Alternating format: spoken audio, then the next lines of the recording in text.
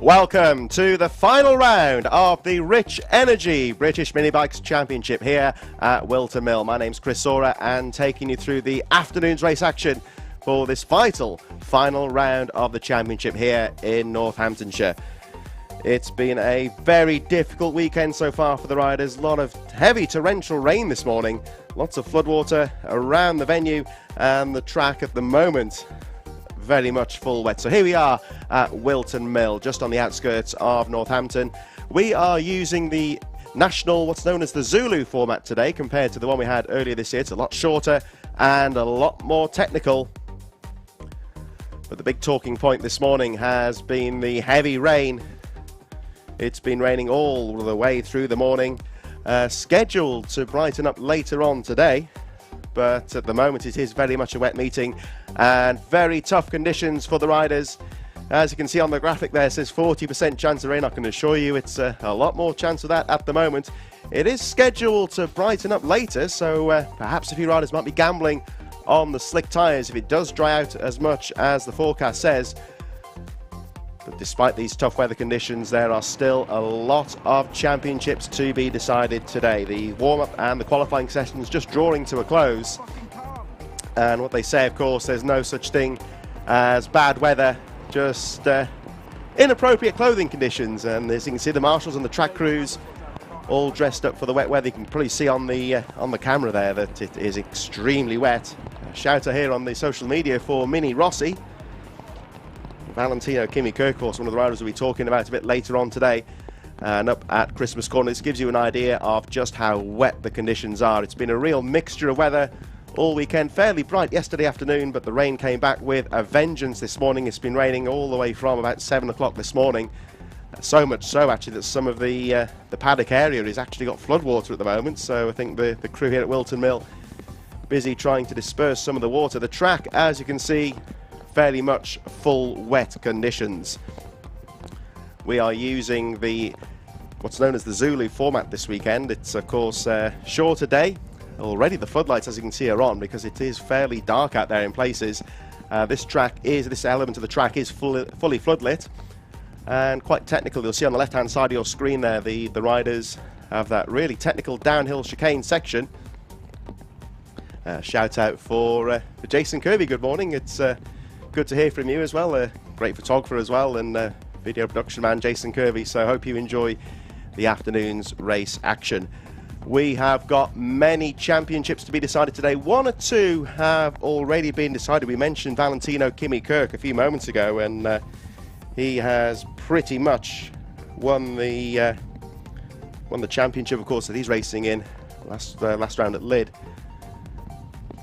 He is technically the Mini GP, of course, he is ahead on points, but even if he didn't score today, he would win the championship on the actual tiebreak as well, with the most races won. And a shout out from Colin McCann to Jack Hamilton. That's another rider we'll be looking at a bit later on today in the Junior Supermoto 90, which is our next race coming up. And he leads the championship only by a handful of points. He's on 434 points, so the championship's still wide open there. In the next race coming up, the Junior Supermoto and Mini GP 90. Valentino Kimi Kirkos already the champion in that class. And a shout out, of course, to the AMR riders as well. Don't forget, of course, you want to get behind your riders, give us a shout out on YouTube, on the social media, and we'll try and get them done as the day goes on.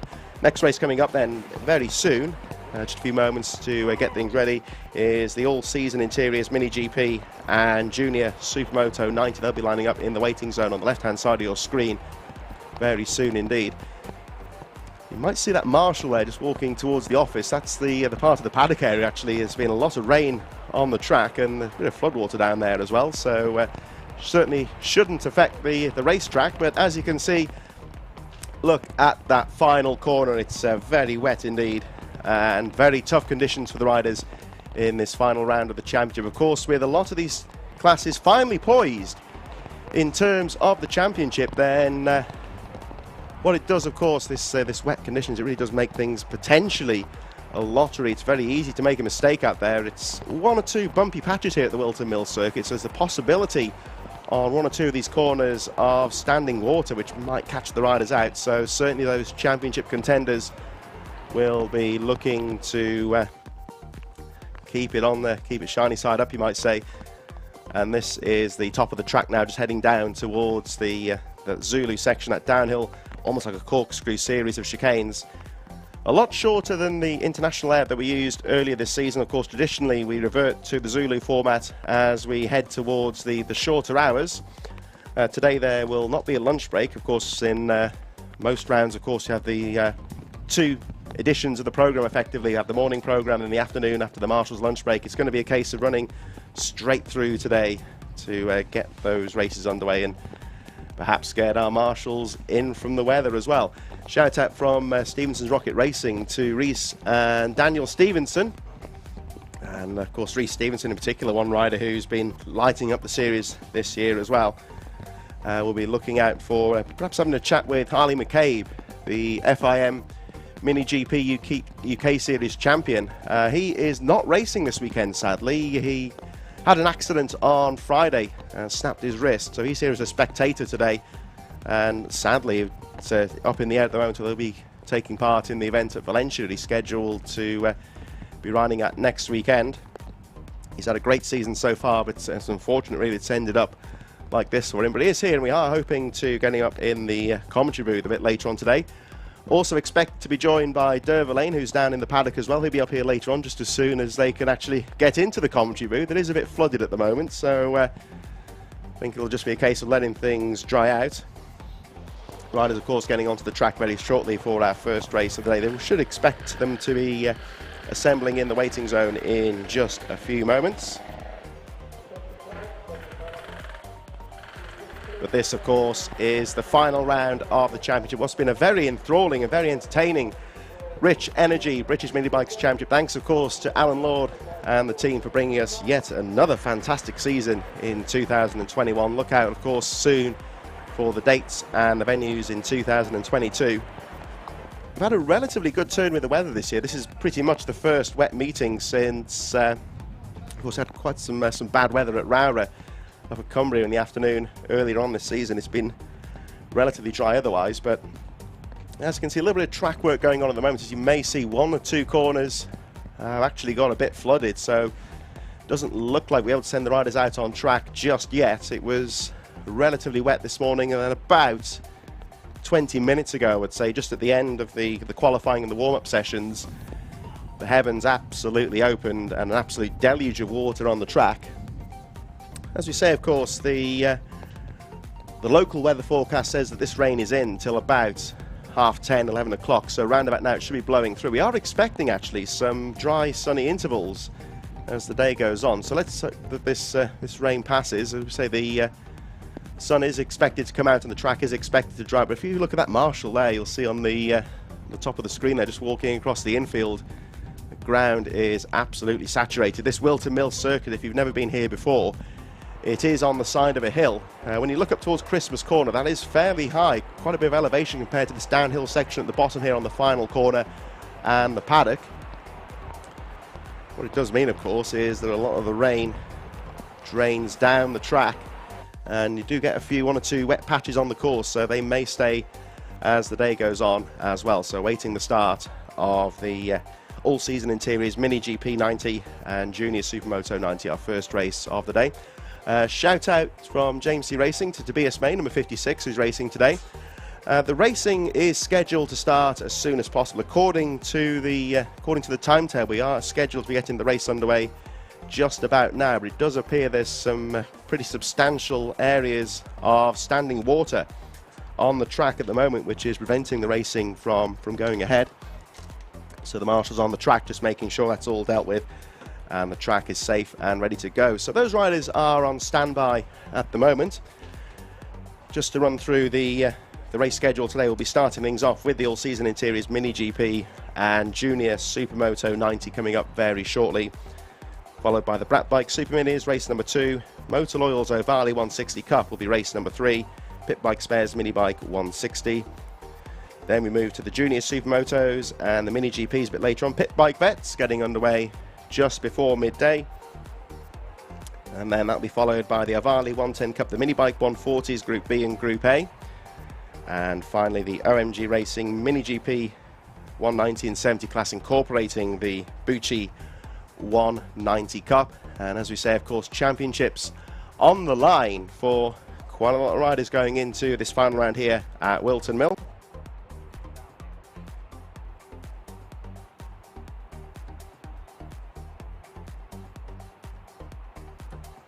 One of the riders who has already been crowned the champion in the Mini GP 90 class with all season interiors, the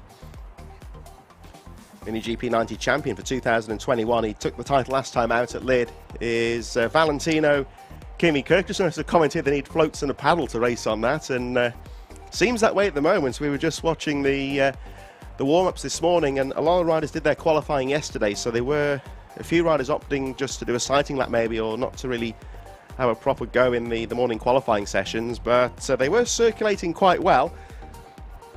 Really has been some heavy rain since then, so it's just a case of getting the track cleared up and ready to go. Riders are ready, as you'll see one or two of the competitors just down by the waiting zone getting themselves ready. I think possibly waterproofs might be the order of the day in these early races as well. Just going back to one of the riders we were talking about earlier, Valentino Kimi Kirk, one of our first champions of 2021, the British Mini GP 90 champion.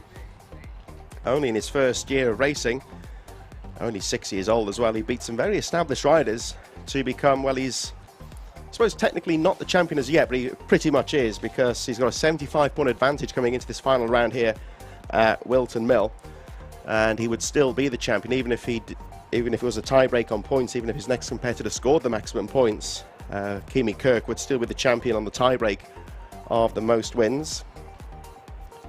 Sponsored this year by the Bacosta Riders Factory on the side of the bike this year. That is one of his Spanish sponsors. Bacosta Paco is the current trainer of Pedro Acosta, the Moto3 World Champion-elect, and Valentino, one of the development riders, you might say, looking to move his way through the ranks. We'll look and see how he gets on today.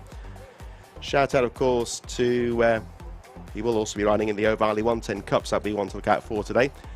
Shout out, of course, to All Seasons Interiors for their support in 2021 of this race. Just to give you an idea then, the racing will be getting underway as soon as possible. Please stand by.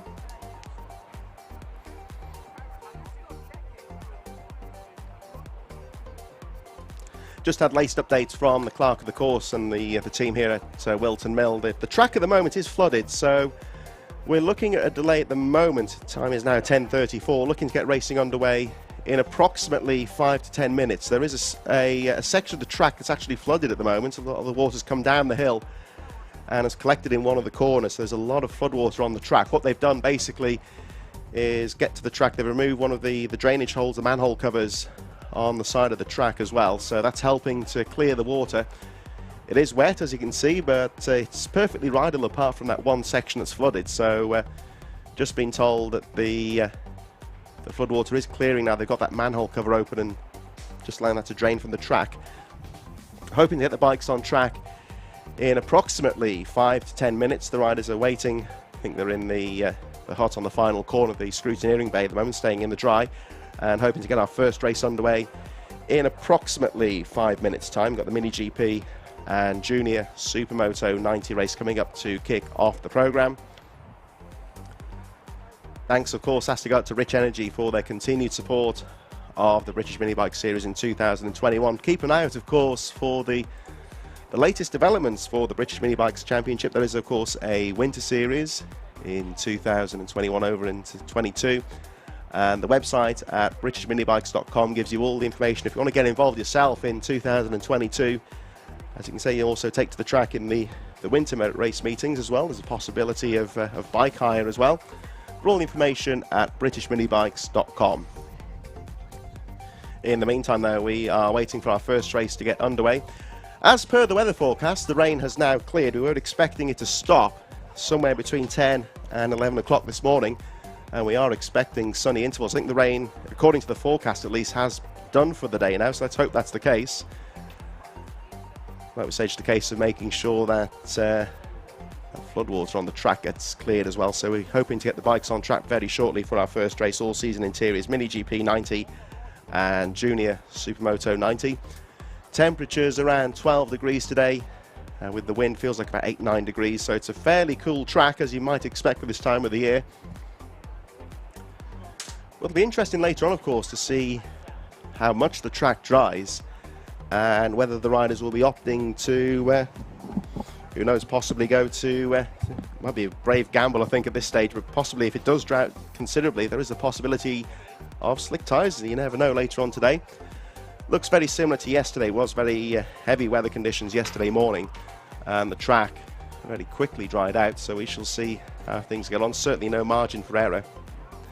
And one thing, of course, as well, is with the weather conditions as they are, championship's so tight that there's really no room for any kind of a mistake. And on a tough circuit like this today, it really could punish any kind of potential incidents and accident out on track. So these championship contenders certainly looking to keep it on the track. Let's have a quick look at the Junior Supermoto 90 Championship coming up very shortly, because that race is still wide open. Jack Hamilton, the series leader, on 434 points, only a handful of points behind. He lost some points at Lyd last time out. Was Travis Shaw on 427 points. Just outside of the championship contention, he's 345 points in third is Hudson Cooper. Realistically, that is where he will stay in terms of the championship. But Jack Hamilton, very much the champion-elect going into this one. Travis Shaw, though, looking for a good result. As we say, of course, he really was the rider to beat at the start of the year, but Jack Hamilton really fought back well. It's around Whilton Mill, Three Sisters kind of point later in the season, and did very well with the maximum at Lyd down in Kent last time out, and leads the series on 434 points going in to this final round of the championship. 75 points on offer, of course, and it's all very much wide open. Final moments then before the first race of the day gets underway. Just a reminder, of course, there will not be a Marshall's lunch break today. We're running straight through. Has been a slightly delayed start, but looking to get things looking to get things wrapped up just before 5 o'clock. Of course, the weather conditions could have a part to play in that, so certainly very wet out here, and I think he's got some sturdy shoes on here. We've got Derva Lane down here, who's managed to negotiate the floodwaters. It's a bit hairy out there, and what's it like on the track, Derv? I would say it's very wet at the moment. There's a big puddle at turn 2, so it's definitely not slick weather. Definitely wet on this morning, but no, it's good. Everyone seems quite buoyant despite the torrential rain, so it's good. I think it's a bike thing, isn't it? It's like I said at the start of the programme, there's no such thing as bad weather, only inappropriate clothing. I think despite these bad conditions, everyone's all seems pretty much focused and ready to go at the moment. Yeah, a lot of the guys have been out already, and it was obviously it was tipping down earlier, and there was guys going round and just getting their eye in for the wet weather. This track does, the way it's cambered, will hold water in certain areas, so it's good that they've got out and got some practice in just to see where the best lines are, for sure. And this Whilton Mill track, it really does dry out very quickly once you get the rain out of the way and the sun gets on the track. Do you think it might be a brave call to go to slicks later on, or is it going to be playing it safe on the wets? Normally, the in-between of wet and dry here makes the top surface quite slippy, so you might see as it starts to dry out, a lot of people go for more of an intermediate, I would say, and run the intermediate unless it really does dry. I think most people go intermediates for this weather. And looks like we're getting underway very shortly. Please bear with us, of course, as we wait for that floodwater to be underway. We're expecting certainly within the next 5 minutes or so to get the bikes out onto the track. One thing I always think, on my background in motocross, Derv, is one of the things I was coached is when you got bad weather like this and poor conditions, there's kind of two ways you can go about it. You can either be sort of like shuffling around the paddock with your, well, there we are. That's why there's no racing at the moment. But oh, that's actually that is actually corner 2. That's even worse, that, isn't it? Yeah, so that's completely flooded. They've rodded the drain to try and get rid of some of the standing water, and the guys out there obviously trying to sweep as much of that water away. But as you can see, I don't know if you can quite tell, but it'll run back into that corner, not away from the corner. So it's almost like a gully, isn't it? Yeah, it's like a bit of a gully. So the guys going through that earlier were setting the bike up, and it's quite a fast corner there as well. So yeah, unless they can clear some of that, I think we'll be waiting for a while. That's a shame. Yeah, it looks like it's pretty much, like I say, gone from the problem's gone from one part of the track to the other. Yeah. I think that's the issue with one of the things with the track being on slope, isn't it? It's all going to run down somewhere, isn't it? And Oh, shout out to Michael Med as well to get a podium round, and to Tommy Ormond as well. Well, Michael Med was on, I think he was on the track a few moments ago, flying around in the rain, so he obviously weren't bothered. Seems happy with it, doesn't he? Naturally, of course, as you can see with the brooms on the track, this isn't like motocross. You couldn't race in that, could you? I mean, I think a lot of motocross boys wouldn't fancy that either, with deep water on the track. I don't know. I think some people just prefer to ride in the wet. Some people, it comes to them more naturally, but some people, like myself, as you can clearly see, have not got their leathers on yet and have been avoiding it like the plague. It's a rider thing, isn't it, sometimes? And I think, I was saying before, one of the things I was coached on in the past is when it's bad weather and bad conditions, you don't really feel like it. There's two ways you can go about it. Like, you see people kind of like shuffling around in the paddock, wanting to go home and watch the Strictly Come Dancing repeat, and then you can either be like that, so you can be up there, got the leathers on, or got yourself looking focused. You normally find it's the kids who all want to, I'll go and play in that rain, I'll do that. And the parents are like, oh no, what am I doing here? But as you can see, Mike there sweeping away. I don't know if this is true or not, but at least it's on tarmac, not dirt. So it's, I don't know if this is true or not as a rider, but I always find with motocross is when it's like this, you've got an absolute ton of cleaning up to do after, which I kind of forget about that until afterwards, really, because it would put you off altogether. Yeah, well, I think if you've rode in it, I think the worst part about this is the minute you go through that water, your boots have literally gained a kilogram in weight and your leathers are soaking through from the waist down. So it's not an enjoyable experience to hit that puddle. I'll tell you that. This is probably the worst I've seen it here in my couple of years. So I've been here a few times in the last few years, never seen it rain or gather like quite so much like this before. No. So it really was a heavy, it was just before the broadcast went up, there really was a heavy rain shower, I have to say here. It's not just come out of nowhere, this is it. It's been running quite well this morning actually, hasn't it? Right until about 10 minutes ago. Yeah, and lots of people, you know, even through the rain, they had the bikes warmed up already. You see a lot of the bikes as they come through the wet, they're starting to bog out a little bit because the bike's getting a bit damp and it's getting into the carb and stuff. So it's now a bit of a, as the marshal looks fatigued there already. We'll get him a coffee later. And even Alan's got his broom out now, so he'll be telling them all what to do. Yeah, the man on the right there, that's Alan Lord. Alan Lord, yeah. He's the man behind pretty much the British mini bike, so he's obviously taken an active interest in this, looking to get the racing underway as soon as possible. I think the guys actually in the Mini GP and Junior Supermotos, they're down, I think, by the scrutineering bay, I suppose, aren't they? Just on standby and ready to go, aren't they? They'll be ready to go. Like I said, people will still race in this. Now it's actually stopped raining, it's just spitting slightly, so I think that people will be keen to go, but I think just for safety, you don't want to be hitting that. Yeah, because this is, if you've never ridden on or raced on this track before, this is a fairly quick part of the track as well. You come into, I believe, in this long right-hander. Yeah, you get on the power quite early, and a lot of people tend to, it's one of the more, I suppose, the areas where you would probably crash on the circuit in changeable conditions, because you want to get on the throttle as early as possible, and a lot of people lose the rear. So if you've got your line right through this corner where these marshals are now, sweep, you want to be on the power here, don't you? Yeah. Up to Christmas corner. Absolutely. And some of the quick guys, they don't come off the power there. They're powering all the way down the straight. So if you go through quite slowly, then like someone said on the live feed, row your boat. Through this condition here, you've got from this right hander all the way up to the top Christmas corner. That's all the straight. So you've got a lot you can gain or lose if you come out of here under power. And Christmas corner I found in the karts, it's a deceptive looking corner actually, because you come up that hill and it looks like, you know, it's like a really end of the world corner, like into nothing, but it's surprising how much speed you can get through that top corner at Christmas if you get the line right as well, be on the power and sail through it really. Yeah, a lot of the guys, that first right hander will set up the left, the following left and the following right as well, so if you can get a good drive through there, it really helps set up a good lap time. These are the 190s. Oh, there. So you see Zach Weston there.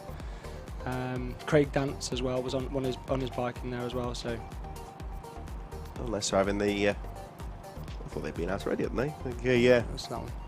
Oh, that's it. Yeah, I thought they'd perhaps still waiting for their warm up. Perhaps I thought they'd been out already, but according to the time history, must be wrong on that one then. So no, not yet. I think they were the ones that were next to go. So they're one of the quick. They're one of them, obviously the quicker bikes in the B&B. So let's get the track ready first. Anyway, what was your thoughts about the fact you were going to go and spin some laps yesterday? Yeah, I was. Dur was offering me a go on the bike. Now, is this to get? I wasn't sure if this was to get me the experience here it's like on the bike, or if you wanted to make 250 quid sending it in. I'm not sure, but yeah, I'll be up for that. To be honest, I was a bit worried about bending the bike more than anything. But yeah, I've never actually ridden a mini bike on a track before. I've done pit bike racing on the dirt, and I've ridden a CRF 150 before. And that was a great experience. But I'll be up for this. Yeah, not in these conditions though. And you No. don't need to worry about my bike, because anyone who's listening will tell you that has been down the road a few times.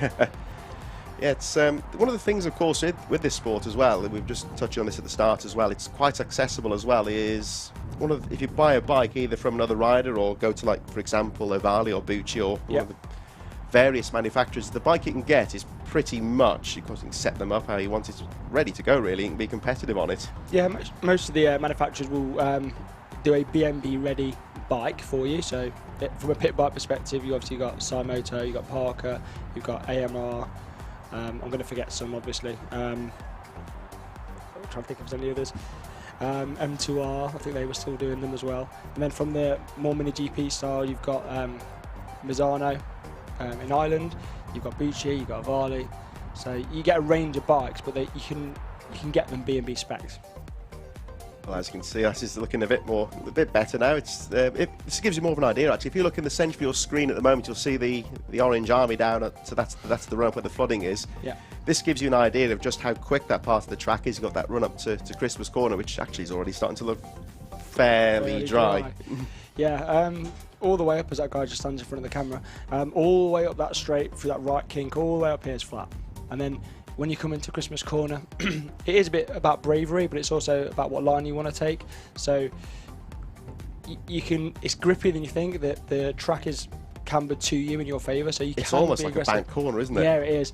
You normally see people come through here quite quick and then lose it on the left, the nearest left, as you can see on the screen, because that weight transfer, then the track's going away from you. So you'll see a lot of people took the front there. That's what normally happens. So certainly I noticed, I've only been here in the corporate carts here at Whilton Mill, but you come into that corner, I mean, they're not the most powerful compared to some of the racing bikes and racing carts they get around here, but it's incredible how much speed it can carry into that corner. I find them on the extreme left of the track, you just tap the brakes, kind of like step the back end out slight, not much, not to lose grip, but just enough just to unsettle the cart, and then that banking kicks in and it just almost like carries you through, and get it right, it's lovely. Yeah, most people on a 4-stroke will be going down a gear, I'm not sure on the 2-strokes, banging down a gear and throwing it in there. It's quite a forgiving corner, to be fair. I know that one of the guys that was around the paddock yesterday, his brake pad fell out yesterday when he went into that corner, and he ended up on the grass. But in general, it's a good overtaking spot. If you can line someone up, be on their back wheel, just jump up in the inside,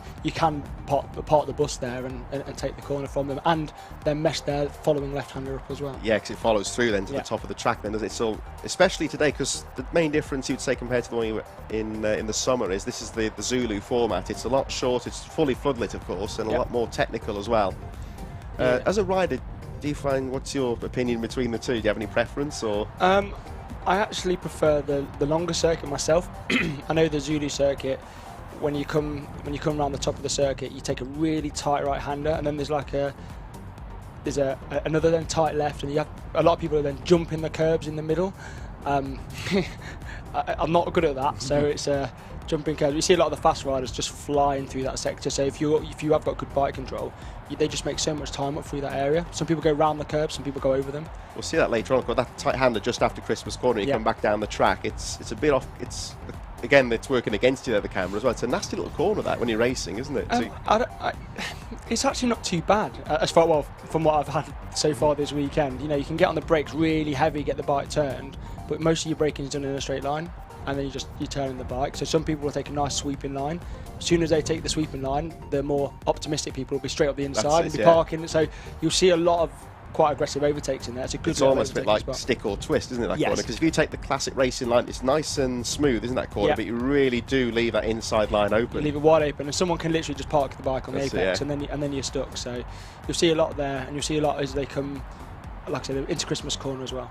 I don't want to sound like Owen the weatherman here. It's starting to brighten up now, and the track's starting to look like there's less water on there. So let's keep our fingers crossed on that one. This changing conditions on the circuit is what people will be now getting frustrated about, because you might have a circuit where half it's wet, half's dry. And the thing is as well, it is fairly cool, I suppose, but as it dries lap by lap, the track, the track could be totally different from the end of the race, from the start as well. Yeah, exactly. I think for now that it's still wets for probably this morning.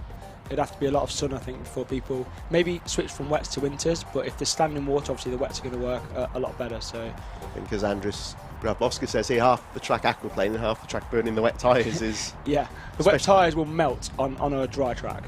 You can't leave them out on the wets, because you had the wets on this morning, didn't you? I think I've got wets on, yeah, I put the wets on this morning. I ran wets yesterday, and you find as the track dries, the rubber just melts because the heat in the tyres will just go up. The wets really do generate a lot of heat, so most people don't run tyre warmers in the wet, whereas on an intermediate they might do, or on a slick obviously they would as well.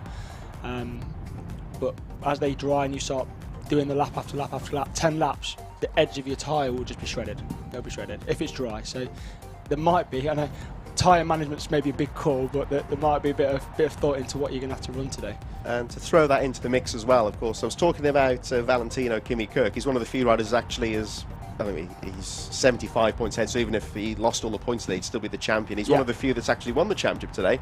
I've got on the wall here some of the point standings, and some of them are very close indeed. And that's another thing to throw into the mixture as well here, is we've got a few riders here who have got championships on the line here, so they can't really afford to potentially take any gambles or make any mistakes. No, it's going to be there will be some close finishes in the round. I know there's some nervous people. I've just been speaking to some of them upstairs in the cafe, talking about what they're going to do today, and hopefully they'll bring it home. And you stick or twist, like you said. How hard do you push? How soon? It's going to be very close racing.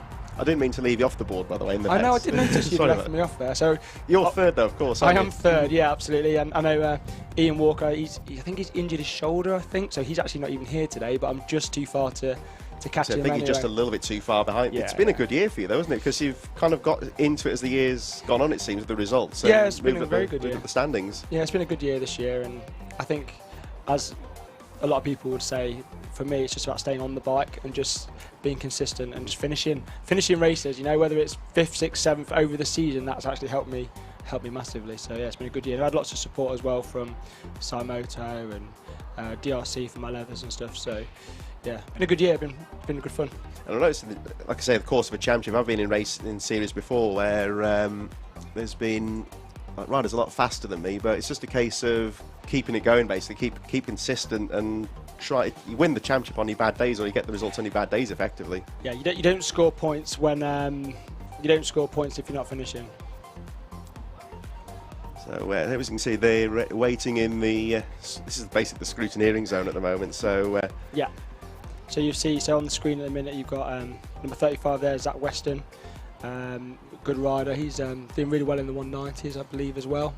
I'm looking on your board, yeah, Weston. So he's doing really well. Simon Gardner's have a good one today. Nathan as well, I think he's watching as well. This gives you an idea as well. You can see the Ovali machine in the background. Yeah, the GP2. We don't really get to see these bikes close up on the racetrack, do we? When you look around the paddock, this gives you these and Bucci are very similar bikes as well. It's yeah, so you can see both of the bikes there. So you've got the GP2, the Ovali with like a brown and gold frame, and then you've got the Bucci bike there just behind the bottle of Lucasade. Both 12-inch, really fast, really well made race bikes basically. So when you see these bikes close up, it's great for these young riders as well. They do like proper like BSB MotoGP machines scaled down, don't they? Absolutely. And you've got the white bike here, which is Craig Dance's bike, I believe. It's a 12-inch Ovali as well. That's the white one. And then you've got little Zach Weston here on the blue one. This is a 10-inch 190. So it's a 12-inch and 10-inch. So you've got both both variances there. It's the age and the size of the rider is the wheelbase on the bike. Yeah. Does it make much difference on the track, would you say, if it's got a smaller wheelbase or a larger one? Well, I've actually rode both of those bikes, actually. Funny enough, that's the bike I was riding, the one that Craig's on last time we came here, so when I crashed. Brilliant. And you know, Craig's only a little lad, but he rode yesterday and he rode brilliant. He rode brilliant for a young lad. He's really come to the fore in the last couple of rounds since he's been on this bike, to be honest. It's pushed him on, pushed his riding on. And then this is the 10-inch one here with Zach on, who's I think he won the championship, or is he winning the championship? I'm close, not sure. I think, isn't he? Oh, here we are. 190. No, it'd be 190. I'm not sure if it's on there. But I think he's up there. He's close at the front of the 190s as a kid. There he is. Little nod to the camera. Good lad. Well done. And thumbs up as well. This is going out onto the paddock. He can hear this guy as well. I think he can hear it. There we are. Oh, there we go. Thumbs up there. Yeah, they can all hear this in the paddock, can't they? There he is. Lovely. There's Daniel Stevenson. He's had a good year this year. this school helmet on. Great thing with these, I mean, we'll talk about Ovali for a moment here, is Yeah. you've got people like Pete Hickman involved in this as well, like the fastest man on the TT course and one of the top level riders in the UK. It's certainly, he comes along it sometimes, well, doesn't he, and takes an interest in it. So Yeah, he does. So obviously he's the name behind the Ovali platform. He comes down and gets beaten by all the kids on a regular basis. So yeah, a nice guy. He puts a lot of time in, and then there's Adele and Simon as well who support from the Ovali perspective, and then you've got Aaron from Parker's perspective as well, who supports all the Parker Bucci bikes as well. So oh, it's little Jensen first race. That's Jason Kirby getting in touch there. all right, little Jensen's first race. So good luck to Jensen then in his Look at first him, race. yeah. Picked a perfect day for it. Certainly has. There's Sid. You right, Sid? Waving at the camera. This is like, I mean, it's a bit tense here in the commentary, but waiting for it all to start. But for these riders down in the waiting zone, when you're getting ready to go out, it's like, it feels like forever, doesn't it? And I mean, it feels like a while up here, but Yeah. when you're down there, almost a bit like the butterflies in the stomach and the tension. It's Well, the good thing is that you can see that all the kids get on, so Yeah, they it's nice. talk, and they're not thinking about the racing at this point. They're just thinking about well, maybe Craig is. He's looking very serious, but they're having a laugh, they're enjoying it, and that's what the paddock's about. So last night was Halloween parties, and all the kids and the families got together to celebrate, and sweets and did stuff for the kids. So you had birthday parties and all sorts of stuff going on last night. So it was a good evening. So everyone's feeling quite buoyant today, and woke up to a torrential rain. So it was pretty nice yesterday in the afternoon, wasn't it? It's yeah, it just, dried out lovely. So it does that the same again. I think we're just, it's like I said, still waiting for the track to clear. It's one of our Alpha Live team just making his way back towards the office, and I have to say full credit to the Alpha Live crew, the cameramen out there and the marshals and the track crews. It's this morning it's been nasty weather for them, and everyone was soaked. I was walking around the paddock this morning, I had my coat on and everything. I was getting soaked coming back here, to be honest, and I was only wandering around that. Yeah, rather than me standing in what that was, it was really windy and really wet. But like I said, the sun's shining now, and you can see the bikes are almost kicking their bikes to start. So I can't see it being long now. So it'll be quite interesting to see how they go on. Everything looks a bit more focused, doesn't it? So this, I think, will be the final warm-up, won't it? The OMG Racing 190s, won't it? One rider that we are missing, of course, I think he'll be down here later on, Harley McCabe, of course. Who's had his breakout year, you might say, and speaking of breaking, sadly, has broke his wrist on Friday, which is terrible timing for him.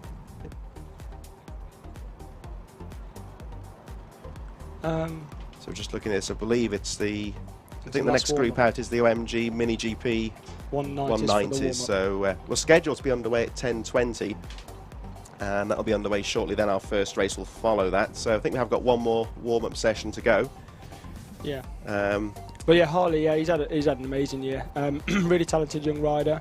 I think he's won every championship that he's in this year anyway, at least, pretty much. So three-time champion this year. He's won the Mini GP as well, hasn't he? Yeah. Because Wilson Dilk's a bit too far behind to catch him up. He's won that, and he won the 160 Ovali Cup as well. So he's had a fantastic year. He's jumped on lots of different bikes.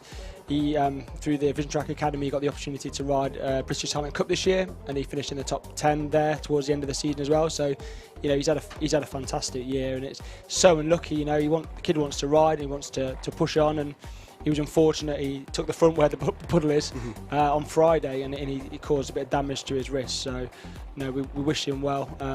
But hopefully, really bright future for him. And it's early days, isn't it? So he's got a long future ahead of him. But a very, a top talent for the paddock. So we might be seeing him in the commentary button later on today. It looks like the OMG Racing Mini GP riders actually making their way down to the waiting zone now. So it appears we've got a clear track, and this is a warm-up, so certainly not under race conditions, but it gives us an idea as to how the track rides. It's the first time the bike's been out on the track for about 45 minutes, actually. The previous qualifying session stopped pretty much as the rain showers really kicked in and got the whole circle. I've had full wet, and now it's starting to dry out slowly. But as you can see, if you look at the grid here, this gives you an idea. It's a little bit bumpy in places, Whilton Mill, and you get these little patches of standing water about, so they're just there just to keep you honest and keep you on your toes. Yeah, I mean this corner in particular is quite a difficult corner because you've got quite a high raised inside right curb.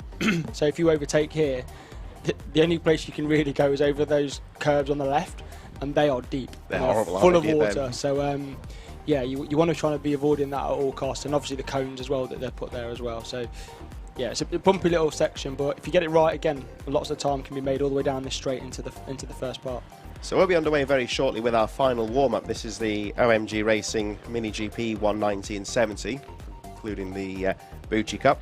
First race of the day is the all-season interiors Mini GP and Junior Supermoto 90. It was scheduled to be underway at 10:30 this morning, but obviously that will follow immediately after this warm-up session. Race number 2 is the Brat Bike Super Minis.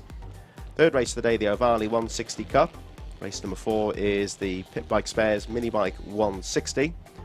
Race number 5, Junior Supermoto 140. And race number 6, Mini GP 140s, both backed by Ugly & Co. Race number 7 then will be the Motor Oil Mini Bike Vets that we'll be watching Dervin later on today. Number 8 is the Motor Oil's Ovali 110 Cup. Final few races then, number 9 will be the Mini Bike 140 Group A, 140 Group B number 10, and the Mini GP. The bikes are about to go out onto the track. This will be the final race of the block. It's the Mini GP 190s incorporating the Bucci 190 Cup, and basically running for 2 blocks a day plus the finals at the end of the day. Normally we would be having the Marshall's break at about midday, but obviously with the shorter day we'll be running right through. It's the first day, of course, of the winter hours, so it's a shorter evening as well, so looking to get things wrapped up at about 4:30, 5 o'clock sort of time. So hopefully get down. So it's starting to dry out. This is the run up here to Christmas Corner. The floodwater pretty much has been taken, so it's safe to ride on, I think, at the moment. So as you can see, already starting to dry out a bit, and I think when the bikes get out on the track, it'll be interesting to see just how much this run up to the first corner dries out. Yeah, I think people will they'll have wets on. You can see they've been in the paddock, so they've not had warmers on. They'll come through corner 1 and 2 quite steady. You might then see them really attacking this in a straight line braking to get some heat in, and then it's just not throwing it on the ground really. Let's keep it up, let's stay smooth. So you'll see a lot of the guys potentially not knee down at the moment, but they're trying to feel where the grip is, because like I said, in this changeable conditions, this track it does become a little bit slippy. And if you see on the right hand side of the screen, if you're watching this now, into the boot, it tends to gather a bit there as well, and that's right on the braking zone as well, so you've got to treat that corner with a bit of respect as well. Yeah, if you do it all when the bike's sat up right, I think it should be alright. If you're going to trail brake into that corner on and carry a lot of speed and be braking as well, I think you'll see a few people hit the ground there. That's where I crashed last year. I think any kind of like I say, turning and braking as well, it's potentially bad news in this weather on the front. Yeah. Well, a lot of these guys, you'll see, especially with this class that are going out, they're all accomplished riders. They can all ride a bike, so hopefully they'll all keep it up right.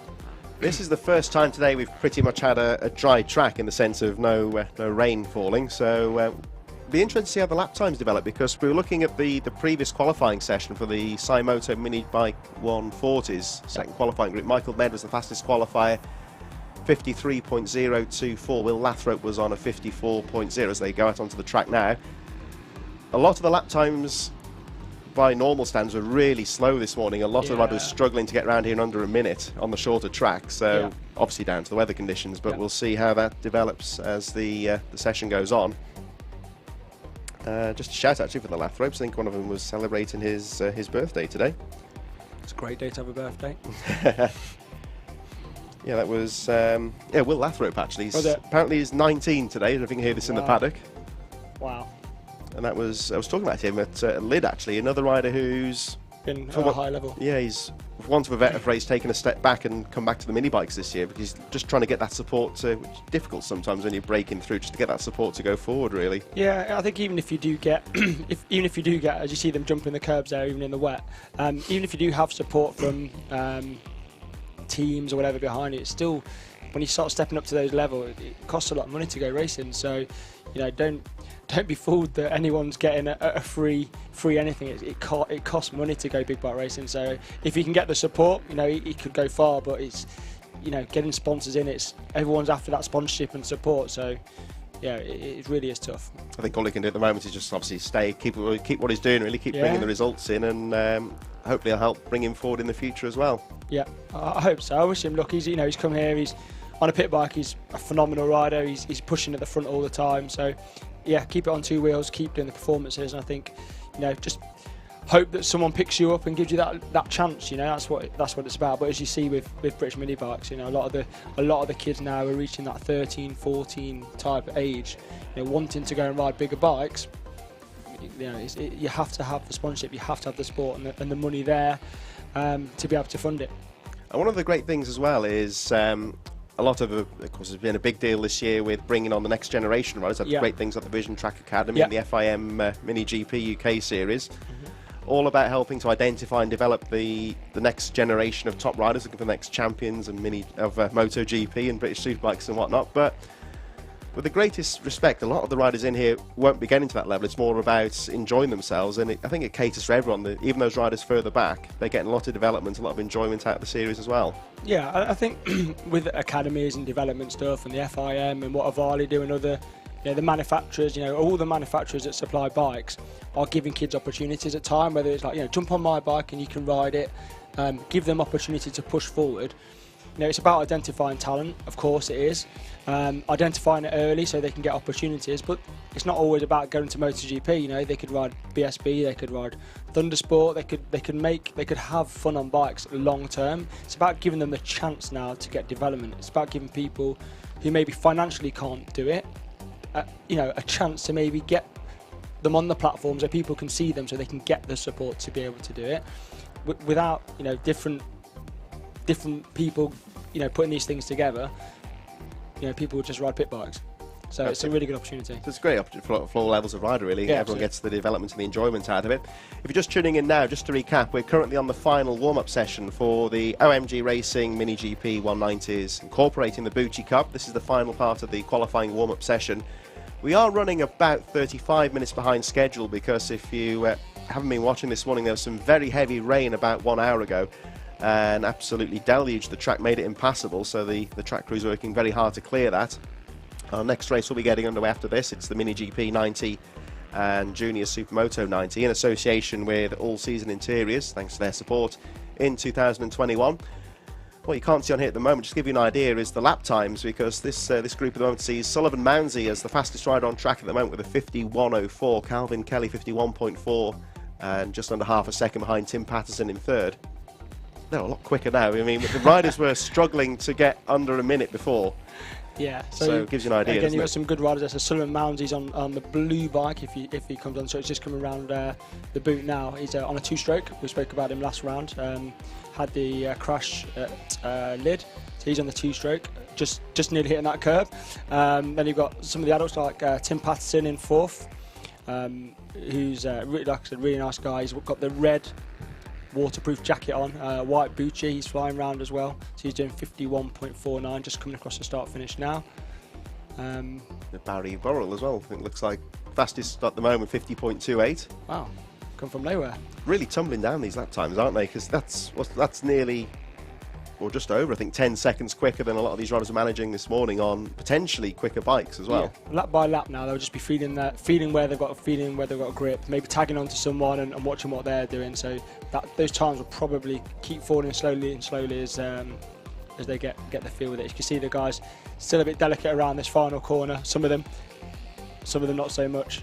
This last corner, I think, really demands respect. I mean, I know when you come here with the corporate carts, they tell you whatever you do, stay off that curb on the outside.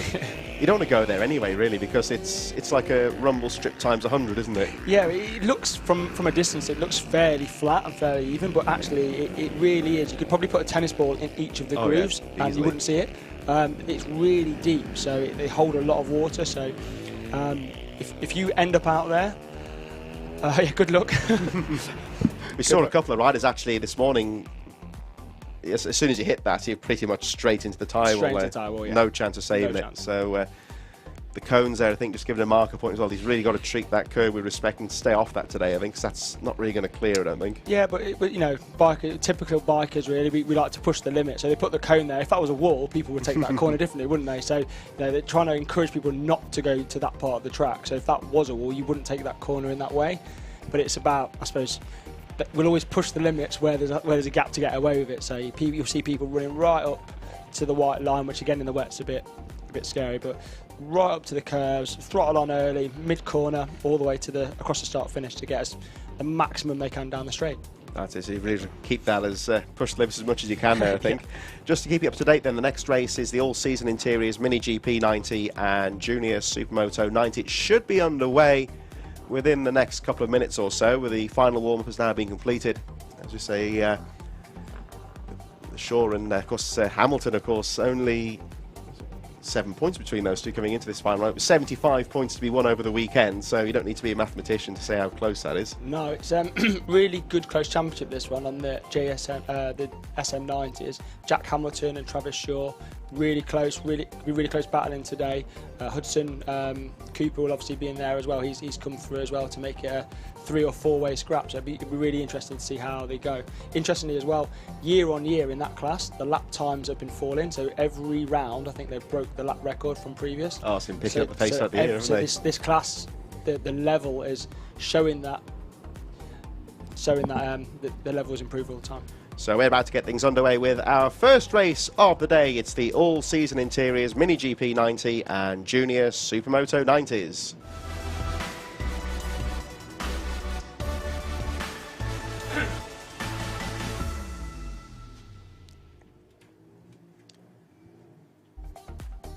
So we'll have a look at how the riders line up in just a few moments. Our first race of the day, all-season interiors, Junior Supermoto and Mini GP 90. Harley Saville on the front from Hudson Cooper, Travis Shaw and Jack Hamilton, the two title rivals alongside each other.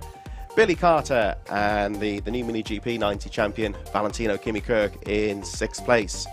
Leo Soliu 7th, Harrison Quincy, Charlie Ward and Finley Hanna running at the top 10. Matthew Bazon and Callum Maxwell in 12th place.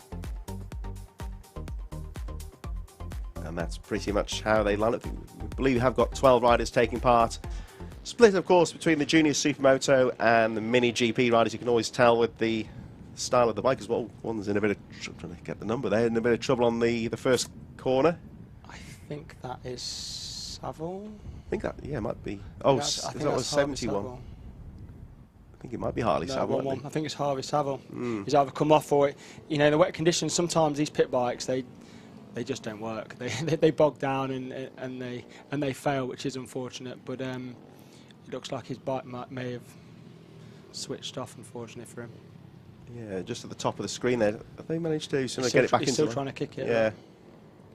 These bikes, they are a bit. I think any kind of bike's a bit pernickety in the weather sometimes. Temperamental in the wet. Yeah, absolutely. Hopefully, if someone can go across there and give it a kick, they might get him going, and he might be able to join from the back potentially. At least, presumably allowed. He could potentially cut the track here, couldn't he? Back on. No, it's not. No. He has got a moment here, so I suppose he could potentially cut. There's an access road he could cut across and I don't think that bike's back on the grid. But yeah, I think you're right there. Parked, unfortunately for him. That's a shame. It's a shame because he was riding really well yesterday. Doing well, wasn't he?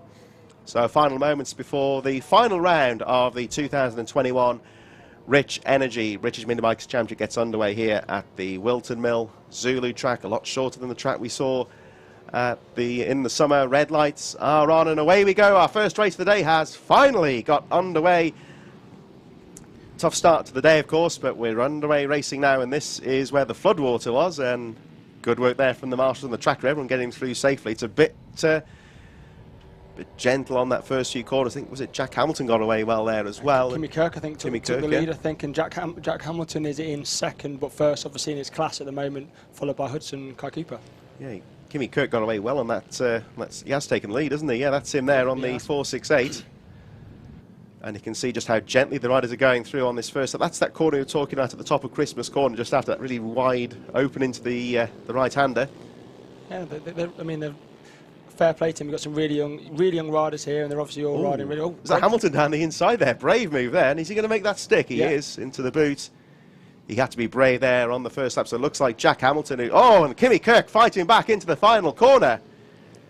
Got to be brave round the last corner. Hamilton's got to keep it on the track. And Valentino Kimi Kirk retains the lead. Crucially, of course, here, Jack Hamilton's second on the track, but he leads the Junior Supermoto.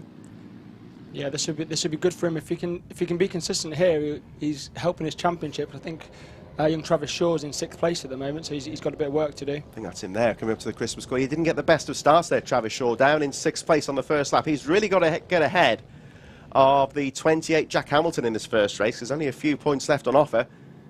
There's Kimi Kirk. You see on the inside line there, he's really defending that apex, preventing Hamilton from going down the inside. Yeah, you'll see quite a few lines through there. Like I said, some people will take a nice sweeping line, some people will just take it tight. Harrison Quincy, incidentally, has set the fastest lap of the race. In third place, Hudson Cooper on the Taylor's little group here in fourth place. And Billy Carter and Travis Shaw just a little bit further behind us. Valentino Kimi Kirk, the new champion, of course, tries to pull away around the final corner. Over the line he goes. And let's have a look at the gap as they cross the line. So the lap time's just under 1 minute now. Jack Hamilton second. Quincy third, Cooper fourth. Carter in fifth. Travis Shaw in sixth. He'll be looking to try and move his way up the field. Charlie Ward, Leo Soliu in eighth place. And then the rest of the field made up are Finley Hanna, Matthew Basson and Callum Maxwell just going over the line now. So a good start to the race. And the leader's already lapping under the 1 minute marker. So even these junior riders are lapping under 1 minute now. Really is starting to dry out here as Kimi Kirk again. Nice and defensive on that inside line. It's a tricky little corner that again, isn't it? But if you can park your bike on the inside, you saw Hudson there just put it on the inside of him. But good ride there from Harrison Quincy. He's just took him back on the left-hander. So yeah, good riding from all of them. They're all staying upright as well, which is fantastic. I think Jack Hamilton wants this win. He's pushing on hard. Yeah, this is the racer instinct here, I would say, because Hamilton, where he's second at the moment, but Valentino Kimi Kirk, the race leader, he's on the Mini GP bike in a different class. So Hamilton would be okay where he is, but I think as a race, you want to get past him and get down the road, don't you? Absolutely. So he's still leading his championship, and he's doing a really good ride here. Maybe following Kimi Kirk if he can to pull him along. But I think Harrison Quincy might have different ideas here. He's looking strong into Christmas corner. Had his Weetabix this morning. He certainly has. He has a peek down the inside there. Not quite brave to go for the inside just yet, but I think he's just feeling him out at the moment, getting an idea. As again, Kimi Kirk takes that really defensive inside line into the hairpin. Everyone else chasing behind. That looks like Billy Carter, I think, will be second from the Mini GP riders. You can obviously tell, of course, by a different style of bike. Looks more like a road bike, as it were, whereas these more like supermotos, the JSM machines. Yeah, so the Mini GPs, it's Valentino obviously is in first. Yeah, a little Billy Carter in second, and young Charlie Ward on the yellow bike, having a great race. What a shame there. That was Quincy, I think, went down the inside. No, it was Jack Hamilton. Yeah, Jack Hamilton went down, didn't he? Yeah, he did. Hopefully someone can help him get his bike up and running. Oh, and you can tell here, the championship on the line here for poor Jack Hamilton. He can go again, though, if he get his bike going. Got to keep it cool here, I think, get back on the bike. Because even if he's at the back, we'll look at this again. I think this is Quincy going down the inside here, going for the line. Just two riders going for the same bit of track. He gets a bit of traction here down the inside. Oh, yeah, he just caught him. Yeah, went just up his inside and caught his bit of bad luck there. Handlebar, yeah. So Jack Hamilton, the series leader, crashing out, and that's the race leader's gone down. Valentino Kimi Kirk. Yeah, Kimi Kirk's gone down as well. I don't know if we see what happened there. That's on the approach to Christmas corner. Still haven't seen Jack Hamilton go through yet, so a bit of drama here. And all of a sudden for Travis Shaw, who's currently in fifth place, the yellow flags are still out here, so I would suspect that Jack Hamilton's still there. Let's have a look as they come through. Green flag's out now, though, so there he is, just trying to get that bike. He's just got to try and finish the race now and grab those points, because he'd only lose a handful of points on Travis Shaw at the moment, who's set the fastest lap of the race, incidentally, as the early leader, Valentino Kimi Kirk, gets back underway. So evidently made a mistake at Christmas corner. Which means, of course, that Harrison Quincy, there he is the new race leader. Hudson Cooper up to second, Billy Carter third, who leads Mini GP. And crucially, in terms of the championship, Travis Shaw fourth on the track, now third from Junior Supermoto. And I think, looking at the lap charts, Jack Hamilton's got going again. Yeah, hopefully he does get going.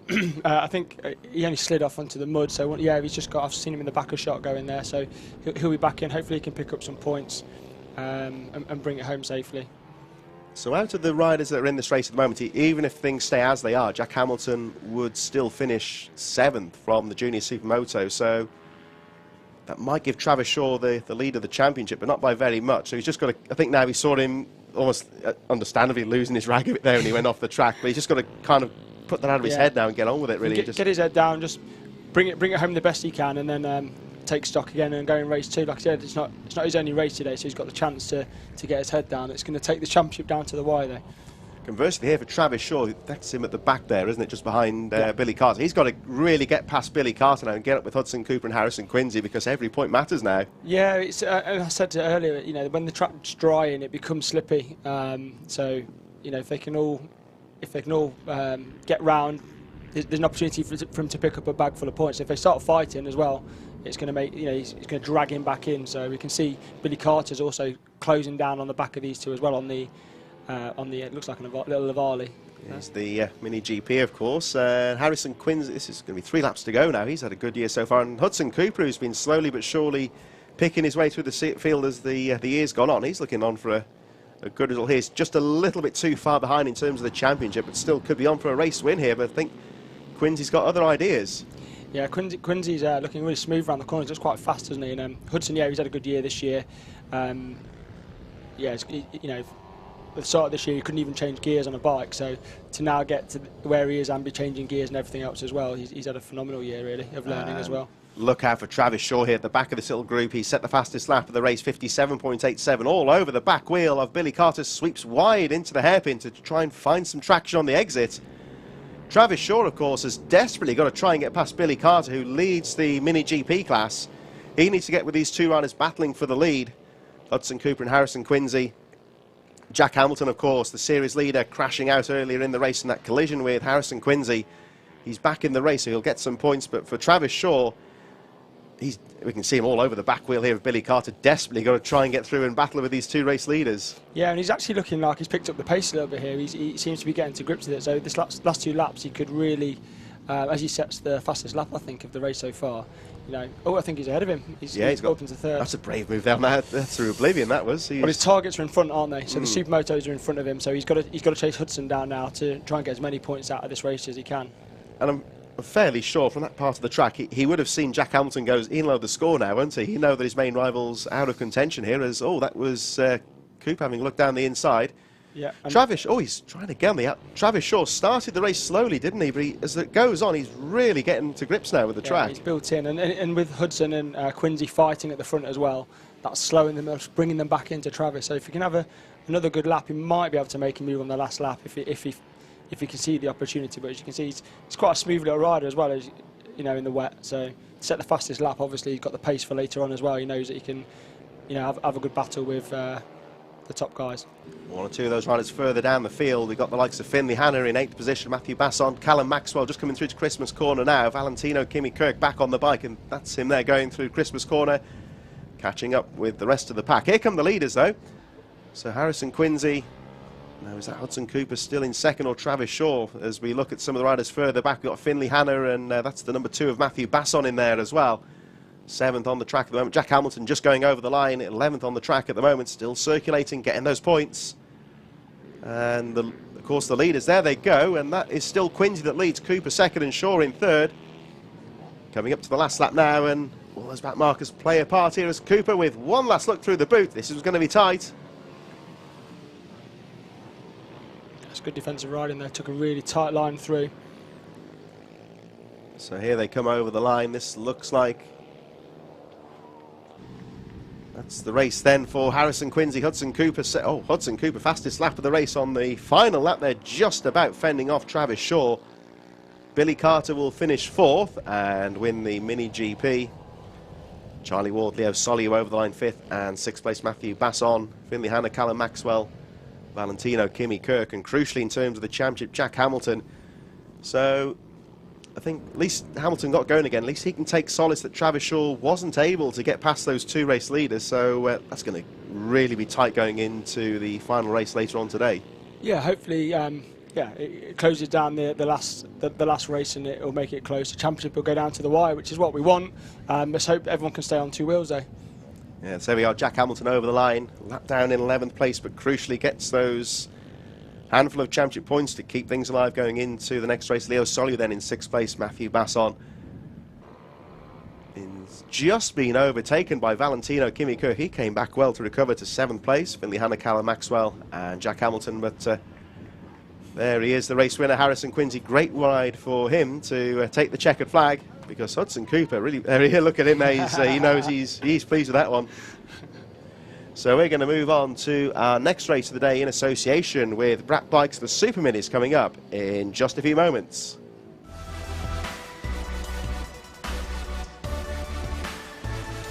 saw that.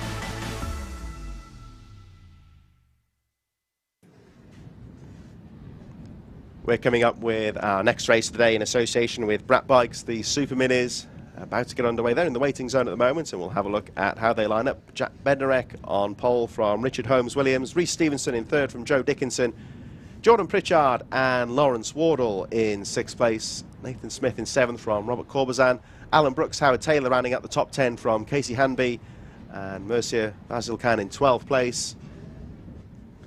Luke Weston in 13th, Robin Kyle and Ryan Tyers with no time starting at the back. We're under siege here in the commentary when there's a wasp in here, incredibly, and they're nasty at the end of the season, aren't they? When you get towards the in the autumn, they tend to be a bit violent, don't they? So yeah, hope he stays there. Yeah, looking at the screen with a huge wasp just sat behind it, staring at us both is not the one. But this race could be really good because these guys really can ride bikes, and they're on really powerful machines. And you've got some guys who really go well in the wet as well. So this could close stuff up. This could close stuff. It could be a really interesting race, this one. Just in terms of the championship, Richard Holmes Williams on 2,007 points going into this final round of the championship, with Lawrence Wardle on 1,930. So you would say Richard Holmes Williams has a fairly decent advantage going into this race, but he's just got to make sure he gets around and gets some decent points in this first moto. Yeah, so watching these guys yesterday, there was it's about getting the power down. You've got to get the power down, and it's with the track being slippy, it really does bring them all back into each other. So hopefully there's some close racing, and the guys that do go well in the wet, you'll see them straight away. They'll be pushing. They don't care about the championship. They just want to win. Thanks, of course, has to go to Brat Bikes for their support in this class, and it's these sort of like these are of course based. Most of the bikes on here based from youth motocross bikes, and it's almost like a specialist art, really, getting these bikes prepared and ready for track racing. Yeah, absolutely. I mean, Brat Bikes do an amazing job. They make a load of parts for all these CRFs and the two-strokes, and there's the specialists in the field that help these guys to get their bikes ready, and they need to do that as well, because, like you said, they're amazing machines if they get them right. So here we go, Brat Bikes Super Minis, moto number 1 gets underway as they go flying off the line. Good start there into the first few corners. Will they get through cleanly? Good start from Jack Bednarek there, with Richard Holmes Williams through the first corner. As the rest of the field chase through, they all stay on two wheels up towards Christmas corner for the first time. And a great start there from Jack Bednarek down the inside. Champion-elect Richard Holmes Williams drops to second place, but good start there, I would say, Dave. Yeah, he's a great rider. He's been doing some BSB this year, riding the 600, I believe. Really nice lad. Again, really good rider. Loves riding. He's obviously got a two-stroke, as you can hear him zipping by. Really good rider. Really confident in the wet, especially on his two-stroke there. And then Richard Holmes Williams will be following him around and just trying to kick down his back wheel now. Yeah, you can see now he's just trying to tag. Oh, Rhys Stevenson's got through into third place past Jordan Pritchard. Lawrence Wardle there desperate, needs to stay ahead of Richard Holmes Williams in terms of the championship if he's got any hope to take the title. But Jack Bednarek, early race leader. Robert Corbazan up there. Nathan Smith up to seventh place from Casey Hanby. Vasilkan, Robin Kyle, Luke Weston a bit further behind. But look at Rhys Stevenson in third place here on the 1, 2, 3. We were talking about Harley McCabe. This is another one of the young breakout riders, you might say. And he's had a few nasty spills this year, but he's 110% on every single lap. Yeah, he doesn't do anything by half, does he? So he's riding a little 190 mini pit with the Daytona engine in, and he is super aggressive. He's not scared of the wet. Oh, look at that down the inside there of Holmes Williams, who I don't think he was going to fight that too hard, was he? Just saying that with Kirsten. Down he goes. Brilliant. But no, really good young rider. He's kept the engine. He's probably kept it going, yeah. I think he has, hasn't he? He was quite lucky there. Just oh no, something's happened. I think he'll park it now. So here he goes down the inside of Holmes Williams, and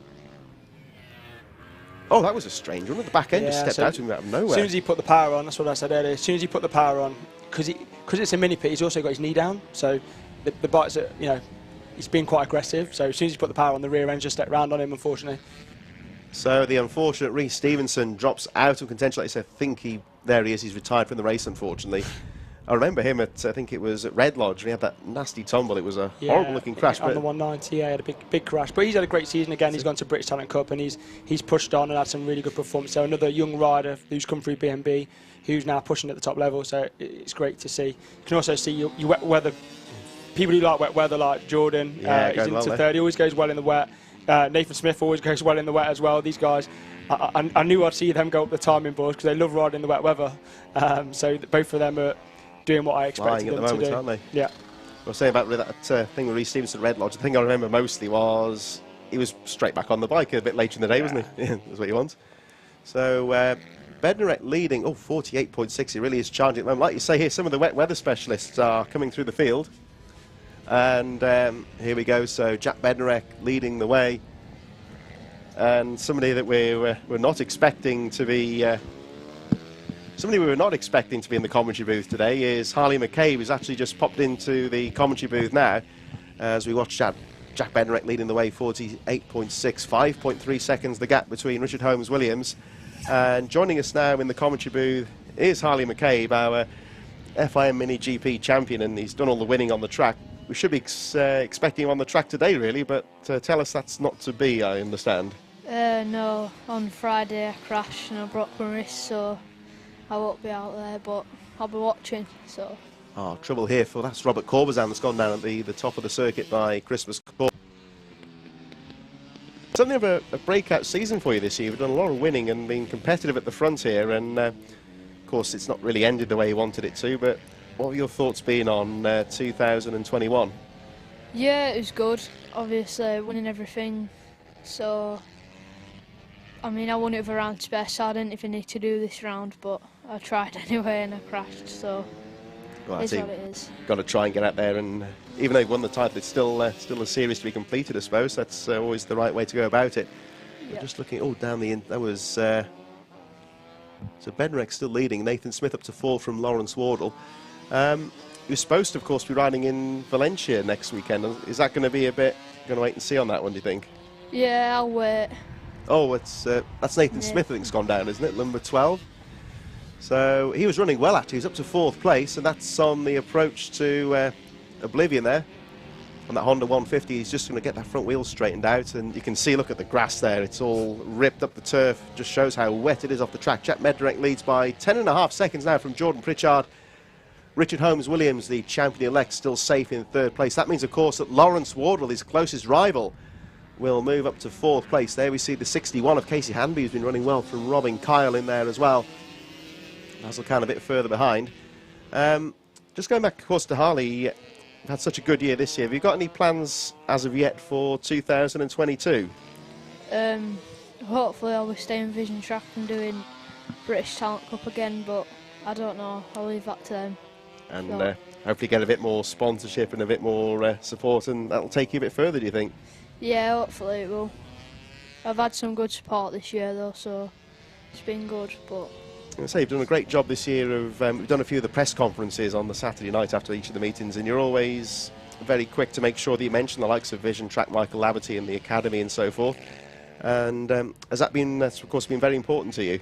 Yeah, because they've helped a lot, and obviously I need help when you race motorbikes, so yeah. And do you think you'll be looking to defend some of these titles next year? Yeah, hopefully, I don't know. Just see what next year, what happens. Yeah, we'll see how he gets on. And like we say, we didn't want to see you in here today. I'm sure you understand what we mean if we want to see you on the track, really. So I think it'll be a case of get well soon, get yourself fixed up, and hope to see more of you over the winter. Yeah. And thanks to Vision Track and everyone that sponsors Vision Track and After Accident and Mum and Dad. Well, there he is, every professional to the end. That is Harley McCabe, of course, who is absent due to injury, but has very kindly stepped up to give us a few words in the commentary booth as Jack Bednarek takes the checkered flag. Great ride for him there, and Jordan Pritchard's going to finish, let's say, a distant 2nd place. It just goes to how quick Bednarek was coping with those conditions. Pritchard in 2nd on the 150. Richard Holmes-Williams in 3rd. That's important for him, and it may, I think that may have given him the title, you know. I think it may. You saw him do a wheelie down the back straight, the final straight there. So he's obviously happy. You just want, as long as he keeps beating Lawrence, it doesn't matter, does it? So as long as Lawrence is behind him, then that's fair. But you know, great ride again from Jack, showing what he's made of, riding really well. Jordan as well, 2nd place.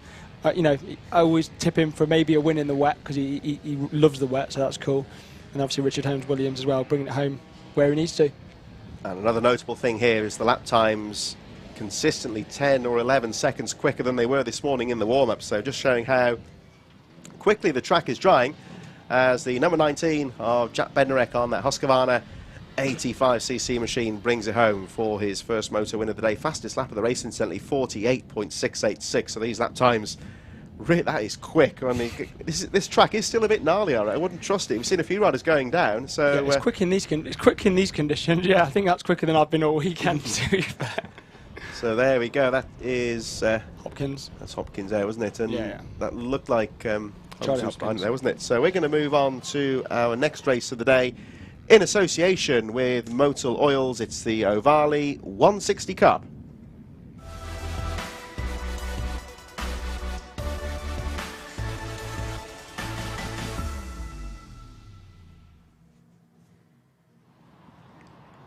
So as the riders assemble in the waiting zone, let's have a look at how they line up. It's Tyler Humphreys from Thorley Trevorrow in second, Wilson Dilks, Luca Wilkinson fourth, Hudson Cooper and Jack Newton in sixth place, seventh for Travis Shaw from Daniel Stevenson, Monty Hillier in ninth from Tobias May, Sydney Marshall 11th and Jensen Knowles, one of the newcomers there, in 12th position. Finley Hanna, Jack Hamilton, Harley Saville and Dan Deering, I believe, not with a time. They'll start at the back. So onto the warm lap we go, Dave. Yeah, and I just want to give a quick shout out to Kobe Garbett.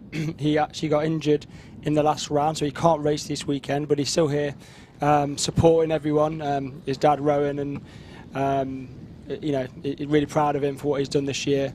It's a shame he couldn't finish it off because he's, again, another young rider coming through. But yeah, got injured, hurt himself, and we're all just glad he's okay. And it was good to see him in the paddock this weekend. Yeah, if I recall, that was at Lid, wasn't he? Took a bit of a nasty tumble, didn't he? Took a bit of a hit, and it caused him a lot of pain. So, you know, the fact is, even though that's happened, he still wants to be here. He still wants to support his friends. He's still laughing and smiling in the paddock. So it's just a little shout out to him because he deserved a good one, to be fair.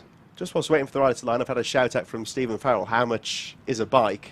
It depends on, I suppose it depends on how old you want them and the budgets, really. You're looking about 4 or 5, depending on the new ones, perhaps. Well, it depends on what bike he's talking about. If he's talking about a 90 SM90, for example, for a kid, you can pick them up for as little as 700, or you can pay over 1,000. I think the most expensive bikes, if you're looking at super minis or the top GP90s or Bucci's, could cost you as much as 6-7 grand. Yeah, it depends on the budget, really. Depends on your budget. Generally speaking, you might say that the pit bike style is possibly a little bit more cost effective in getting into it, maybe. Yeah, I mean, you can get a decent pit bike for a couple of grand, I'd say. Yeah, and it's pretty much out of the box and ready to go as we wait for the lights to go out to the Ovali 160 car. Oh, now is that going to be a jump start? Oh, he did acknowledge it there, though, didn't he? Yeah, so Marianne got off to a really good start there. 3 seconds before the flag dropped. Oh, is that Marianne McCartney? Yeah, but to be fair, she put her hand up and pretty much stopped. So now she's gone to the back. So fair play to her that she recognised it and she's gone to the back. And I think that's good riding from Marianne there. She's always trouble on Christmas corner on the first lap, as that's the 20. Is that? That's Craig Dance. Craig Dance has gone down. Yeah, so it's a bit slippy there now. So you'll see a lot of the guys that start to push on that. You know, they're going to have challenges there now. So Kobe Perry leads them into the boot for the first time from Lake and Payne. Looks like Lewis Millen and Monty Hillier in 4th place. Here they come out towards the final corner. There's Hillier on the back of that little group there as they come into the last corner. Monty Hillier, of course, son of a famous father, you might say. And he's been, actually speaking of Monty Hillier, he's been getting some decent results recently. Yeah, again, another young rider that's just growing and growing and growing and growing as the years gone on. I think all of them are. You can see that the pack's all closed up now, so you don't normally get one bike then another bike. It's normally packs of 3 or 4, and that's what drags them all on. And we mentioned Marianne McCartney a few moments ago, who jumped the start and let them all go. She's actually got to 6th place now with that trouble on the first lap. I think, just about to say, that was good riding from her, actually. I think she, like I say, put the hand up and acknowledged it, so at least it keeps the race going, I suppose, as well. Yeah, exactly. She acknowledged it, went to the back, and then she's now got her head down and she's working her way back through. So, yeah, these conditions aren't easy. You know, these are young kids, and some of the faster ones, especially, are now really starting to push the boundaries of what the bikes can do. And then you've got the guys that are learning and growing session by session. So, Craig Dance just going over the line in 8th place as the leaders make their way through, and it's all starting to get a bit close at the front here. Kobe Perry leads by just under 0.3 of a second, but Lake and Payne having a real go. Oh, trouble there. Is that McCartney that's gone down? Yeah, that's looks Marianne. like, oh, that's a shame. She kept the engine running, I think. Oh, she's lost the engine, has she, I think? Oh, that's a shame. That's on the final corner, of course. She had a good comeback on that first lap. Oh, she's kept it running. That's important. So away she goes. Oh, see the water on the Yeah, curbs, standing water. So again, Nash just needs to just try and keep calm, make sure she doesn't keep spilling off now, because you get in the habit of trying too hard. So yeah, she's got to keep a cool head now after you've made that mistake. Just forget about it almost and keep going. None of this, of course, bothering the leaders as Kobe Perry goes through, closely followed by Laken Payne, Lewis Mullen. Looking for Monty Hillier, just dropping a little bit of ground there. Hillier in 4th place, but still only 2.8 seconds behind the leaders as they go charging up. Kobe Perry knows that Payne is there, aggressively guarding that line into Christmas corner. Lewis Mullen then right on the tail in 3rd as Monty Hillier, Izzy Carter in 5th position. Mary-Ann McCartney, Dan Deering and Craig Dance rounding out the field as they make their way back down the hill. And Kobe Perry certainly aggressively bouncing over the curbs there. Laken Payne right on his tail in 2nd place as they make their way in towards the boot complex. You see that these guys are quite evenly matched actually. No one's going to pull away. Kobe Perry's a really good rider, so I rode against him last year in the 190, so he can definitely ride a bike. And then the kids behind him as well, Laken Payne and Lewis Mullen, you know, both all having really good years this year. So as Lewis thinks that's the fastest lap so far. So Lewis, I know he wanted to pick up a good result today, so he's got his head down, he's charging. So the next 6 laps could be quite interesting because they're different Laken lines. Payne having a look there is. I noticed Kobe Perry on the last couple of laps, he's quite aggressive into Christmas corner. He's kind of in the middle of the track there, just trying to make it difficult for Laken Payne as Lewis Mullen having a peek there on the inside. Yeah, I think sometimes if you place your bike in a good position, it makes the guy who's following or behind have to have a think about whether it's worth taking that risk, because it's a really tightens up your line, which makes it really difficult. So yeah, you'll see as people take these tight lines, sometimes that's when you see the rear end coming around, because they're trying to have to extra lean on the bike to get it around the corner. So it opens up the risk. So just by planting your bike a little bit defensive, the guy behind has to make a real key decision then. And they're closing up now on Mary-Ann McCartney, who's still in 6th position, and McCartney doing the right thing there, just using the racing line. They should get past her going on the run up to Christmas corner. And McCartney knows the leaders are coming through, so stays to the outside of the track, lets them all go through as Mullen tries to take advantage down the inside there. And a bit unlucky, just gets blocked by McCartney, but should get through into the right-hander. When a rider's being lapped there, say about McCartney, she did the right thing there, just holding a line, just let the leaders find their own way through. Yeah, just hold your line, don't do anything erratic, and the guys, it's the guys coming from behind that need to make sure that they're passing safely and not knocking her off. So she did the right thing, and they all got through, and they're all back on each other's tail again. So yeah, it's all closed up again now, because I think Lewis Mullen lost a little bit of ground there, but as you can see for yourself now on the screen, he is right there again in 3rd place as Kobe Perry retains that lead. And it looks like they've got a clear track in front of them now, so this run to the flag should be fairly clean for them. As we go through Oblivion towards Christmas corner once again, Kobe Perry's come under a lot of pressure in this race and holds on to the lead. Oh no! Difficult race for Mary-Ann McCartney. She's gone down again by boot, I think, and hopefully we'll be able to continue. I think they've just parked the bike this time. I think it's let's get the bike sorted. Let's get you back out in the next race. Nothing gained, nothing lost there. So I think rider's okay, of course, that's the important thing. She walked off. Kobe Perry, though, he's had an awful lot of pressure in this race, and he's doing very well to stay ahead of these two, because they're really pushing him hard. Yeah, I think he seems to have just pulled a little bit of enough of a gap to, if he can keep up this momentum, I think he'll pull away. And obviously I think Lewis is probably a little bit quicker than Laken at the moment, but it's about making a safe overtake, and it's quite difficult in these conditions. Kobe Perry setting his fastest lap of the race, 51.871, almost as quick as Lewis Mullen's best in 3rd. Like you say, Lewis Mullen all over the back of Laken Payne. He can't find a way through at the moment, and he certainly can't afford to risk coming off as Payne has a look down the inside of Perry. This is going to be tricky now for Lewis Mullen in 3rd place, because he's got to try and get past Laken Payne, but like you say, Derby, he can't afford to. It's very easy to make a mistake there. Yeah, I think he doesn't want to crash. He wants to keep it and bring it home, but he's trying to find an opportunity. If Laken makes a move and it slows everybody up, then it's been at the right place at the right time sometimes, just to nip through at the right time. But he's got to be patient and set it up and be looking for where he's stronger. Izzy Carter goes through, still in 5th place, Dan Deering and Craig Dance 6th and 7th. Looks like Mary-Ann McCartney out of the race at this stage, but all of the action here between the top 3. Half a second covering the top 3 riders with 2 laps to go. And let's have a look on the run up to Christmas corner. I spoke to Izzy Carter's dad earlier on. She said she loves the wet. She wants to come out and ride in the wet. That's a great move. Oh, that was tasty down the inside there from Laken Payne. That was a classic outbreaking block pass type manoeuvre into Christmas corner. Let's see if, I think Lewis Mullen's going to have a try and have a go. Yeah, that was a great move. Just parked it on the corner. I think he tried that the last couple of laps as well. So he's obviously getting a really good run, a bit more confidence out of that second right-hander where the flood was earlier, all the way up to Christmas corner. And he's got the run on him and really good overtake. Kobe Perry in second has not given this one up though. Last lap next time round as Laken Payne times his move to perfection. Lewis Mullen, fastest lap of the race earlier on, looks quick, but he can't find a way through past these two riders at the moment. Round the final corner they go, over the line. And Laken Payne, he's got the fastest lap this time, 51.626. Kobe Perry and Lewis Mullen second and third. This run up to Christmas corner going to be vital here on the last lap as Lewis Mullen has a peek down the inside. Oh, not quite close enough to go for the outbraking there though. No, it's he's coming from a bit too far back. You've got to be really brave and confident on the front end of your bike at that corner if you're going to make that stick. And you saw with Laken, he got alongside and he was really confident and just parked it, whereas Lewis was just a bit off the pace to get that done.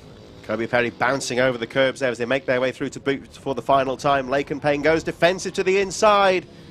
Perry's going to try and sweep the outside here, but he just about runs out of track and it goes down. Oh, what a shame for Kobe Perry. Now, bike seems okay, rider definitely okay, runs to the machine as Laken Payne takes the checkered flag. It's going to be Lewis Mullen then in second place, and that may I think it will promote Monty Hillier to third. We'll wait to the final corner. Let's have a look again. Tell us what happened here, Dave. We see he had to tighten up the corner, so then now when he's trying to get on the throttle, he's quite tight, so he's having to lean a little bit more, and around that's a really slippy corner. I'll tell you what, Lewis Mullen did well to avoid him there because he fell off pretty much in his front wheel. Yeah, always crashed on the in-lap. Maybe he was trying to pull a wheelie and some skids to celebrate, but he took the win anyway, so hopefully they'll get that bike back. Don't know how he's managed that. Yeah, it's a bit of a strange one. He's won the race and come off on the cool-down lap there. He looks in a bit of trouble there, but hopefully the rider's okay. We're going to move on then to our next race of the day in association with Pit Bike Spares. Mini Bike 160 coming up next.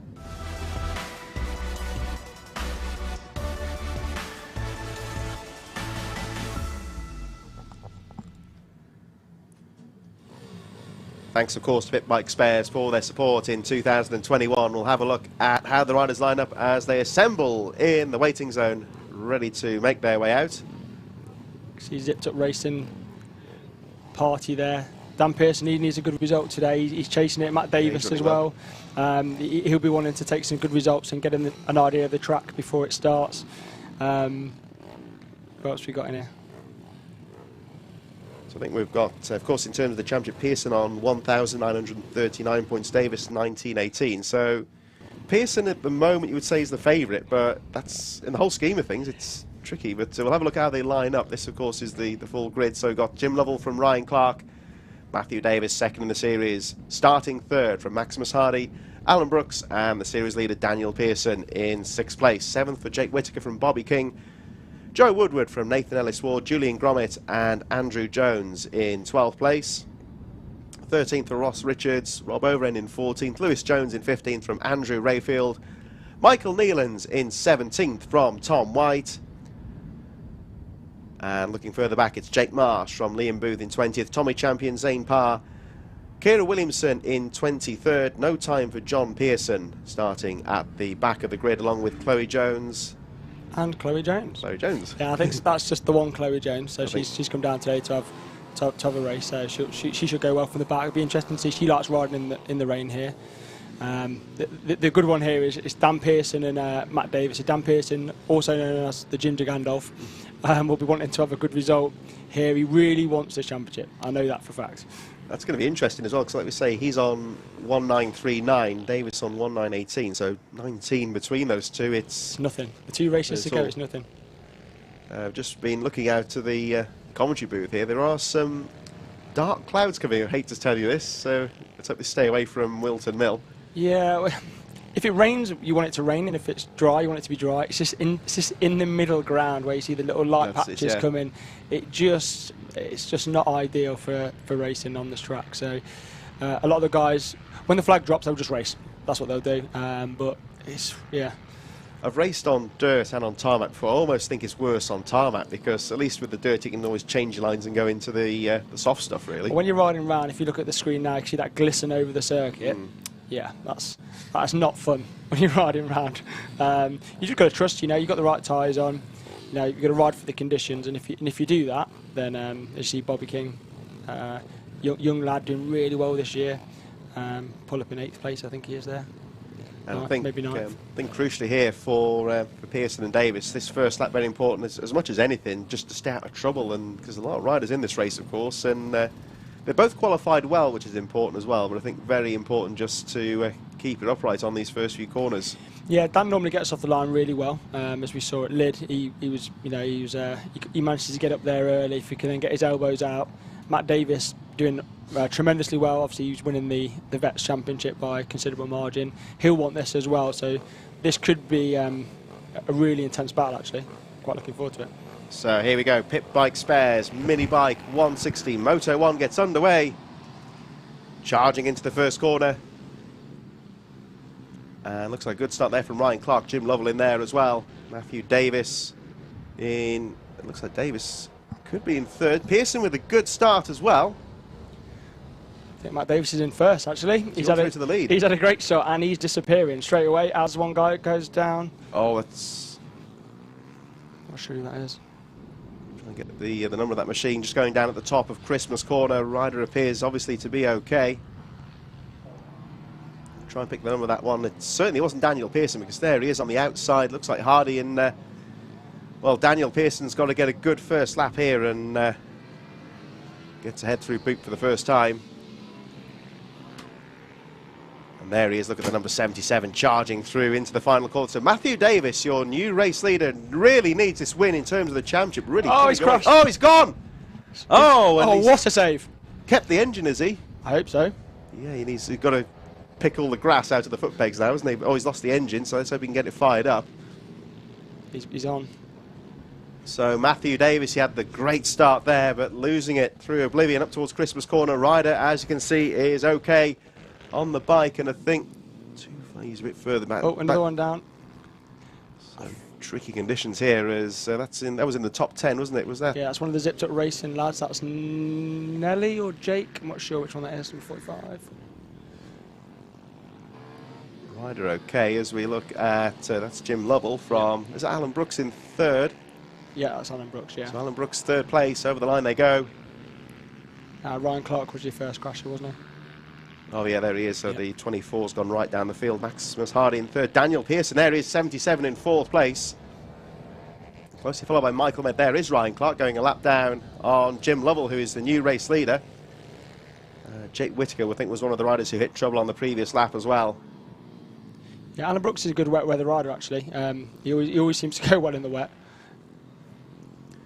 So looking to see where Matthew Davis, actually, he's recovered well there. He's in 10th place, Matthew Davis. So Daniel Pearson in 4th. Really could do with getting past Maximus Hardy in front of him to try and extend that gap in the championship. It's still going to be pretty close here, but Matthew Davis looking to fight back. I wonder if Pearson saw Davis go down. Yeah, I think he did. He might, Dan normally likes riding in the wet anyway. He's just got to keep it on 2 wheels and just do the best he can here and just bring it home for as many points as he can, because that will help him massively. And obviously Matt Davis, he's back up to 10th, which is going to be a good ride. He's quick around this circuit, as we've already seen. Oh, and Michael Med going well here on the treble 7. He's moving through the field as well. Is Rick Jenkinson, 641. Having a look down the inside, there he is. He was very aggressive into the first corner, into Christmas. Look at the back end, stepping out there under braking. Rick Jenkinson really going well there, as there is the champion-elect Daniel Pearson losing a position. That's the young we call him Nelly in the paddock. Really good young rider. He's now, I think he's just stepped up to ride some 300 or 400 as well, so he knows how to ride a bike. He's a young lad, he's a good rider. Yeah, he's having a look again as just looking further down the field, Matthew Davis, the main rival in the championship, has moved up to 8th position on the previous lap. Jim Lovell continues to lead the way by 2.3 seconds from Alan Brooks. Hardy in 3rd. Michael Med then now through to 4th place as Daniel Pearson trying to fend off Rick Jenkinson. Oh, look at that, how aggressive he is. He's very brave into that corner, with the slippery as it is. Yeah, he seems very confident going through there. He's going through there very fast as Dan squares the corner off, so he gets to run up. I think I was having a look again into Christmas. Oh, when Pearson, I think, has got one eye on the title there, just conceding the corner. Yeah, he had a look over his shoulder as well to see if Matt was coming. And guess That's what? it there. He's on his, he's coming. He's on his shoulder. So you need to get your head down now and start riding as hard as you can, because Matt Davis can see his competition rival right in front. I wonder if he's seen him, because when you turn around that hairpin, you can just about see the riders coming through Christmas corner, can't you? Sometimes. Yeah, I think he would have done. So now it's. Oh, I think someone's just either broke down there or crashed out as well at the first corner. Just trying to pick the number of that machine. Rider in trouble. I think that's more of a mechanical issue than a mistake. That was 411, I think, on the number board. Not sure that was one of our late entries, but yeah, Matthew Davis on the tail of Daniel Pearson. We just saw when Rick Jenkinson went down the inside into that first corner towards Oblivion, and Pearson fought back. If you're aggressive into that first corner, you can almost lose it a bit, go on the run up to Christmas corner. Yeah, well, Dan would have been on the throttle a bit earlier than him, because obviously he's had to get that bike stopped in the wet and make sure he didn't lose the front. So Dan went in a bit slower but came out a bit quicker, so he managed to overtake him. But brave move when he got to Christmas corner by Jenkinson. He looks aggressive, doesn't he? He's having a good ride, isn't he? He's on a mini pit as well, so yeah. It's given him a lot of confidence, because it's not as far to the ground for a start. So he's on a little Honda, I think. So yeah, he looks very aggressive. You can see the little streaky line into the corner there. It's treacherous out there, but oh, look at he's a bit twitchy there.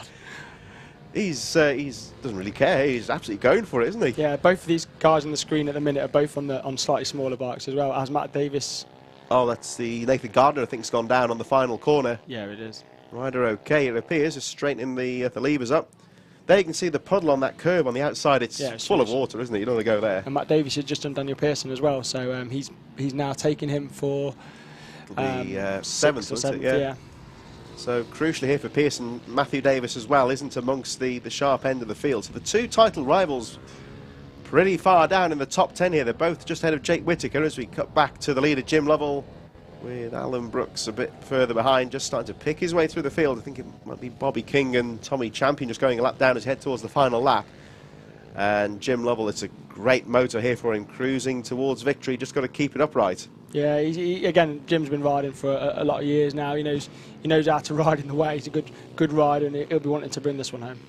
So Jim Lovell up towards boot for the final time. He's looking over the shoulder there. He's on cruise control here. I wish I had the time to look over my shoulder one race. Well, you never know next time, eh? Yeah, you never know. Rider in trouble on the boot on the final lap as he's just behind the number 48. Oh, that's a shame for Rick Jenkinson going down.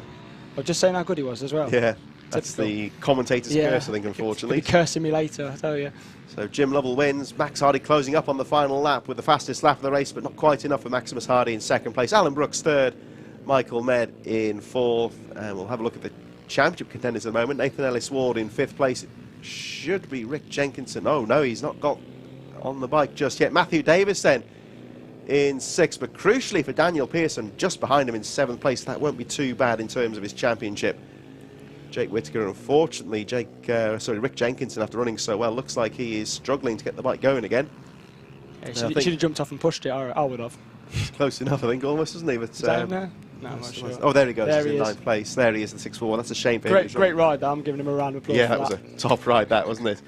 So I think, Dave, you're about to leave us, aren't you? Because I think you're going to get yourself kitted up and ready for your... yeah, I better get some levers on, and and I'll tell you how that works out later on. So I'll get the rider's eye view from Dervaline later on. Good luck, Derv, of course, Cheers. And we'll see you a bit later on. Cheers, bye. So Dervaline making his way back to the paddock, and he'll be underway with the mini bike vets, which is in the next couple of races' time, of course. Coming up next, in association with Ugly & Co., we have the Junior Supermoto 140, their first race of the day, getting underway in just a few moments' time.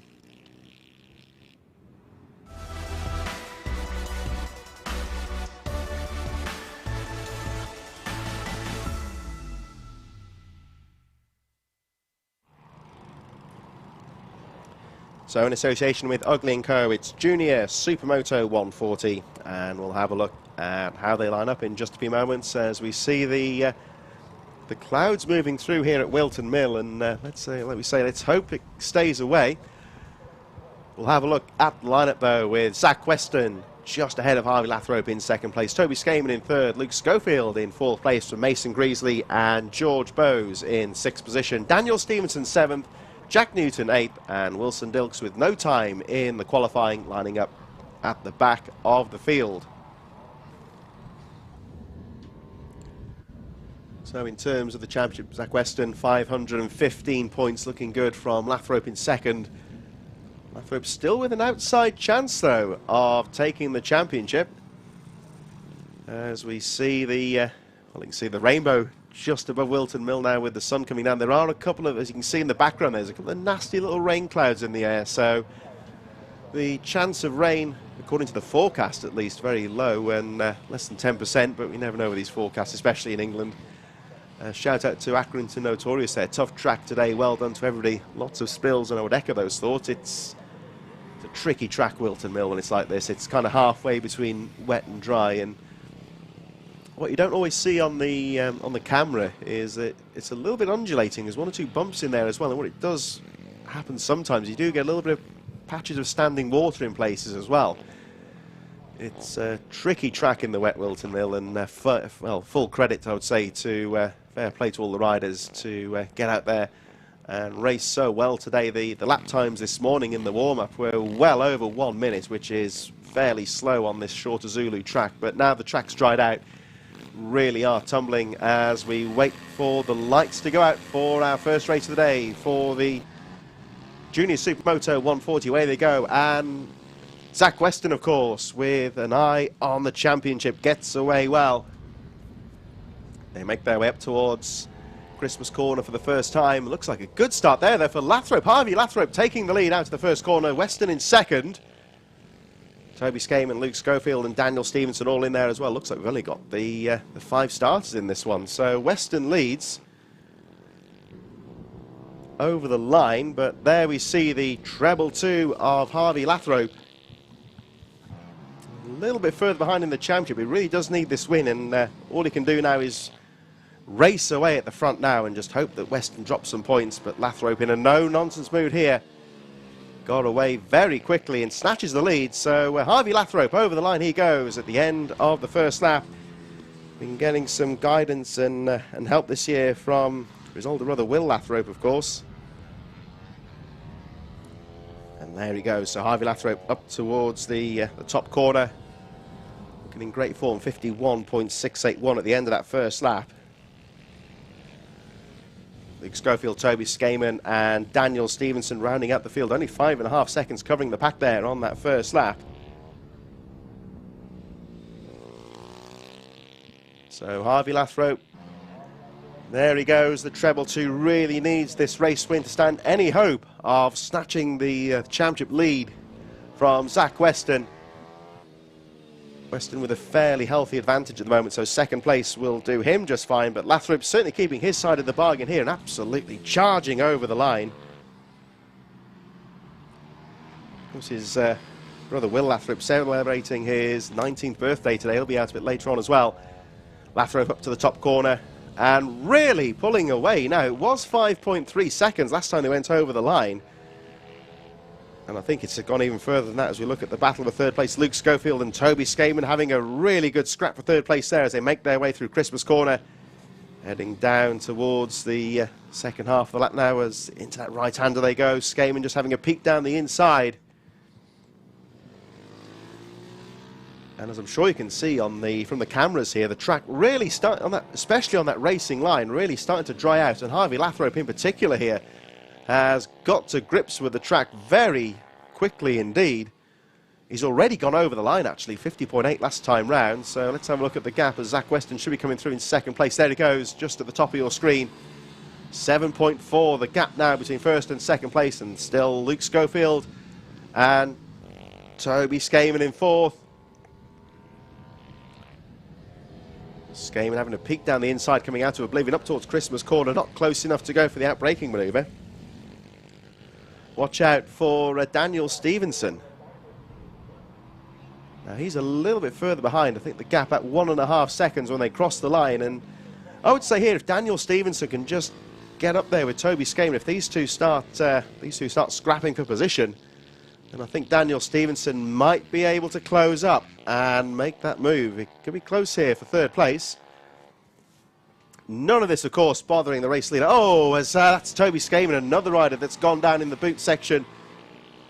Oh, that back end stepped out to him, rider okay, and shuffles back to his bike rather disconsolately, and it looks like he's going to... he might be parking the machine now. Is he just going to have a bit of a check and get it going again, I think? So the unfortunate Toby Skaman there, number 134, hitting trouble going through boot on that lap as he battles with Luke Schofield. That's a shame because he was riding well. Well, it looks like they've got the machine going again. Clutch is in for him. And Toby Skaman, there he goes at the back of the field, rejoins the action. As we look at Zach Weston in second place. Look out here, though, for Luke Schofield, who's starting to pick the pace up now. He's lost, of course, Toby Skaman, who I think should be going over the line any moment now. There he goes, and there is your leader. It's all been about Harvey Lathrope in this race. He had a great start, took the lead very early. Zach Weston put up a brief fight, but Lathrope got to the front early.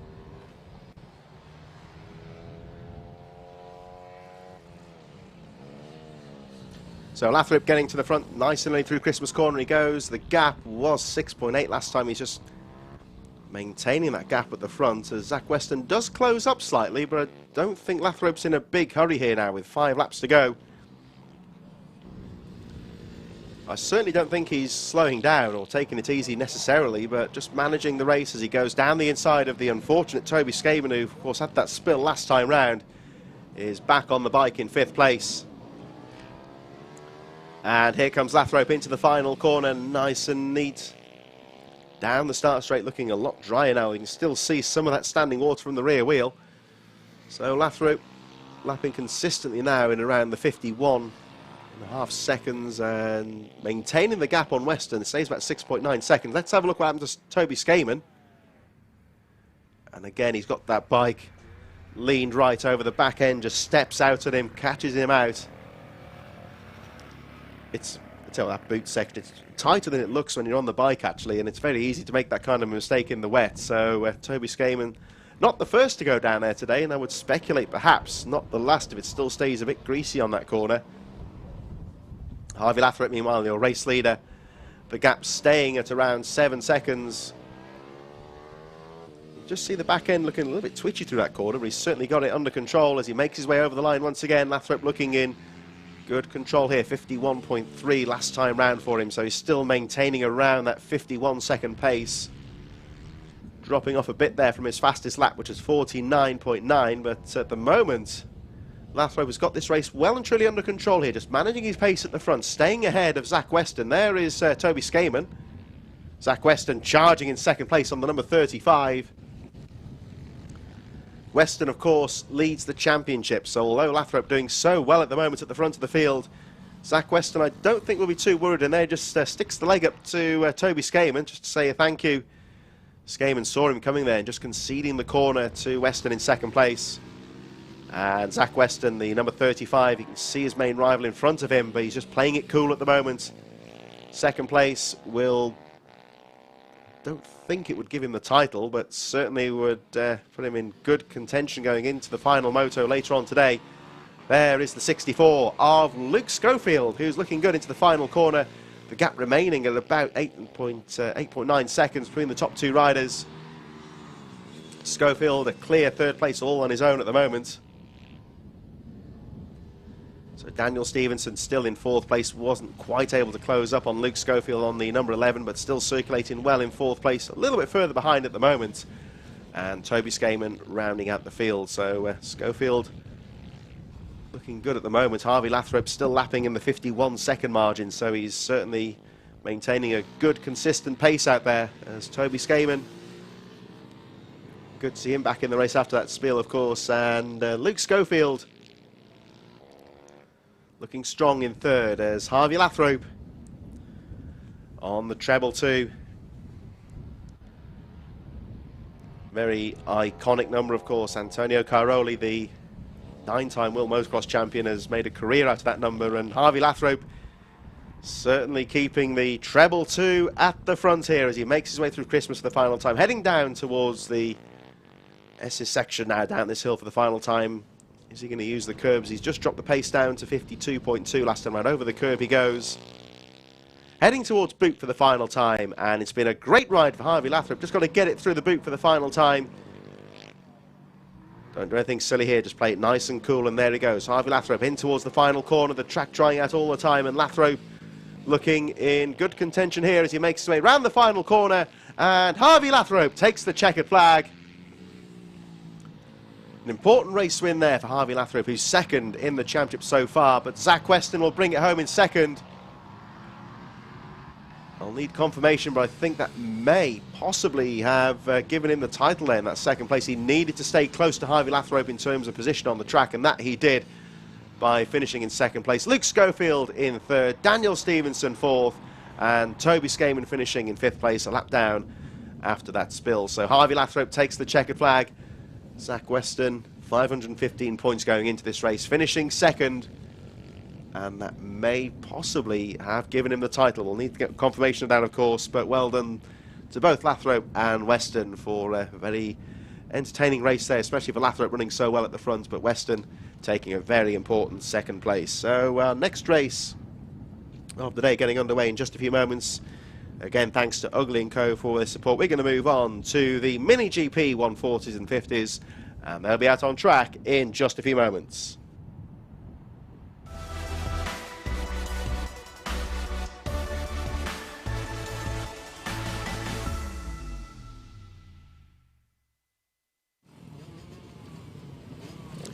So here they are in the waiting zone. You can see those Ovali and the Bucci machines down there, those really great, almost look like miniature MotoGP bikes down there. And they'll be making their way out onto the track in just a few moments. The Parker racing machines there as well. When you wander around the paddock, actually, it's great to see these bikes up close and just see how well made they are and how good they look as well. I've said this before on the mic, but they really do resemble scaled down MotoGP or British Superbike style machines almost, and they're great number there, great colour scheme, reminiscent of Marco Simoncelli there for the number 58. Tense moments in the waiting zone, receiving the final instructions. Hoping to get a look at the lineups in just a few moments, but thanks of course for Ugly & Co for their continued support of this Mini GP class as the last few riders make their way down to the waiting zone. We'll be underway very shortly. Bets are coming up after this race, and we'll see how Derva Lane, who's been down here on the mic today, how he gets on the track in a few moments' time. So final moments before the first race of the day for the Ugly & Co Mini GP gets underway. And well, there with the Union flag is Zach Weston, so I think it's fair to assume that second place has, in fact, it was close, but I think second place will have given him the championship. I never like to say these things too soon, but he's going on a lap of honour, and why not? Certainly well deserved as he brings it home for victory and wins looks like he's won the title for 2021. Harvey Lathrop, of course, running very well to take the moto win.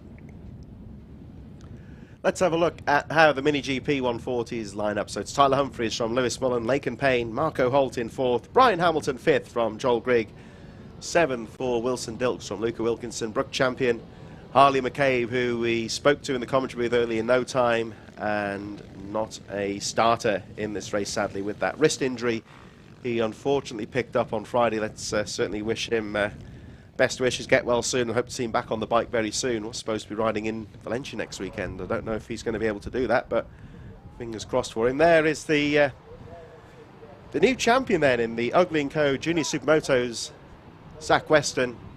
He did not win the race, of course. Harvey Lathrop took the checkered flag, but by bringing it home safely in second place, he's done enough to secure the title by the looks of things. So very well done to Zach Weston to take the second place and the title for 2021. So another champion crown this year as the riders make their way down to the start line for the first race of the day for the Mini GP 140s and 50.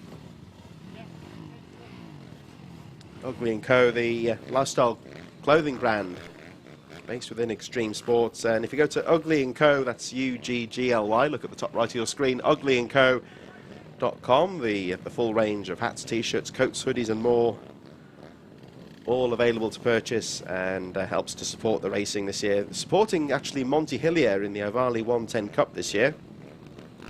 So for more details on Ugly & Co and their range of clothing, visit uglyandco.com. Let's turn our attention to the track though as the lights go out. Oh, it was a bit of a wild start there from Joel Grigg. I think he just about kept it up right before the start. So Lewis Mullen with a good start. Humphries, Hamilton, Lake and Payne, Joel Grigg in there as well. Marco Holt. Wilson Dilks a bit further behind as well from Brook Champion as Lewis Mullen leads them into Christmas Corner for the first time. Oh, that was close. And yeah, Marco Holt there, number 58. We saw him in the waiting zone earlier. I think he must be quite a new rider there with the Simoncelli inspired number and graphics on the machine there. The number 58 a little bit further down there with Wilson Dilks and Brook Champion. But Lewis Mullen coming under some serious pressure at the end of this first lap. Through boot they go for the first time. That corner, double apex right-hander, still very treacherous. And the riders have to treat that one with respect. Over the line. Oh, nice move there. That was Tyler Humphries, I think, has gone through into the lead from Lewis Mullen. Now, can he keep the pace? Keep the pass? They make their way through the right-hander. Very aggressive through into oblivion, and he's done enough to hold on to the lead there. Shout out to Colin McCann there. Good luck to Brian Hamilton, who's running nicely in third place. 1.4 seconds behind the two race leaders. Oh, as Lewis Mullen down the inside tries to fight back. All very close. Well, that looks like Hamilton there with Lake and Payne, but Tyler Humphries with that brave move down the inside into oblivion. That is a very quick corner, and it's very treacherous in the wet. So well done to Tyler Humphries for making that move. Over the line they go. So Humphries a new race leader, 48.712, absolutely flying on that previous lap. Lewis Mullen not too far behind though, still very much in this race in second place. Lake and Payne then up to third from Brian Hamilton, Luca Wilkinson. And the 85 of Wilson Dilks on the charge here as well. Look out for him. I think he's going down the inside of Luca Wilkinson. There he goes. So Wilson Dilks. Of course, he had a nasty accident at Rower earlier in the year, so he's done well to come back and looking very strong in this second half of the season. Joel Grigg, after that difficult start, still there. The number 3 in 7th place, Marco Holt. And Brook Champion just a little further behind. The man on the move here, starting at the back with no time in the qualifying, is the number 85, and there he goes, of Wilson Dilks, now up to 5th place, getting ahead of Luca Wilkinson, who tries to fight back. But Wilson Dilks looking down the road here, trying to close up on the number 191 of Brian Hamilton, as Wilkinson stays with him. There is Hamilton. Well, look at this though, because we've got Lake and Payne in third, as they go through Christmas Corner, and Brian Hamilton on his tail. Oh, down the inside there from Wilkinson. That's a brave move there into the right-hander, and the unfortunate Wilson Dilks gets bulked coming out of the corner. That allows Joel Grigg to get through. They make their way back down towards boot once again. So Wilson Dilks losing 2 positions in one corner there. Bad luck for him. He's going to try and regroup and get back amongst them again. As this time now, Luca Wilkinson tries to close up on the 4th place rider, the number 191 of Brian Hamilton. There he is. So it's Wilkinson 5th, Joel Grigg, Wilson Dilks. And there is Hamilton, 19 on the bike, closing up on Lake and Payne. He's going to try and go. Oh, there's a back marker there. Brook Champion holding the line, letting the leaders go through. Oh, nice move there, down the inside from Joel Grigg. Through the top corner they go, and good riding there from the tail ender, Brook Champion on the number 46, again just holding the line, letting the faster riders find their own way through. There's the 58 of Marco Holt on the tail now, Wilson Dilks, who appears to have lost a little bit of momentum here as Luca Wilkinson and Joel Grigg pull away. Nice move there from Grigg as the race leader goes through Tyler Humphries. There was Lewis Mullen in second. And still Lake and Payne with Brian Hamilton all over the back wheel, as this time Joel Grigg starts to charge now. Luca Wilkinson, Wilson Dilks and Marco Holt taking us down to 8th place. Brook Champion running out the field in 9th position, a lap down, as again Brian Hamilton has a peek down the inside of Lake and Payne. And Payne guarding that apex on the inside. Oh, as Hamilton has a peek on the exit of the corner. Very difficult to make an overtake down the chicane down the hill. So Hamilton remains in 4th place. None of this, of course, bothering number 19, Tyler Humphries, 199, the race leader. Over the line goes Humphries, leading the way by, was 3.5, goes up to 4.5 seconds now from Lewis Mullen. Laken Payne still 3rd, with Brian Hamilton all over the rear wheel. And look at this now, because Joel Grieg is starting to close up as they make their way up towards Christmas Corner once again. And Grieg aggressively down the inside. Hamilton has a look down the inside of Laken Payne. But I think we're going to be on here for a 3-way tussle for 3rd place. Oh, as Joel Grieg has a look down the inside. But Hamilton saw him coming and shut the door firmly in his face. But Joel Grieg really getting to grips with the track as the race goes on, maintaining a good pace out there and starting to put Hamilton and Payne under some real pressure here with 3 laps to go next time round. Humphries over the line, the race leader. Lewis Mullen in 2nd place, and here is the battle of a 3rd as Brian Hamilton gets a nice drive out to the final corner. He's going to have to be aggressive in towards oblivion, but looks like Brian Hamilton's got the line. Luca Wilkinson, Wilson Dilks and Marco Holt still battling just a little bit further behind these riders. Hamilton down the inside into Christmas Corner. Nice move down the inside from Brian Hamilton on Laken Payne, makes the move stick. And Joel Grieg still watching in 5th place, trying to find a way through. Luca Wilkinson, Wilson Dilks and Marco Holt just a little bit further behind. Tyler Humphries clearing away at the front by 5.3 seconds. The leaders make their way through boot once again. And let's see what Brian Hamilton can do. And interesting there, actually, Brian Hamilton is he's won the Irish Mini GP Championship, of course, the sister series to what we've had here in the UK, and is in for Valencia as well. So Brian Hamilton, maybe he's got one eye on that one as well. So he's done well to get through to 3rd place.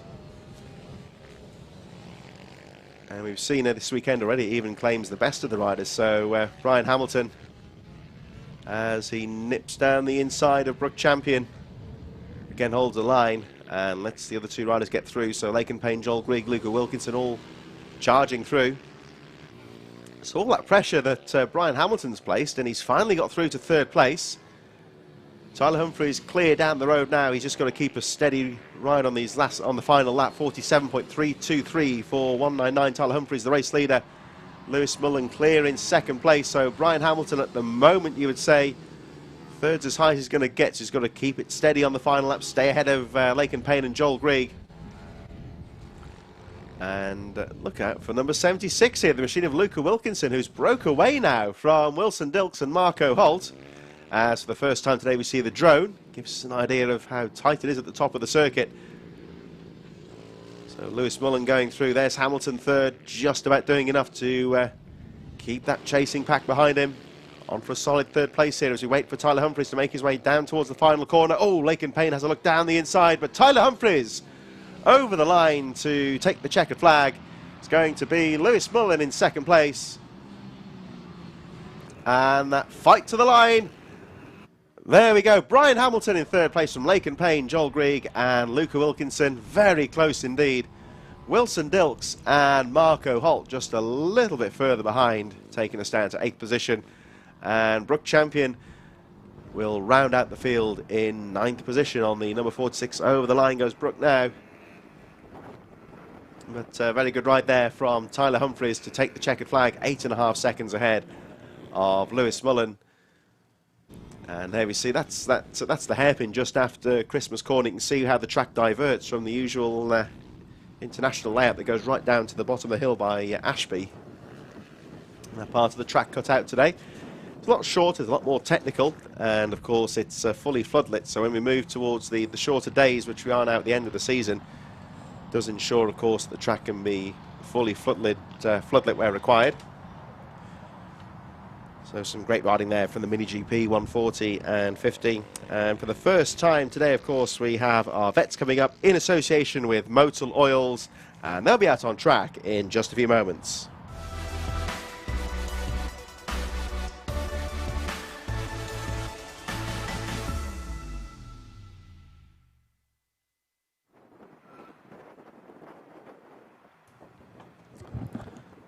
So the vets about to make their way out on track for the first time today, as again we just keep one eye on the weather. The wind's certainly picking up outside. You can see if you look at the trees, as the remainder of the leaves on there just billowing in the wind just that little bit more. And the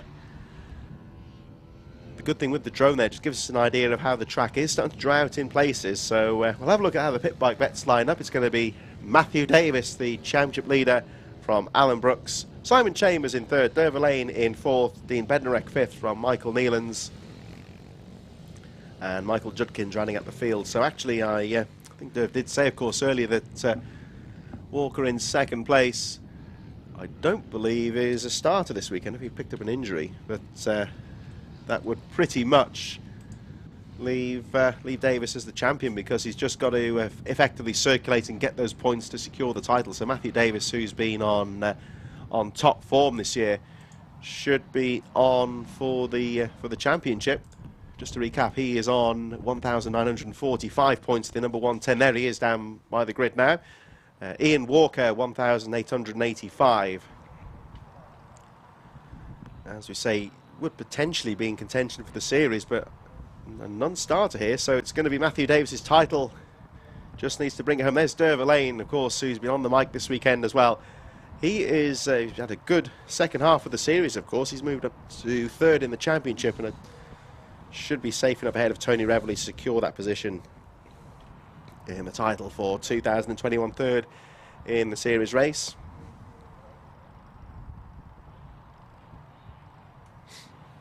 So the pit bike vets lining up now for their first race of the day. We'll see them later on, of course. Matthew Davis on pole position, looking to bring it home in terms of the championship. Has been a bit of attrition in the vets this year, not so many riders left in the series at the end of the season. But Matthew Davis looking to bring it home and secure the title. Pretty much, I would say, he's just got to finish the race. He's ahead of Walker in the series. But with Walker a non-starter, that effectively gives him the title. But still, just got to get out there and get those points. It should all be secured, as Davis from Alan Brooks, Derva Lane and Dean Bednarek having a race there into the top corner. Michael Judkins just a little bit further behind as Matthew Davis makes his way down towards the bottom of the circuit for the first time on the number 110. Closely followed by Alan Brooks. Derva Lane, I think, has lost the third place now to Dean Bednarek. I don't think Bednarek's close enough in terms of the series for him there, but certainly looking good there at the number 110 out at the front. Matthew Davis around the final corner he goes. And over the line, looking very good indeed as he looks to secure that title. Of course, he is effectively, you would say, the series champion, of course, with Ian Walker not riding today, but Matthew Davis just looking to bring it home.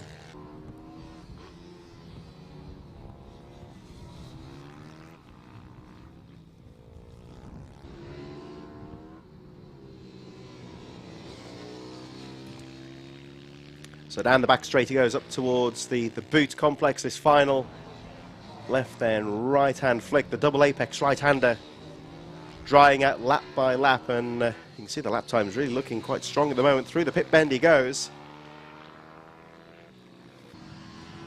And through to oblivion, the race leader. Of course, remember earlier on, this part of the track was quite literally underwater. Great bit of work from the track crews and the marshals to get the track ready for racing earlier this morning. We started a bit late, but been some great racing so far today, and let's hope the weather forecast stays as predicted, because the track really is starting to dry out lap by lap, and it's still a bit technical in places through Inkerman's. That top hairpin he goes down through Zulu. Zulu, this pretty much slalom chicane style section that takes us down towards the back straight. A lot shorter than the track we used, of course, earlier in the year. But Matthew Davis leads by 3.9 seconds. Alan Brooks second. Derva Lane has got back through into third now from Dean Bednarek. Well, a bit further behind from Brooks in second as he goes round the final corner. And Matthew Davis over the line. The gap goes up to 6.1 seconds now between first and second place. Derva Lane with his fastest lap of the race there, 51.267. He retains that third position. Dean Bednarek dropping behind him it now in fourth. and the 97 of Michael Judkins rounding out the field. So Matthew Davis is, like we say, virtually the champion. As we look at Inkerman's that really tricky right-hander, that hairpin. It's a bit off camber as well. And there we see Zulu, the chicane section. When you see it from above, it really looks tight, but it's quite open when you make your way down there. Difficult for overtaking though. But you know, looking at Davis here as he makes his way through Oblivion once again, 49.4, maintaining a good pace out there. Had a tough start to the season, very competitive at the start of the year in the Vets class, but really establishing himself as the rider to beat. Only Ian Walker can get close to him, but with Walker not starting the race, it effectively means that Davis has just got to bring it home to secure the title. Alan Brooks looking good in that second place. Dervlane over the line any moment now in third place as the Pit Bike Vets heat number 1 just starting to settle down a bit now as Matthew Davis counting down the laps, heading towards the checkered flag and the title as Alan Brooks, I think, a look down there at the towards the gear lever there. I don't know if there's any sort of problem, but it doesn't seem to be affecting him so much. Davis over the line, 49.054, so maintaining a good pace at the front as Brooks goes through in second place. And the gap going up to 9.6 seconds. We'll have a look for Dervlane in third. There he is on the 189. He'll be back in the commentary booth a bit later on today. But certainly showing us how it's done on the track as well. 51.1 last time round, so losing a little bit of time on Alan Brooks, but looks comfortable in third so far. Still pulling away from Dean Bednarek in fourth. And there goes Dervlane through the top corner. Through Inkerman's that really gnarly right-handed hairpin. It gives you an idea that camber angle is a little bit off camber as well. And the lane at the moment's got enough on Dean Bednarek, who's not even gone through Zulu just yet. In fourth place, Michael Judkins on the number 97, a little bit further behind, and has just been lapped by the race leader Matthew Davis. And 2 laps to go as we watch Dervlane making his way through boot in towards the pit corner. And just like he said, trying to keep it off the curbs on that final corner. There's Elaine in third place. Dean Bednarek just a little bit further behind in fourth position. Should be going over the line any moment now. Michael Judkins currently a lap down as Elaine makes his way up towards the top corner. A safe third in the championship, I would say, at the moment, but Dervlane not quite close enough to catch up with Ian Walker. But third place here today would be certainly a good result for him. Down the hill they go for the final time, so Matthew Davis looking strong at the front. The gap was 11.1 as they make their way down for the last lap. There's the 69 of Dean Bednarek, who is matching Dervlane for pace at the moment, but not quite close enough to put him under pressure. Alan Brooks over the line in second place. There's Elaine in third. Dean Bednarek on the 69 coming through over the line as we wait for the number 110 of Matthew Davis, who has pretty much run away with this race and looked to close in on the title. Dean Bednarek fourth place, the last rider on the lead lap at the moment. Michael Judkins on the 97, currently a lap down, but that looks very much like the Alan Brooks in second. Matthew Davis should be coming through towards boot any moment now to secure the race win. There he goes round the final corner. Matthew Davis over the line he goes, takes the race win, and with it will be the championship for 2021 in the Motul Oils Pit Bike Vets.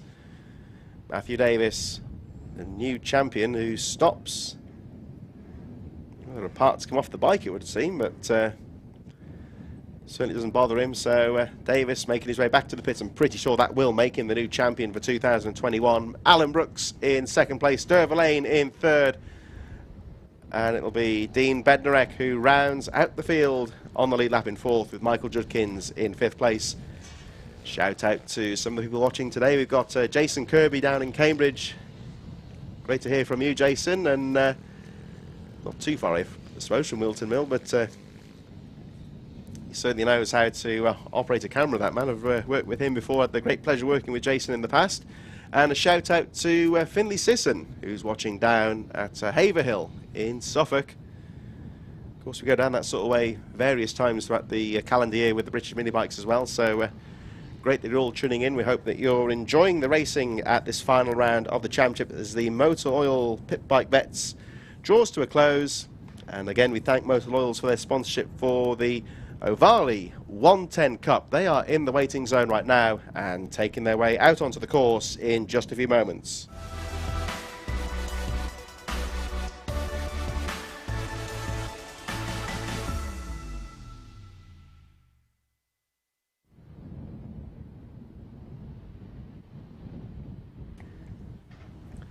So back to the Ovalis. It's the 110 Cup. First moto of the day for them as they make their way up towards the top corner. And we believe this is the provisional grid. We've got Tyler Humphries from Thorley Trevorrow, Luca Wilkinson and Wilson Dilks in 4th, Monty Hillier in 5th, Daniel Stevenson in 6th position, 7th for Hudson Cooper from Travis Shaw, Jack Newton, Harvey Saville, Tobias May and Sydney Marshall all in there as well. Marshall on the 461. Jensen Knowles, Finley Hanna, Jack Hamilton and Dan Deering with no time. Those two riders at the back. I believe maybe non-starters. We'll have a look in a few moments. Shout out to Emily Clayton watching a bit further north from the other two who got in touch today from Sheffield.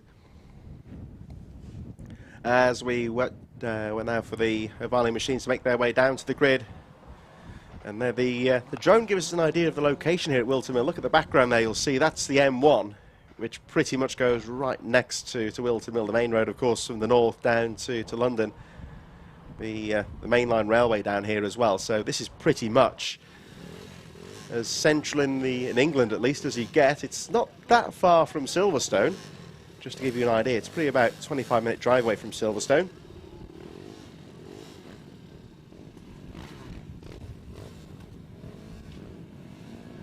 Shout out as well to Erin Hamilton, looking after Team DHR, and Brian and Jack Hamilton.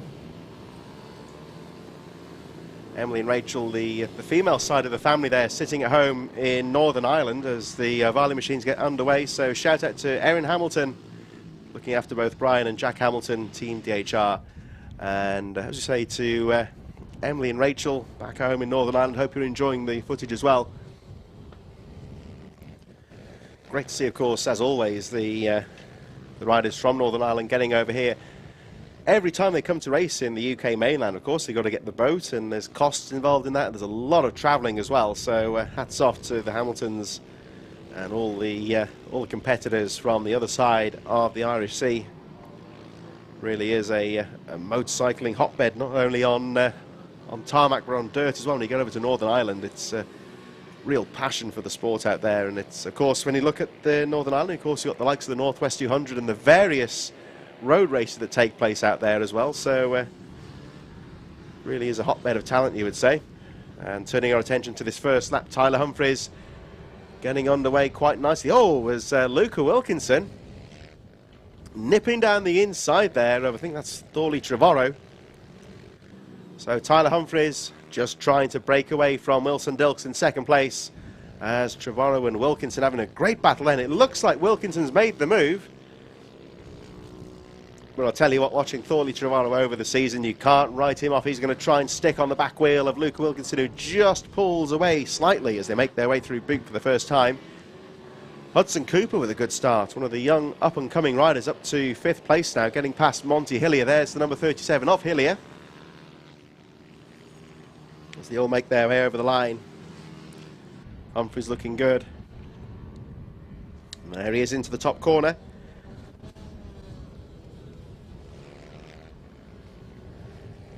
So Wilson Dilks looks clear in second at the moment, as Hudson Cooper just trying to break away now from Monty Hillier. Two of the young up-and-coming riders.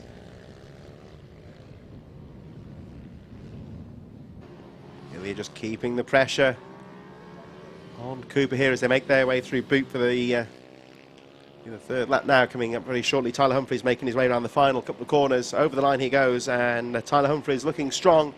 3.1 seconds the gap from Wilson Dilks in second place. Luca Wilkinson, and then the two riders we're looking at now.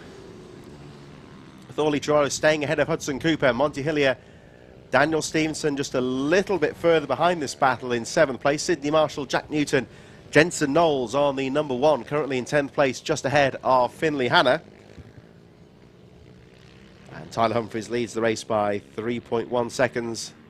Shout out to username here, Lennon Tanner 17. A shout out for Tyler Humphries, who of course is running very well at the front of the field, has just set the fastest lap of the race with 47.22. As again, Hudson Cooper fending off Monty Hillier as they make their way round towards the final couple of corners. You can see the sun beaming down on the Whilton Mill circuit. It's not particularly warm out there, so the track is slowly but surely drying out. And we talked to Derv earlier on. He said that slicks might be too much of a gamble this afternoon. We shall wait and see as the day goes on, but certainly intermediate tyres would be a shout out, because it's going to get hot enough soon for the full wets just to burn up on the track. As we look a little bit further down here with the battle between Sidney Marshall and Jack Newton having a peek over it on the inside. And just coming over the line now is Jensen Knowles on the number 1 any moment now. This is his first ever race today, so great to see some new riders taking part. As nice little move down the inside there from Jack Newton on Sidney Marshall. Jensen Knowles should be coming up towards Christmas Corner very shortly, just ahead of Finley Hanna. And as Jason said, Jensen Knowles, it's his first ever race. He's just transitioned over from motocross, so making the move from dirt to tarmac. And this is a whole different ball game, you would say. Of course, even the bikes are these sort of mini GP style machines, very different proposition. As we look through the top corner, into the boot they go, that leading group once again, as still the 217 of Hudson Cooper battling away, and it looks like Monty Hillier has finally got through. It's been a close battle for most of the race here, and for Monty Hillier, the pressure pays off now as he moves in towards 5th place. Tyler Humphries over the line, maintaining a good pace out there at the front on the number 19, Wilson Dilks, still in 2nd place. The gap 7.1 seconds. Luca Wilkinson 3rd. Then it's Thorley Trevorrow in 4th on number 42. And as you can see on your lap charts, Monty Hillier has made the move into 5th place from Hudson Cooper. Daniel Stevenson and Jack Newton just a little bit further behind. And of course, Monty Hillier, the son of a famous rider, James Hillier, top Isle of Man TT rider, and very notable name, of course. And Monty Hillier actually started last year, and he's just been slowly but surely picking his way through the field and starting to make his way towards the sharp end now. He's got past, of course, Hudson Cooper. He's been getting some good results as 2021 goes on. Certainly seems to be increasing the pace as he gets more and more experience. But the man to beat at the moment is the number 19 of Tyler Humphries. Still as you were really at the front with 3 laps to go. Wilson Dilks in 2nd place, Luca Wilkinson 3rd, Thorley Trevorrow 4th. Then it's still Hillier from Cooper, Stevenson, Jack Newton in 8th place, Sidney Marshall. I think Jensen Knowles has just fallen off the lead lap from Finley Hanna as well in 11th place. Being closed on by the leader, Tyler Humphries. So 3 or 2.5 laps to go to be precise now as Tyler Humphries leads the way. And there is Jensen Knowles on the number 1. Just doing the right thing here, using his own lines, running his own race and letting the faster guys find their way past. So Jensen Knowles leaving the door open there for Monty Hillier, laps him. And again, there we see Jensen Knowles on the number 1, just holding his line round the pit bend as Hudson Cooper switches to the inside and gets past him on the traction out to the final corner. So good riding there from Jensen Knowles, and as we say, this is his first ever race. Just come over from motocross, and like I said earlier in the race, of course, this is a whole different ball game, you would say. Looking quite good out there. He's currently in 10th place, staying ahead of the number 13 of Finley Hanna, and I think he's got about a 7-second gap on the 11th place rider. So Jensen Knowles heading in towards Inkermans as the leaders make their way down the hill. There was Thorley Trevorrow still running strongly in 4th place. Hudson Cooper charging, trying to get past with Monty Hillier. And look out for Hillier here as the leaders go on to their final lap. Monty Hillier on the number 37, really on the move here. He's left Hudson Cooper behind, and he is starting to put the pressure now on Thorley Trevorrow. Over the line they go. Trevorrow in 4th place, Hillier in 5th. Tyler Humphries, Wilson Dilks and Luca Wilkinson looking quite comfortable at the front as Monty Hillier aggressively racing up towards Christmas Corner. There's Luca Wilkinson. Getting past the 9th place rider, the number 461 of Sydney Marshall, looking comfortable in 9th place as Tyler Humphries makes his way around the final few corners. Number 19, Tyler Humphries, closing on a victory and takes the checkered flag. So it's a race win for Tyler Humphries. It's going to be Wilson Dilks in 2nd place on the number 85. There goes the 135 of Jack Newton. Wilkinson 3rd. But there is your race winner, Tyler Humphries, with a great ride there, securing the checkered flag. So Wilson Dilks, of course, 2nd in the race, looking to wrap up the championship, and I think he may have done enough there actually for 2nd place. So well done to Tyler Humphries to take the win. Wilson Dilks with a very important 2nd place. Might be enough to secure the title there. So Wilkinson 3rd, Trevorrow 4th, Hilliard just behind him in 5th place, Hudson Cooper 6th, Daniel Stevenson, Jack Newton, Sydney Marshall, Jensen Knowles in 10th place, and we just saw the number 13 of Finley Hanna bringing it home in 11th place to round out the field. And we move on to our next race in association with Cymoto Mini Bike 140 Group B, about to get underway.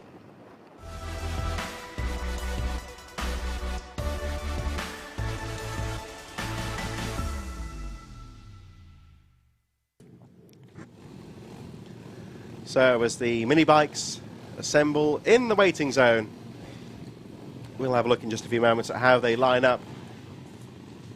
This, of course, one of the big classes here as everyone makes final preparations in the waiting zone, making their way out onto the track in just a few moments' time.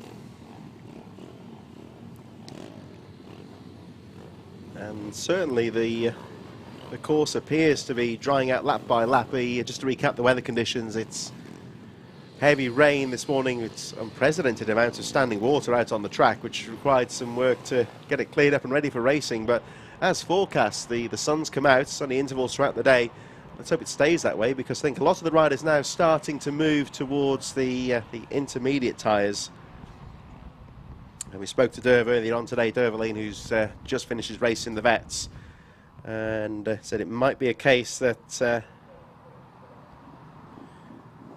you would say that it's going to be too wet for the slicks, but we shall see. Let's have a look at the grid, how they line up. Harry Clark from Rob Overend, Kevin Clark and Chloe Jones, Carl Walton, Stephen Humphries in 6th place, Tommy Almond, Andrew Rayfield, Bradley Parr 9th from James Walker, Adam Weston and Michael Briggs 12th position, Joshua Crew, Mark James Cockfield, Paul Mitchell, Tom Wise, Tom Swift and Harry Pell in 18th position, George Wood in 19th, Danny Cohen and Zane Parr.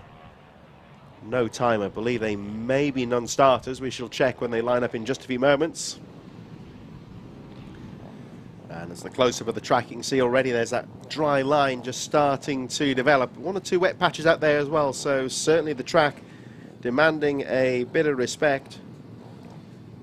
Riders now lining up, and we're about to get this first race of the day underway for Mini Bike 140 Group B.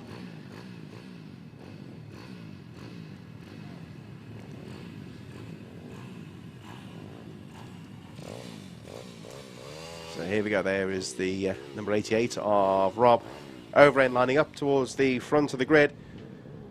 Joshua Crew down talking to the marshal there, the chief starter, just making sure everything's all set up before the race gets underway. So whether there's been a bit of an issue with the grid possibly, the start has been paused for a moment. The rider's kept on standby, so if there's a risk of a mix-up on the grid possibly, or a bike issue or something there just causing a brief pause, but now we're ready to go. And in association with Cymoto's Mini Bike 140, first race of the day gets underway. Looks a good start as Rob Overend and Carl Walton lead them through into oblivion for the first time.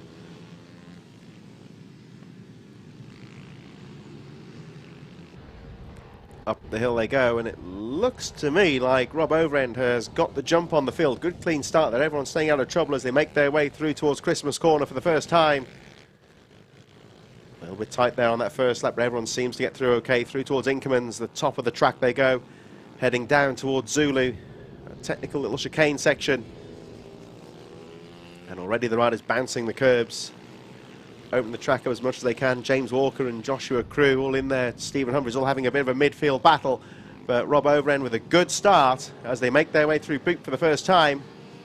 down to the final corner, and over the line they go. So your race leader is the number 88 of Rob Overend from Carl Whilton in second place. Adam Weston with a good start into third.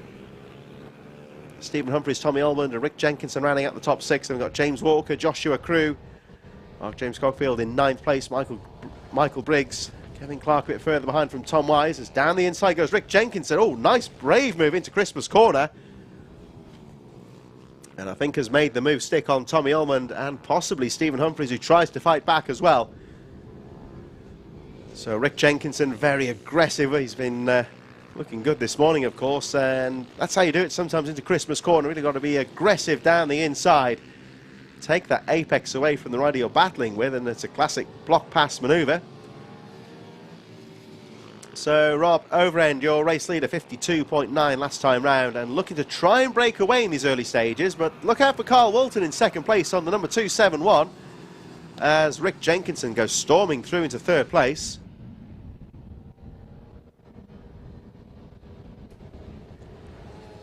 Yeah, the rider to watch out for here, I think, is Rick Jenkinson. Fastest lap of the race, 51.050. 3.5 seconds adrift on the race leader, Rob Overend. As trouble here for number 39. That's Joshua Crew that's gone down. This is just coming out of oblivion. Looks like he's got the bike going again. It's really wet and boggy in that part of the track as well, so you can see it on the leathers, all the mud. Just got to try and get the machine started and underway. There's another rider caught up there as well. Just trying to get the number on that machine. Pause on identifying that rider just for now.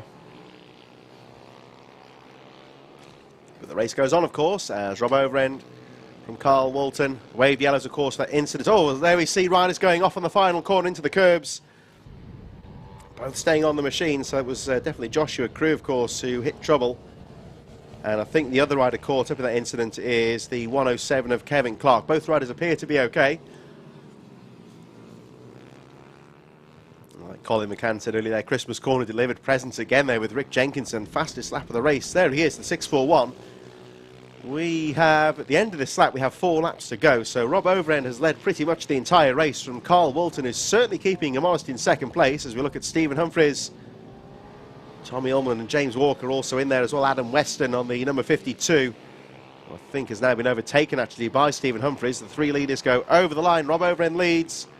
Carl Whilton second, Rick Jenkinson third. Then the battle of 4th place. Humphries from Weston, Tommy Ullman in 6th place.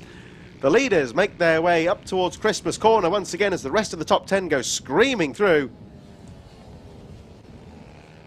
Let's have a look at this battle of 4th as Ullman has a look down the inside. Oh, I think he may have made the move stick there on Adam Weston. The riders getting very aggressive into Christmas corner as that battle of 4th makes its way down through Inkerman's. 1.4 seconds covering the top 3. There's Humphries clear in 4th place now. Adam Weston and Tommy Ullman battling for position a bit further behind for 6th place. As Rob Overend leads them down towards the final corner, closely followed by Carl Whilton and Rick Jenkinson, all very close to the top 3. Stephen Humphries just dropping out of the shot there, still there in 4th place. It looks like Danny Cohen might be closing up actually as well in 8th position on the number 91. Mark James Cockfield in 9th place as we look towards Christmas corner. And the top 3, look at this sweep on the outside there from Rick Jenkinson, trying to get past Carl Whilton, who's got the line into the corner and holds on to the 2nd place. So 2.5 laps to go here. Down towards the final corner, and Rob Overend guarding the racing line as they make their way through boot once again. Tom Swift and Keith Innes, 14th and 15th place, just going through. Last riders on the lead lap at the moment with 2 laps to go. As Overend rides defensively. Oh, trouble there for the 520, I think, of Harry Pell, who's gone off on Eggs of Oblivion in the wall. There's another rider caught up in trouble as well. And, it's going to get tasty here into Christmas corner. Now, Rick Jenkinson down the inside of Rob Overend, and Rick Jenkinson and Carl Whilton all battling for the lead. Looks like Whilton into 1st place now. Jenkinson trying to find a way through as they make their way. Oh, great move down the outside there from Rick Jenkinson down through Zulu. And Rob Overend, the early race leader, drops to 3rd place, but we've still got 1 more lap to go. Stephen Humphries, I think, is another rider who can't be written off in this race. He's in 4th place and catching the leaders last time round are all fighting for position. Look at the back of your screen there. There's the number 241. Stephen Humphries waved yellows as the last lap flag goes out. So Rick Jenkinson, the new race leader, has another rider. Oh, is that? That's Stephen Humphries, I think, that's gone down on the final corner, and another rider in trouble. That's Rick Jenkinson, the race leader. Rick Jenkinson's gone down on the exit of Oblivion. Looks like he's kept the bike running. So two of that lead group dropping out on the final lap as he gets back onto the circuit now. So I think that will give Carl Whilton the lead with Rob Overend right on his tail. That will promote, of course, Tommy Ullman and James Walker. They're all fighting for position here with James Walker and Danny Cohen in there as well. So Carl Whilton and Rob Overend battling for position up towards the final few corners. Go the lead group. And still that great battle of fourth place leaders now making their way down towards the final corner as we wait for the checkered flag. Who's it going to be? There goes Keith Innes and Tom Swift, but it's going to be Carl Whilton that takes the checkered flag from Rob Overend by 9/10 of a second. Danny Cohen on the final lap screams through into third place. James Walker in fourth place from Tommy Ullman. Mark James Cogfield into sixth position. Michael Briggs in seventh. Adam Weston, eighth position. Waiting now for Rick Jenkinson. I think that might be him there. Yes, it is. It's a shame for him. He has to settle for ninth place. And another rider who hit trouble at the end there, Stephen Humphries, was running so well. He has to settle for 10th position. Rest of the field then made up of George Wood. We've got Keith Innes and Tom Swift having their battle on the final lap. Tom Wise, Harry Pell, Joshua Crew, and Kevin Clark. Those two riders, of course, they hit trouble earlier in the race and appear to be retirements. But Carl Whilton taking the checkered flag from Rob Overend in a very closely fought race. There go Keith Innes and Tom Swift. Plenty of action out there then as we move on to the Cymoto Mini Bike 140 Group A underway in just a few moments.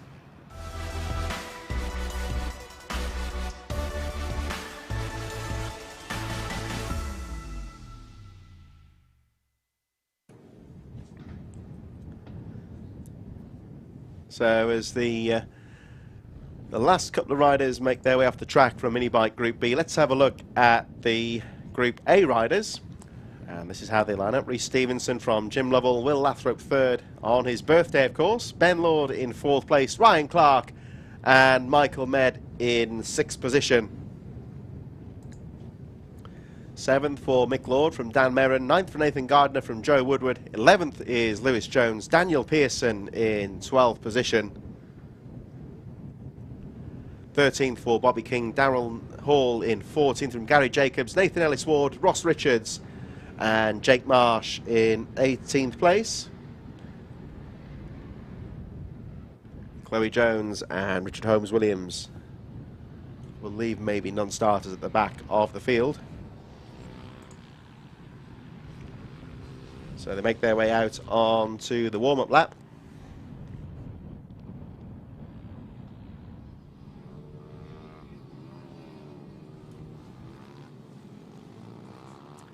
Let's turn our attention, of course, to the Mini Bike 140 Championship.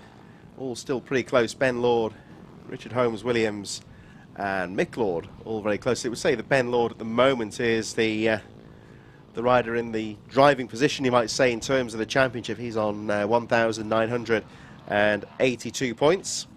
This is the penultimate race of the first block of racing. We've got the OMG Racing Mini GP 190s and 70s coming up very shortly.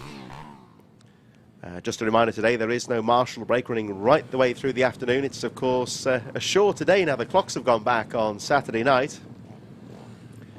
The advantage, of course, of the Zulu circuit is that it's shorter. It is fully floodlit as well, so if the daylight starts to fade later on, and the track is, of course, fully floodlit as well. Matt Videos watching from Dubai, well, which I'm sure is a lot warmer than here in Northamptonshire. As we wait for the riders to line up, there's Nathan Gardner next to the number 46 of Joe Woodward. Red lights are on, and away they go.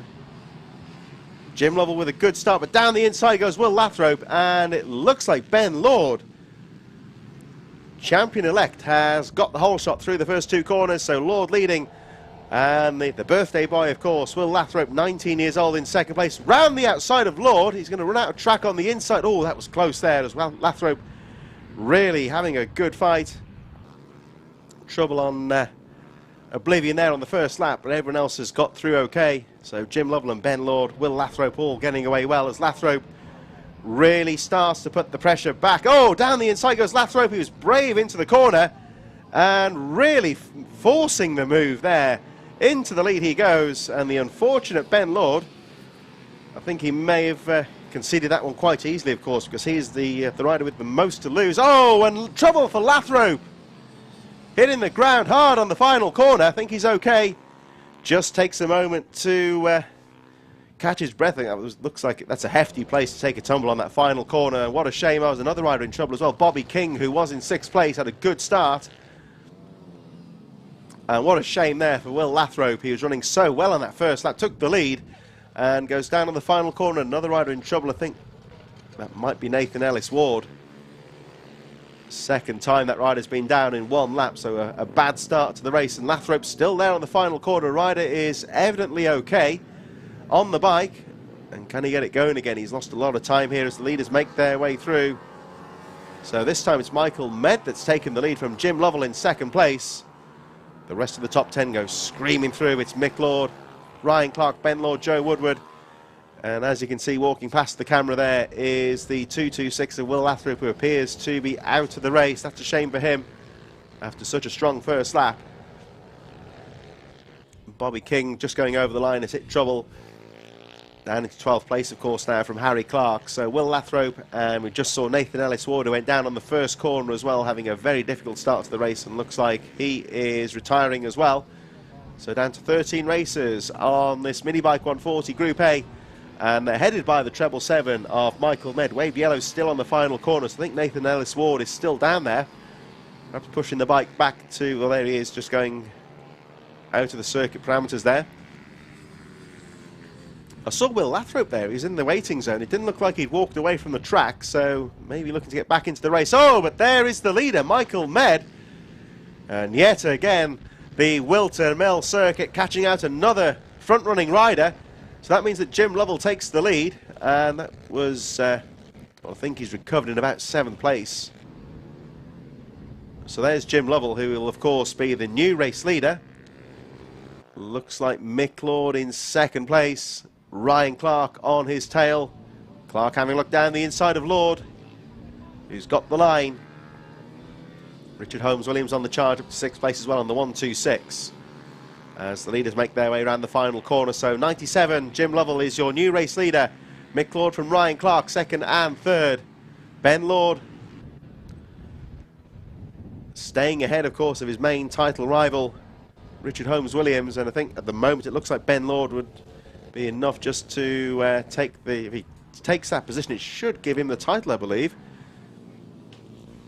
And now looking out of the commentary window here, a few spots of rain on the window panes here, so it is starting to rain once again.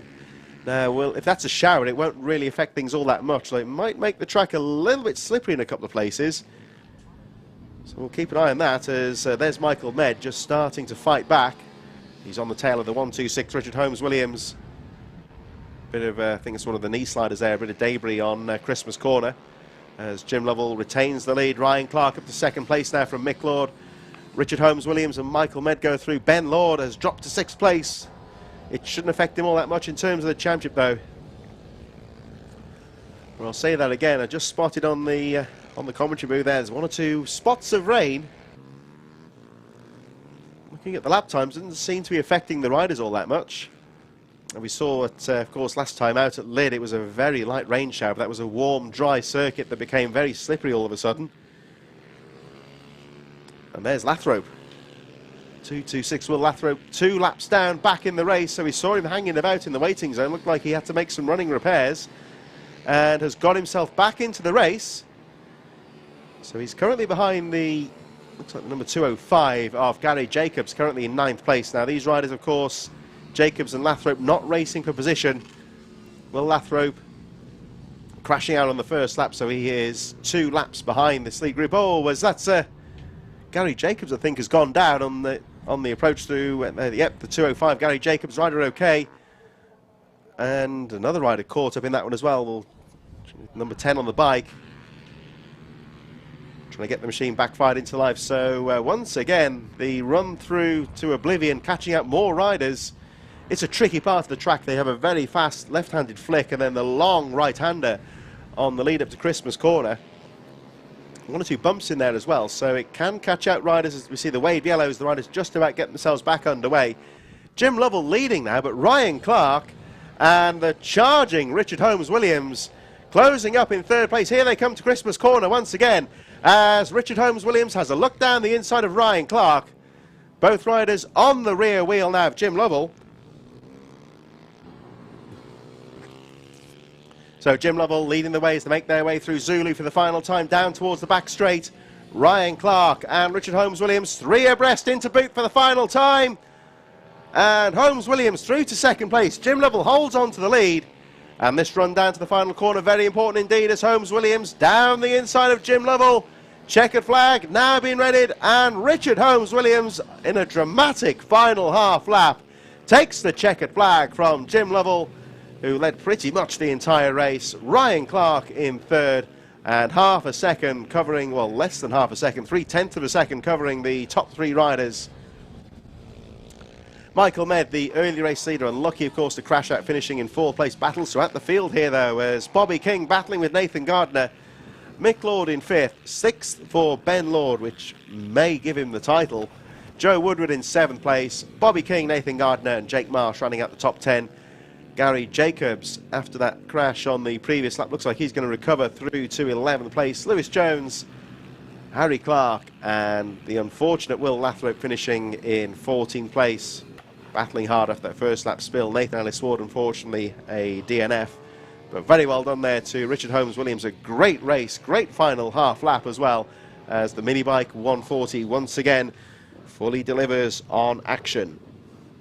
We're going to move on to our next race of the day in just a few moments in association with OMG Racing. It's the Mini GP 190s incorporating the Bucci Cup, and they'll be underway in just a few moments.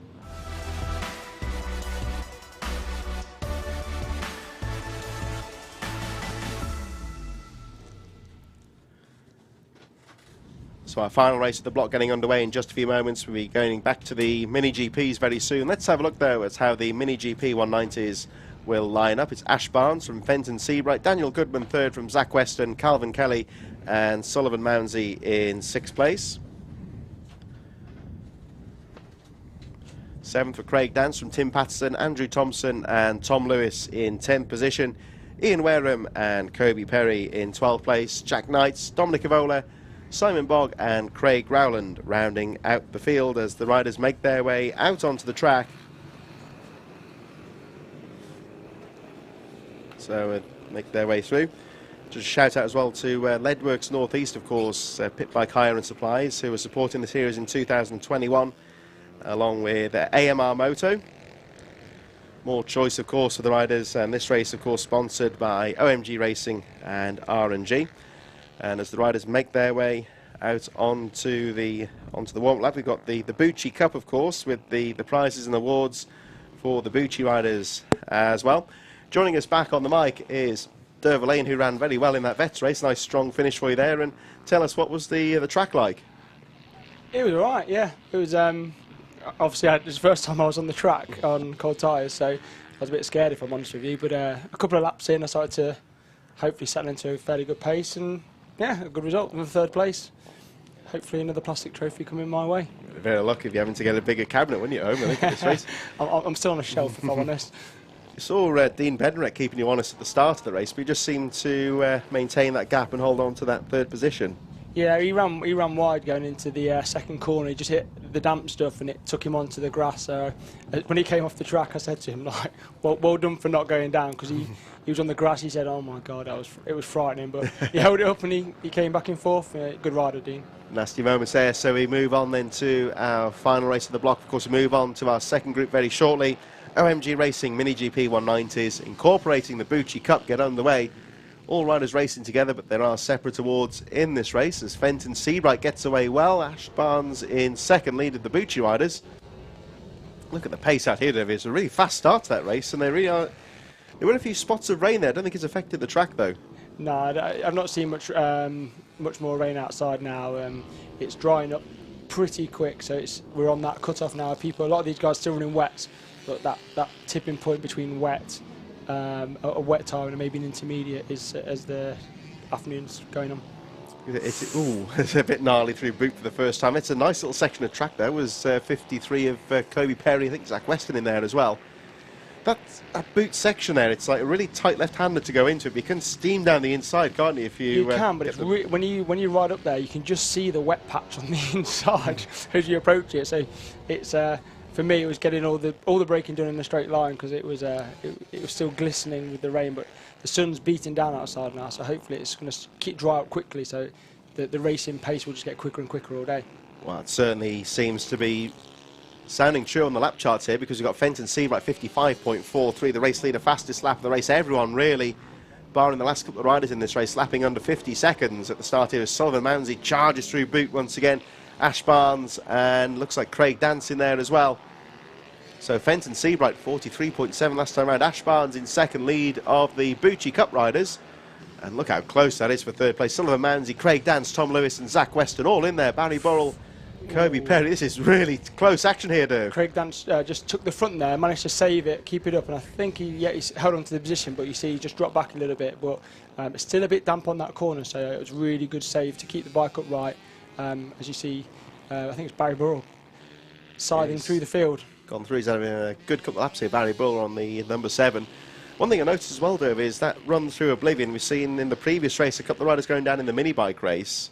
A couple of the riders towards the front of the field as well, as we see. Look how nasty that cloud. Let's hope it bypasses Whilton Mill, I think. Stays on the, I can stay on the M1, that one, I think. Yeah, that one can stay on the M1. Oh, Ash Barnes has gone down on the final corner. Hopefully no one hits his bike. Oh, that's a nasty spot there. It's right on the racing line, isn't it? So the marshals have the waved yellows, of course. Yeah, hopefully we'll get that up. I think that bike's, don't think that'll be going on, but he's crashed out of second place, so...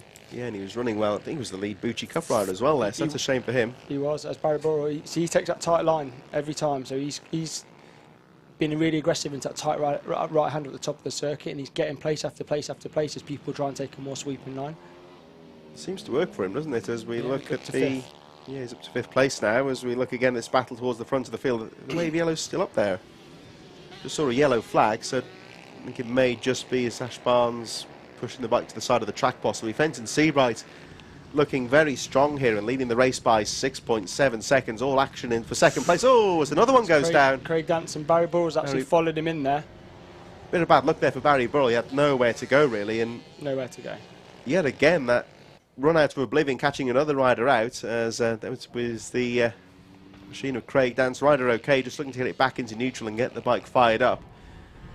Let's not forget, of course, that part of the track literally was underwater this morning, so... yeah, there was a small pond down there earlier on this morning, but it has dried out. There is a dry line, but as I saw in my race, you go off it and you just can't get the drive, so it just pushes you further wide and wide and wide. And in the wet, it just... Yeah, if you nowhere to go. If you get it wrong, it just pushes you out, doesn't it? And then I suppose, like you see there, if you're not careful, you're off the machine. As you see the wave yellows for Craig Dance, and I think Barry Burrell did get back underway. Is that Dance still stationary on the grass by the looks of things as the leaders get back on the pace? Fenton Seabright looking good, leading by 8.4 seconds.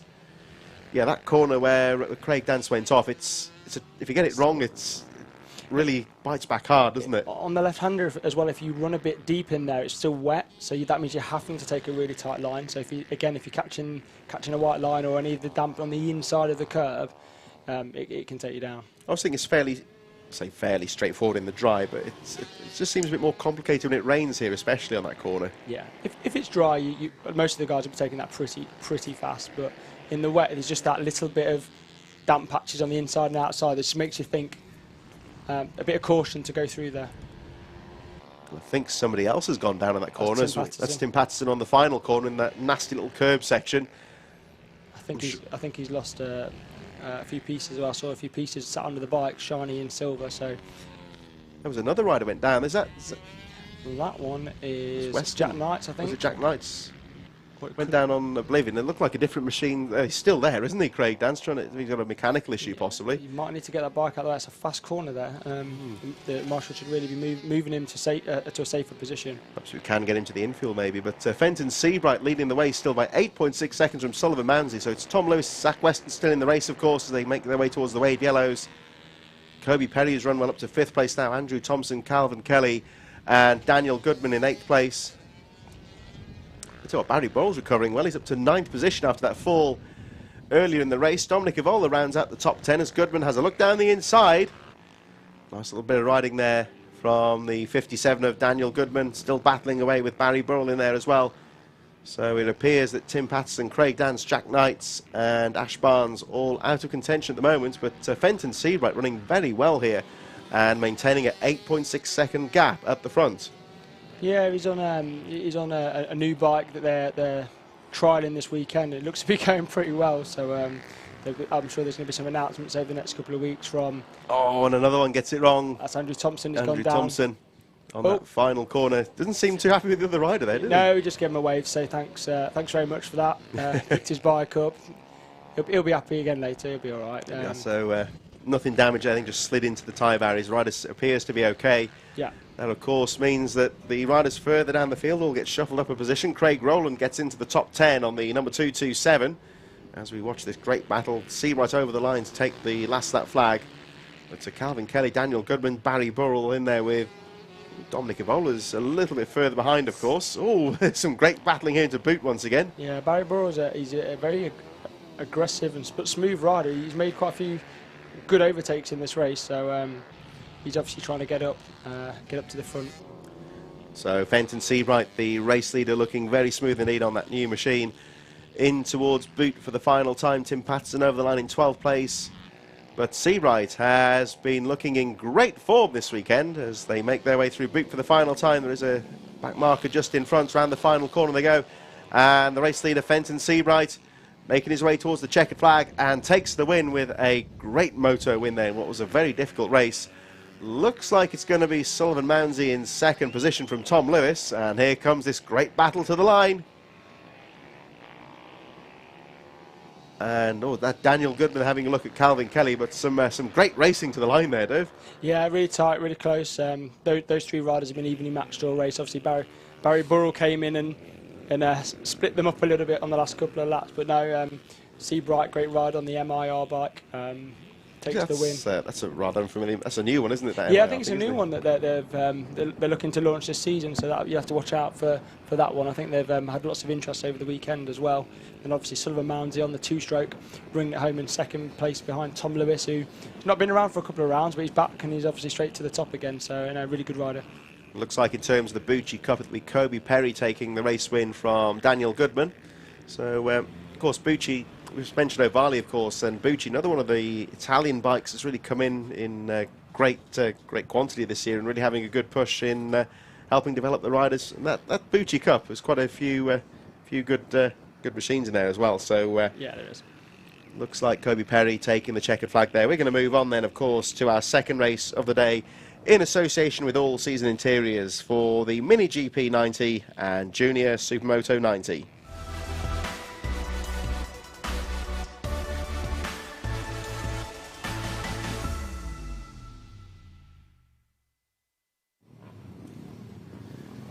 So there they are in the waiting zone. Thanks, of course, to All Seasons Interiors for their support in 2021. It's the Mini GP and Junior Supermoto 90 about to get underway. Very close in terms of the championship, of course, between Jack Hamilton and Travis Shaw in this one. So we look forward to seeing how that one develops as the day goes on.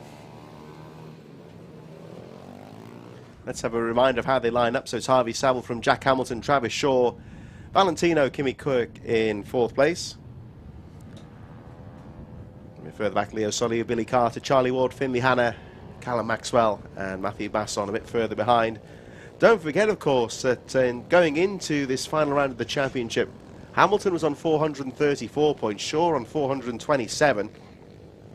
But in a bit of a collision, of course, Hamilton went down and I think he may have just conceded the lead of the championship to Shaw. So a dramatic first moto, and I'm sure that Hamilton will be looking to fight back as they make their way down through Zulu on the warm-up lap down towards the start line. Thanks, of course, then to All Seasons Interiors, involved, of course, in the renewable and energy efficiency industry, and supporters of Hudson Kai Cooper, who has been on top form this year as well. And I think he's another one as well that's really seems to have gained experience throughout the year and really made his way through the field. Yeah, absolutely. I mean, all seasons have come in this year, so a new sponsor to the championship, and that's what you want. You want new companies coming in and making their name within the championship, and obviously giving some support to a rider, and that rider really is going from strength to strength this year. So it's a really positive year, and hopefully he'll continue on to do that. This race is going to be interesting because obviously Hamilton and Shaw are fighting for the championship, and Hamilton came off last race. So this one is an important one. Yeah, he lost about 4 or 5 positions, I think, to Travis Shaw. So certainly not the end of the world, as we get a little hello there from the 127. That's Charlie. Charlie, of course, and racing. Charlie Ward. I think we spoke to him earlier in the year, of course. We just had an update actually from Colin McCann, who's following the Hamiltons.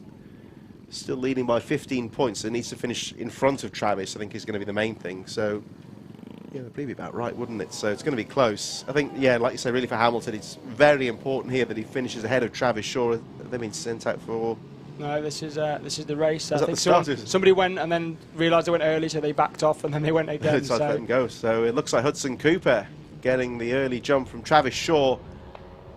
So look out for number 4 in this race, Travis Shaw. We're going to see where Jack Hamilton is in about 6th place. There he is with the orange and white helmet in about 6th place. Yeah.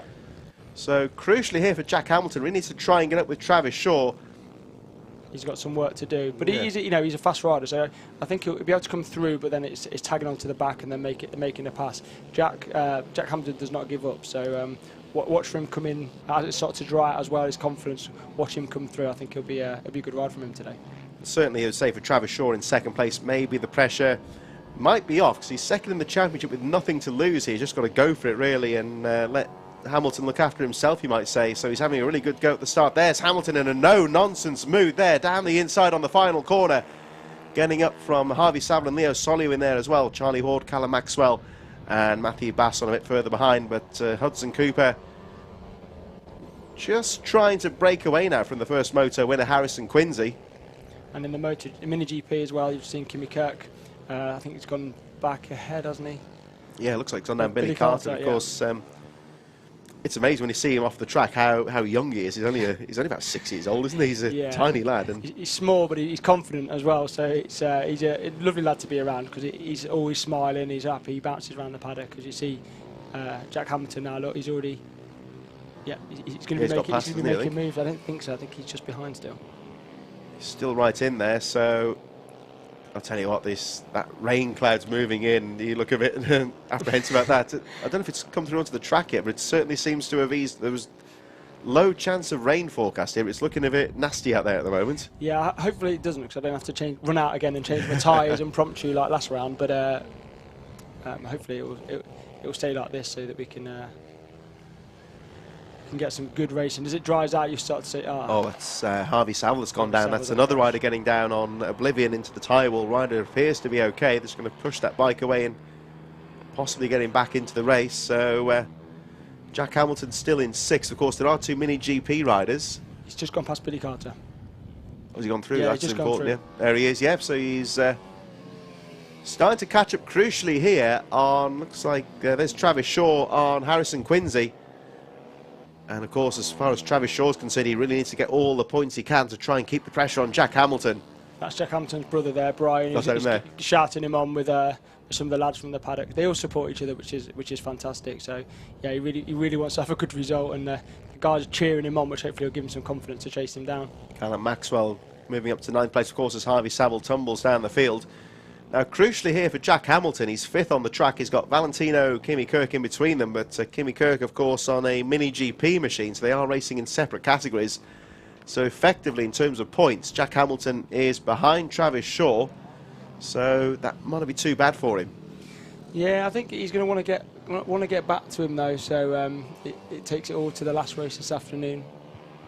Yeah, it's going to be tight, that one, because he will just pull a couple of points here, Travis Shaw, if things stay as they are. He will, of course, desperately try and want to get past Harrison Quincy as the rain once again starts to fall. And I think we'll be pondering which tyres to go for here, because I don't know what it's going to be like here, because if we cast our minds back to Lyd, it was a fair, for this time of year, fairly warm. You see the actual slippery track flag there, can't you, going out to warn them, I think. This track, like I said, this track, if it's raining and it's wet, it's grippy. If it's dry, it's grippy.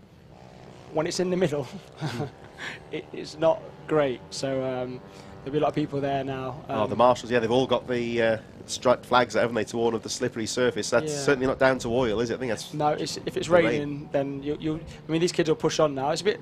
Is it mental rain or is it coming down heavy from inside where we are? We can't see, but hopefully it's not too bad and they all stay upright. So it's just a shower then. As of course, remember at Lyd last time out, it was barely a rain show. It was just enough to make it like really slick and slippery. Yeah. I think it was that more to do with the weather conditions being warm and the track fairly warm anyway. Yeah, it's always going to get tight in it. Oh, I tell you what, Travis Shaw, he's got the championship on the line here, keeping the pressure on Harrison Quincy. The leaders make their way up towards Christmas Corner once again. I think that's Callum Maxwell in 9th, about to be lapped by that lead group. Oh, as he just spots Travis Shaw. I think it was a nervous moment for Travis. Just side up mid-corner, just what he needs when he's riding around if it started to rain anyway. But Travis keeps looking behind. I don't know if that will slow him down a bit. He needs to be focused on what's ahead of him. Yes, this is where it's going to be tricky now. I think he's feeling the pressure from Jack Hamilton almost here, isn't he? Because he's charging. Stop checking the shoulder and just keep concentrating on what's in front of him. Keep the bike upright because he's in a strong position. Jack's the one that's got to make the moves here. As Hudson's pulled a 6-second lead at the start, so he's got his head down. So you must know as a race, that's sometimes the worst thing you can do is start looking behind you and worrying too much about who's behind you sometimes. I think it's a habit. I think some people just do it and then people after will say, what are you checking behind you for? Stop checking behind you, but it is a habit. Travis Shaw, though, in a no-nonsense mood here. He's fighting back down the inside of Quincy, but fails to make the corner, and Quincy holds on to that second place. But Travis Shaw, well, he's certainly regrouped here, and nice move around the outside. He's going to try and get the switchback coming out of the hairpin down towards Zulu. It's going to be difficult to make a move down here, but he's all over the back wheel of Harrison Quincy. And you have to give Travis Shaw full credit. That's a very difficult part of the track to make an overtaking move, Ron, but he's certainly not giving up here. Yeah, but you can also see at a young age, his racecraft there with him taking slightly different lines, keeping himself out of trouble, trying to get up the inside, doing everything he can to get past young Harrison Quincy. He's doing well. He's fending him off. I think Travis has got a bit more corner speed than Quincy at the moment. So Travis Shaw very briefly, the finest of margins into second place over the line, but Harrison Quincy, of course, had the line into the corner and retains that position. Look at Travis Shaw hanging over the back wheel of Harrison Quincy. Hudson Cooper clearing away now the gap, 8.6 seconds. He's not too bothered at all about this battle of second place. As Valentino Kimi Kirk, leader of the Mini GP class, starting to close up, pursued closely by Jack Hamilton. And Hamilton, of course, just about leading the championship from Travis Shaw, who has a look on the back wheel, trying to get past Harrison Quincy, desperately needs those points. I think we can forget about, barring disaster here, Hudson Cooper. He's really cleared away at the front. He's got his own race with 2 laps to go, but all the action here for second place is, that looks like Travis Shaw's taken the position. Yeah. Yep. So Travis Shaw's just got ahead, which will do his championship a world of good, and now he's just got to push on and hope Harrison doesn't take him back, as you see Charlie Ward there.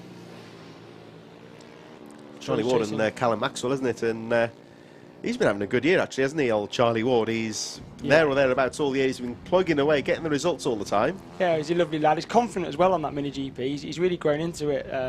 He's got comfortable. He's starting to get quicker, as you can see. His head down on the tank.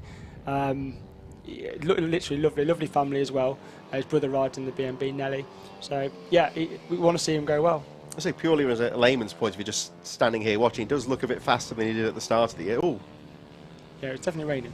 Yeah, there's nice little spots there, and isn't it? He's a confident little rider, isn't he, Hudson Kai Cooper? He doesn't look bothered by this at all. He's running his own race here at the front. Well, I'd have thought he'd have had wets on anyway, so he'll keep plugging away and keep pushing. Hopefully, like I said, with being a last lap, hopefully he keeps it up and he rides sensible. He's got such a big gap. Taking his time as he sweeps past the 10th place rider, number 2, Matthew Basson. Looks like Harvey Saville out of the race early in that after that fall. Rider okay, but evidently had some sort of mechanical issue. Hudson Cooper makes his way down towards boot for the final time. Crucially, of course, Travis Shaw has now made that second place stick. Harrison Quincy third. Valentino Kimmy Kirk leading the Mini GP riders in fourth. Yeah, I think he just gave a little nod to his dad who was on the side of the track to say, I've done it, and he's going to stand up as well. He's happy with that. Yeah, he looks pumped with that one, doesn't he? So Hudson Cooper wins the Junior Supermoto 90 class. It's going to be Travis Shaw crucially in second place, Harrison Quincy third, and Mini GP winner is going to be Valentino Kimmy Kirk, just ahead of Jack Hamilton. And I'll tell you what, that Junior Supermoto is about 15 points, I believe. Jack Hamilton's leading the series, so it's going to be tight with one race to go. And look at this rain as well. This looks like more than just a shower as well. So what ties you got on at the moment? So I've actually still got my wets on, which is convenient. That's all right. But I've also got some Inters sat in tyre warmers as well, just in case I need to swap them over. So yeah, it's looks like they're celebrating. Have they won it? Possibly. Of course, there is one more race to go. So of course the thing is they're just running out of races as well. So I think that might have been enough for Jack Hamilton by the looks of things. It would appear so. They're putting on the T-shirt, so barring any count back or anything dodgy, then looks like you may be champion. So well done to the Hamiltons. The family come over from Ireland every round. Really committed. All the kids race. A really nice bunch. So yeah, it's gonna be nice. Kimmy and Jack, champions together, will go round and ride the last bit together if they don't stall. There we go. So there they go. So that's the two champions. Of course, Valentino Kimiko pretty much had this thing wrapped up anyway in his class, but fairly close there for Jack Hamilton. And yeah, we thought it was going to be close there. But certainly looking at this, he's done enough to wrap up the title. Yeah, how cool is that though, to see two young kids, both champions, riding around together at such a young age. So there we go, Jack Hamilton. Unless they crash into each other. Yeah, be careful with that one. Done all the hard work and won the title, and then took each other out of the inlap. He's desperate to get this fist bump going. Look, I can see. There he is. This is the point. Oh gosh. Yes, well done. There we go. So of course, Valentino Kimmy Kirk. We got the sponsor on the time there. Of course, Acosta Riders Factory and current trainer coach of Pedro Acosta. So he's an impressive little resume there for him.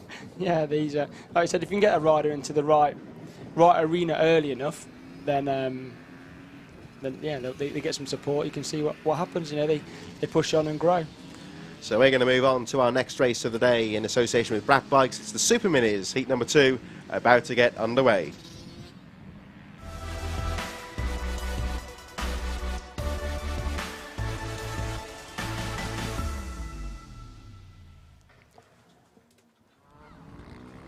Let's have a look at how they line up then. So it's Jack Bednarek from Jordan Pritchard, Richard Holmes-Williams in 3rd place, Lawrence Wardle, Robin Kyle and Howard Taylor in 6th place. Mercy Vasselkan in 7th from Andre Toda, Casey Hanby and Luke Weston in 10th place, Charlie Hopkins 11th from Nathan Smith in 12th, Robert Corbazan, Reece Stevenson, Joe Dickinson, Alan Brooks. And 1 or 2 non-starters here look like Joe Dickinson, Alan Brooks, Ryan Tyers not taking part in this second moto of the day for the Super Minis. Final, of course, later on today as they make their way down to the line. So Richard Holmes-Williams pretty much with one hand on the championship trophy, you would say.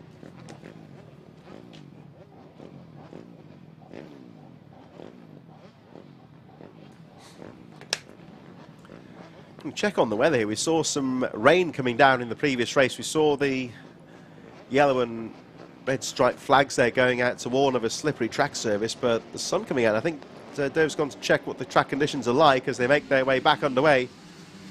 Bednarek with a good start from Jordan Pritchard, Lawrence Wardle, Richard Holmes-Williams in there as well. So up towards Christmas corner they go for the first time. Good start there from Jack Bednarek. 2nd place for Jordan Pritchard.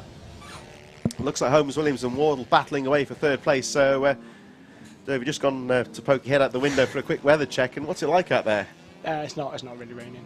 So it looks like it's passed through at least, and hopefully that will stay the case. The track looking great now, actually, as Jack Bednarek looked so good in the first race and getting to the front early on.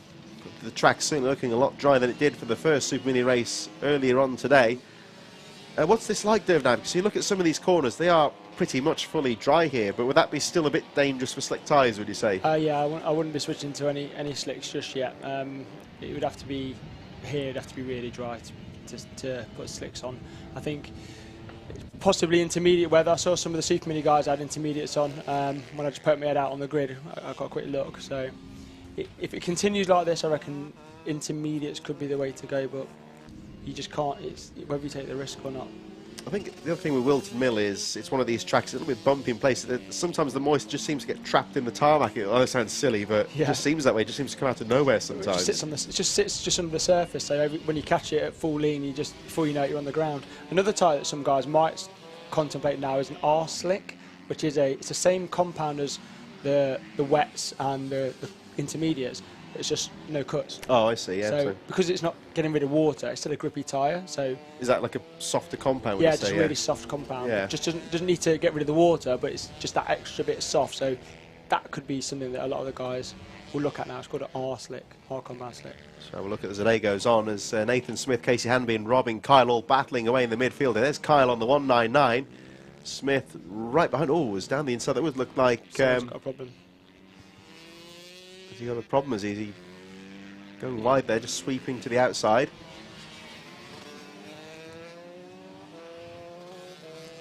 As Smith down the inside through boot. Oh, it's getting close here. It's a technical part of the track there, isn't it? As Robin Kyle tries to break away from this little battle. Down the final corner they go. Nathan Smith right on the rear wheel here of Robin Kyle. Over the line they go. Casey Hanby dropping a few places. Ryan Tyers and Robert Corbazan get through. And up towards the top corner, Howard Taylor into the top 10 as well. Just going back to the Mini GP and the Junior Supermotos remote, had a shout out here that, of course, Jack Hamilton, only 8 years old as well for a newbie. That's a good showing for him, isn't he? Who's just won the title. He's only young, he's tiny as well. So, although he's walking around with a black eye at the moment, he said he kicked his stone into his own face and gave himself a black eye. But he's a champion now, so that doesn't matter anymore. That's all about the championship T-shirt, of course. As back on track, though, Chad Benrek leading the way. Just focusing on this battle here with Nathan Smith, and it looks like Ryan Tyers coming through the field as well with the 25 of Robert Corbazan. Two strokes. There's a whole mixture of bikes here. We've got the CRF 150 that Nathan Smith's riding, the KTM 85 Corbazan, and that's one of the... that's a pit bike with a Daytona engine 190, I think, followed by, again, another two-stroke KTM, I think. One of the things I like about this Super Mini class is it kind of started off more as a Honda CRF 1 make class, but then the 85s came in as well. A lot of the riders seem to like the two-strokes. Yeah. And it's a whole mixture of bikes in this race nowadays. Yeah, it's like you said, there's a mixture of bikes, a different mixture of styles of riders as well. So it suits an array of talent, so to speak. And you know, when you've got guys riding pit bikes with engines in which turn slightly different, they're not quite as big. You've got Risu riding mini pit with a 190 Daytona in as well. So it's a real mixed bag, which allows for good racing because you have strengths in different areas. I remember you saying, I think a couple of rounds ago, you were saying about the, you found out what I know about the two-strokes. They got absolutely zero engine braking, so you've got to watch these bikes into the corners. Yeah, I found out to my peril that they don't have any engine braking, which was a disaster for me and the tyre wall. But for those that ride them, they know, and they know they're accomplished riders. So I've ridden 454 strokes, and you jump on a 252 stroke, which is kind of the equivalent bike, and you go charge into the first corner. It feels weird because it just feels like you've got no brakes when you've been used to the 450, the four-stroke. Exactly. There's no engine slowing you down. It's all on the brakes. But you know, when I've ridden some of these bikes, and the brakes are phenomenal. So speaking of the four-strokes, we saw Jordan Pritchard on the Honda CRF 150 moving up a position, getting past Richard Holmes-Williams as Jack Bednarek. A little bit of a shake of the head there, seemed a bit annoyed that Luke Weston wouldn't get out of his way, but... He got caught up there just a little in the end, but I think Richard Holmes-Williams is looks like he's out for a Sunday ride here, as long as Lawrence is behind him. That's the important thing here, isn't it? The 414 of Lawrence Wardle, that's the ride to look out for at the moment. He crucially is behind Richard Holmes-Williams. Yeah.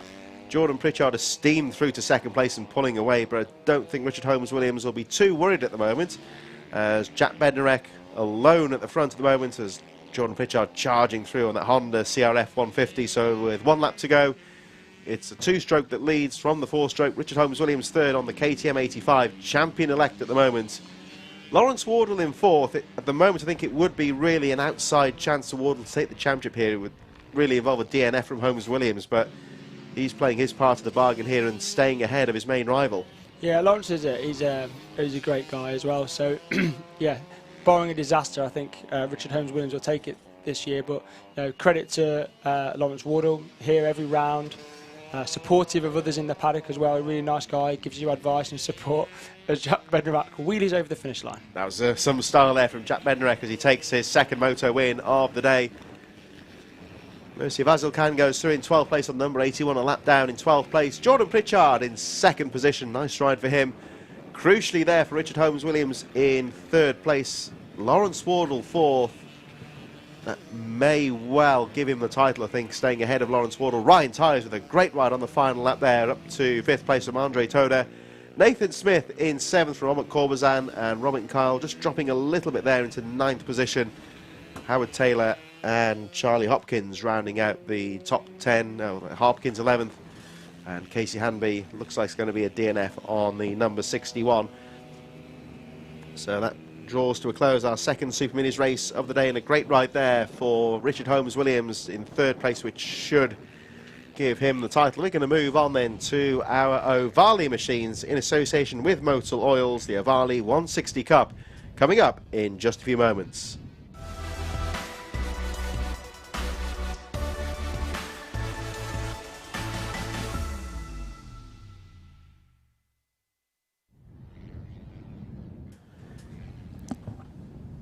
So coming up next, we have the Motul Oils Ovali 160 Cup. We'll have a look at how they line up in just a few moments as we look down on the track from Christmas Corner. It's Lake and Payne from Lewis Mullen, Monty Hillier third, Kobe Perry, Izzy Carter and Dan Deering in sixth position. Craig Dance, Mary-Ann McCartney, and I believe non-starters Thorley Trevorrow, Mason Greasley, well, definitely not Thorley Trevorrow, he's just gone out onto the track, Mason Greasley, George Bowes, and of course, as we know, Harley McCabe sadly is not riding today, had an accident on Friday, broke the wrist. And that's a bit of a shame there, of course, because McCabe's run so well this year, and you'd almost say it's been a bit of a breakout year for him. So to cruel look at the end of the year to break his wrist like that, and I suppose the thing is, of course, he's supposed to be riding in Valencia next weekend, so that's up in the air at the moment. Yeah, so he's obviously he wants to ride and he wants to win. That's that's his mentality. So it was Friday practice. He wasn't pushing on, so to speak, but the changeable conditions caught him out, and what's the chances out of everyone here that it was him? It's really unlucky, but he's at the start of his journey. He's people are trying to get him the right level of support to get him where he needs to get to.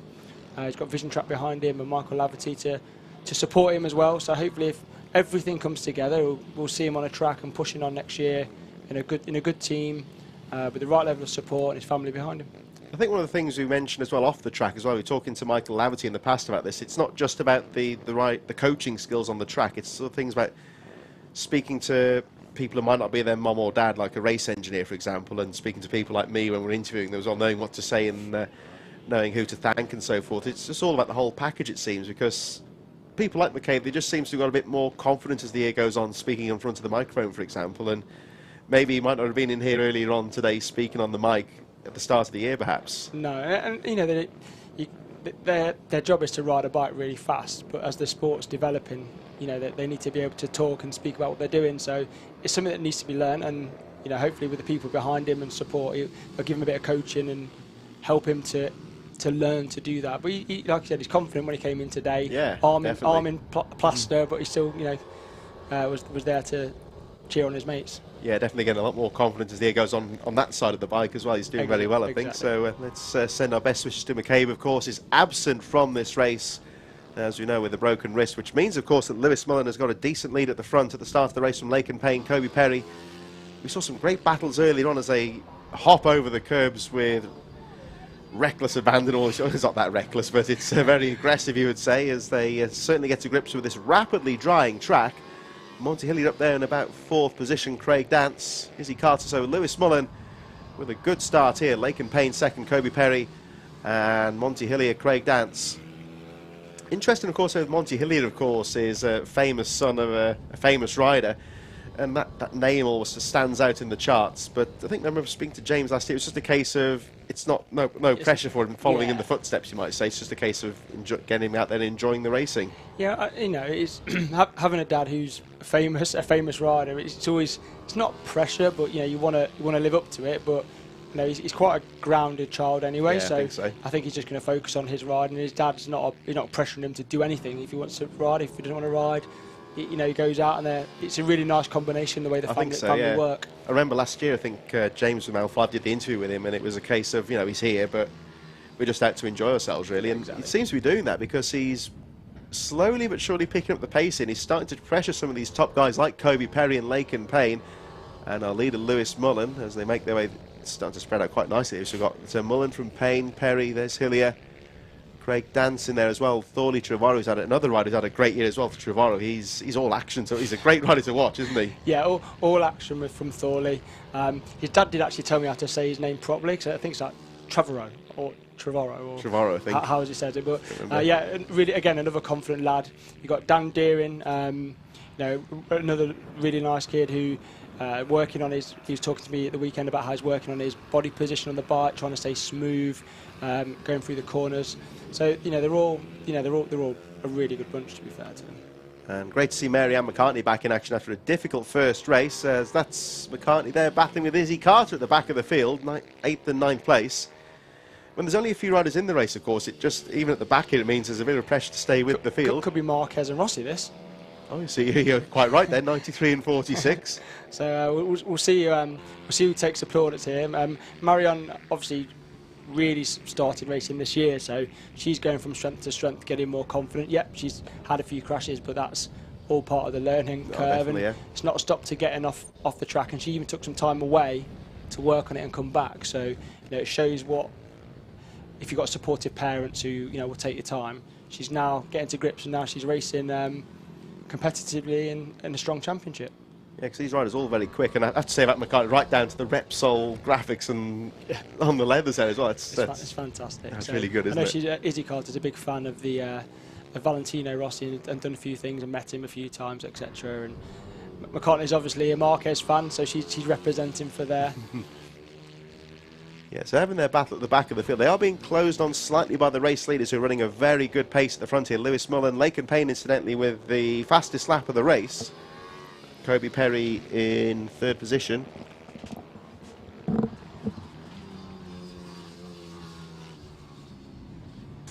So I think actually we're going to say goodbye to Dervaline at this point, who's going to make his way back to the pits and get his bike prepared for his next Vets race. He looks to secure that plastic trophy and that 3rd in the championship. So good luck to Derv as he leaves the commentary point, and we'll see him a bit later on today. And we turn our attentions back onto the track. And Lewis Mullen coming under some pressure now from Laken Payne, who has regripped. Look at the steely determination in his eyes there as he chases down Lewis Mullen into boot once again. We have got 4 laps to do. I think they're closing up on Izzy Carter. Oh, look at that.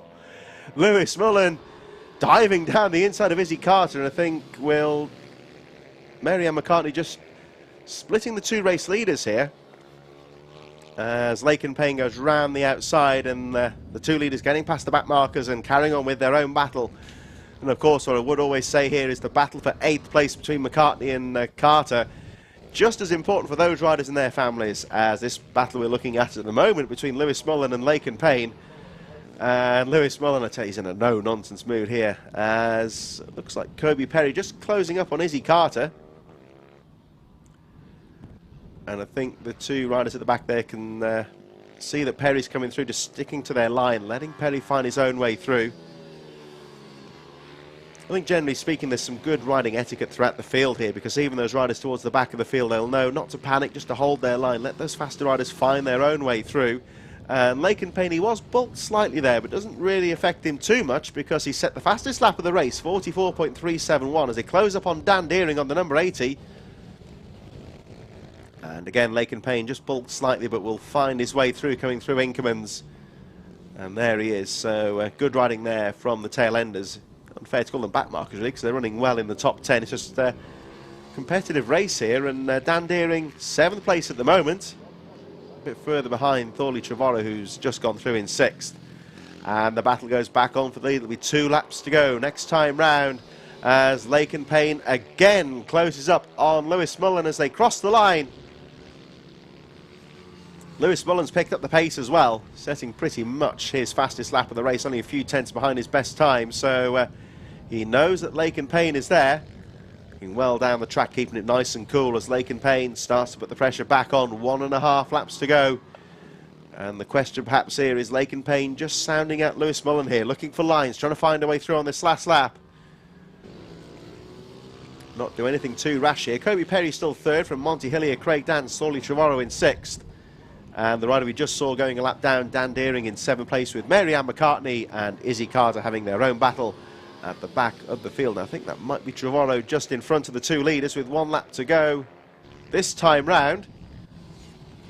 Luckily there for the leaders. I think Trevorrow may well have seen that last lap board, so we'll know the leaders are in front of him. Oh, that was Laken Payne going down, I think, on the court. Yes, it was. What a shame there for Laken Payne. Let's have a look. They get bulked slightly as they close upon the slower rider. And there's a little wet patch on that corner. It's caught another rider out. The unfortunate Laken Payne just seemed to lose the front end rider. Okay, running back to his bike. He's still down there trying to get it picked up. Which means, of course, that Lewis Mullen all of a sudden has got a quiet run to the checkered flag. Through boot he goes for the final time. He's still keeping that concentration up round the final corner.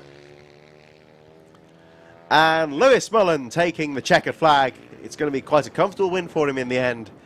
The unfortunate Laken Payne crashing out on the final lap. Rider appears to be okay. There goes Thorley Trevorrow a lap down. So I think that will drop Laken Payne down to 5th place. He effectively, of course, is the final rider on the lead lap, as Lewis Mullen, as you can see, looks very pleased with that victory. Monty Hillier up to 3rd place on the final lap. He grabs his 3rd position. Craig Dance in 4th, so Laken Payne should cross the line if he can get the bike going again to finish in 5th place. Thorley Trevorrow in 6th, Dan Deering in 7th. And here's the battle between Mary Ann McCartney and Izzy Carter. Marquez and Rossi replicas there, you might say, and McCartney just about fending off Carter for 8th position. So the Ovale 160 Cup draws to a close, and we move back, of course, to our mini bikes. It's the Pit Bike Spares Mini Bike 160, race number 2, getting underway in just a few moments.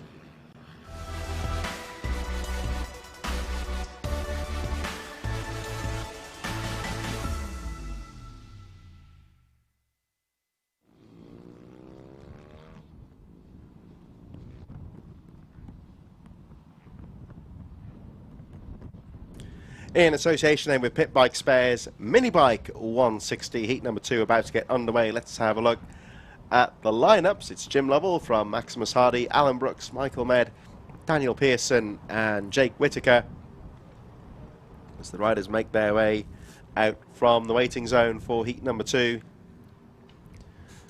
On this rapidly drying track, we'll look further down the grid. We've got Nathan Ellis-Ward, Matthew Davis, Rick Jenkinson and Joe Woodward, Liam Booth, Jake Marsh in 12th position. Ryan Clark, Tommy Champion, Kira Williamson, Keith Innes, Nathan Gardner and Bobby King further down the field. Charlie Hopkins, Julian Gromit a bit further back. Of course, these riders non-starters: Andrew Jones, Ross Richards, Rob Overend and Lewis Jones not expected to be starting this race. And one thing, of course, we are noticing with this track, there are 1 or 2 nasty little wet patches there to potentially catch out the riders. But if you remember at the start of the day just how wet this track was, it was quite literally underwater in places. But it's as expected with the sunny intervals that were forecast. There was a little bit of a minor rain shower about 20 minutes ago.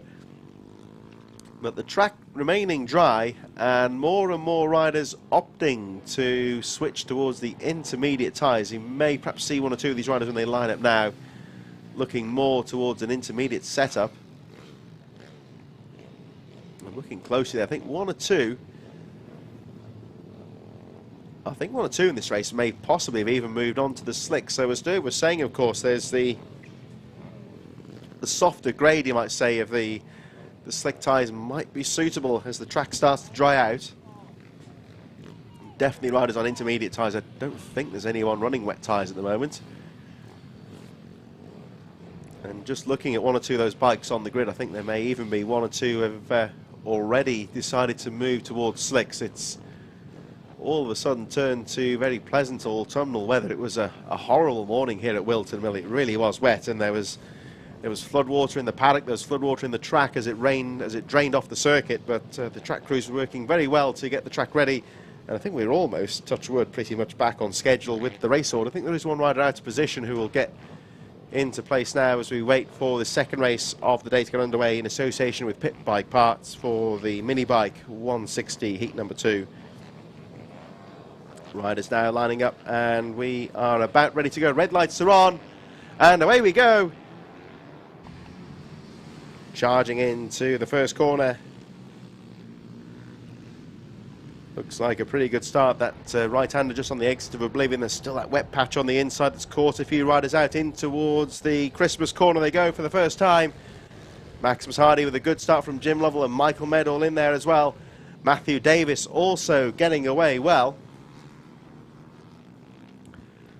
And of course, in terms of the championship, the main 2 riders to look out for are the 77 of Daniel Pearson, who's got about a 20-point lead on Matthew Davis, so it's crucial he either stays ahead of Davis or at least stays very close to him.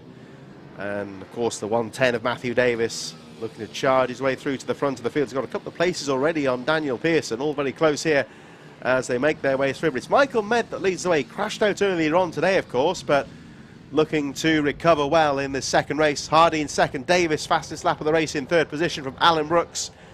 Jim Lovell in fifth. Oh, as Davis has a look down the inside into the top corner. Doesn't quite make his way through.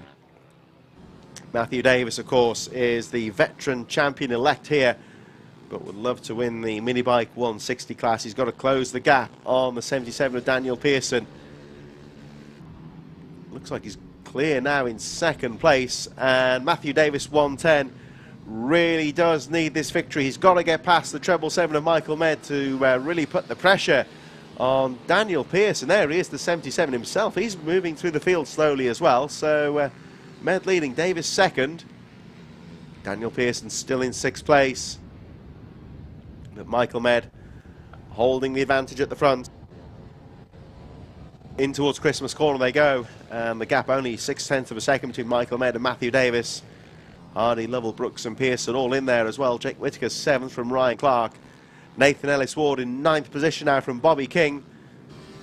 And a bit further down, Lewis Jones, Joe Woodward, Michael Nealons in 13th position from Jake Marsh, Charlie Hopkins in 15th position as we look at the 97 of Jim Lovell down the inside. Getting past Maximus Hardy, so it looks like Jim Lovell now is up to third place. And trying to put the pressure, fastest lap of the race there for Jim Lovell as he puts the pressure back on Matthew Davis in second place. So further down, of course, we've got Charlie Hopkins in 15th, Andrew Rayfield, Liam Booth, Tommy Champion, Keith Innes, and Kira Williamson currently in 20th position. Rick Jenkinson, after a good start, dropping down the field and is at the back at the moment. As we look at the 1-2-1 of Jake Whittaker, down the inside goes Ryan Clark. Nice move, heading through Inkermans up to 6th position. But Jim Lovell, oh, there's a rider in trouble there, I think. Try and see who that was slowing down. Michael Mead continuing to lead the race though. Matthew Davis in second, Jim Lovell in third. As we've got Wade Yellows on the first corner. We'll try and pick out who that is. There's a rider evidently in trouble.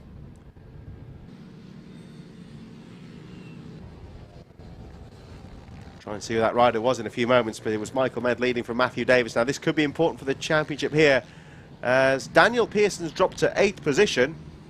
That's the 411, I think, in trouble. Michael Mead continues to lead the race, though, as, of course, what's going to be important here, though, Matthew Davis looking to gain some points on Daniel Pearson. But if Jim Lovell can get through down the inside, he could snatch some points away here. Of course, Lovell not too worried about the championship himself at this stage. So the race still wide open here as Jim Lovell starts to put the pressure back on Matthew Davis. Maximus Hardy still in 4th position from Alan Brooks. Ryan Clark in 6th from Jake Whittaker. And Nathan Ellis-Ward has got past Daniel Pearson, who drops to 9th position now. So Daniel Pearson seems to be having a bit of trouble out there, dropping down the top 10. This could really benefit Matthew Davis. But Jim Lovell certainly keeping the pressure on in 3rd place as they make their way back towards Boot once again, as Matthew Davis goes defensive here. Is Jim Lovell going to try anything going through Boot? They got a back marker in front. That's the number 23 of Tommy Champion, who lets them get through. So I think that rider in trouble earlier on may have been Kira Williamson or possibly Keith Innes, who's dropped down to 20th position. Williamson now up to 19th place. As you look at the number treble 7 of Michael Med, Matthew Davis, Jim Lovell, and a rider who slowly but surely has been closing up in this battle now is the 177 of Maximus Hardy. Currently in 4th place, and Hardy just keeping that pressure on right on the back wheel of the number 97 of Jim Lovell. Matthew Davis still in that very important 2nd place in terms of the championship as they start to make their way down through some of the tail enders. Oh, as Lovell has a look down the inside, they picked their way past the slow riders. I think we've got Liam Booth and Andrew Rayfield in there. Waved yellows and the last lap board goes out. And Michael Med holding on to the lead by just over 1 second. Rider in the tyre walls there on the outside as the waved yellows go out, but it's still Michael Med that leads the way. Hardy having a look down the inside of Lovell into Christmas Corner. Doesn't quite make his way through though. Davis now closing up on Med, the race leader. Lovell still 3rd, Maximus Hardy, as we watch Michael Med on the treble 7. And this time Matthew Davis having to ride defensively here as Jim Lovell sweeps around the outside into boot. Oh, but Davis shuts the door. That should be enough for Michael Med to take the checkered flag. Hardy right on the rear wheel of Davis as they go round the final corner. It's Michael Med who takes the checkered flag on the treble 7. Matthew Davis in 2nd place, Jim Lovell in 3rd, and Maximus Hardy 4th. 1.2 seconds covering the top 4 riders. And crucially for Matthew Davis, a very important result in terms of the championship. Ryan Clark in 5th place, Alan Brooks in 6th, Nathan Ellis Ward in 7th, the series leader Daniel Pearson in 8th position from Jake Whittaker, Lewis Jones in 10th place, Bobby King 11th from Charlie Hopkins, Joe Woodward, Jake Marsh and Michael Nealon's last rider on the lead lap. Liam Booth, Tommy Champion, Andrew Rayfield, Keith Innes, Kieran Williamson rounding out the 20 rider field, and Rick Jenkinson, it appears, a DNF with just 1 lap completed. We are going to move on very shortly to our next race of the day in association with Ugly & Co. Junior Supermoto 140, getting underway in just a few moments.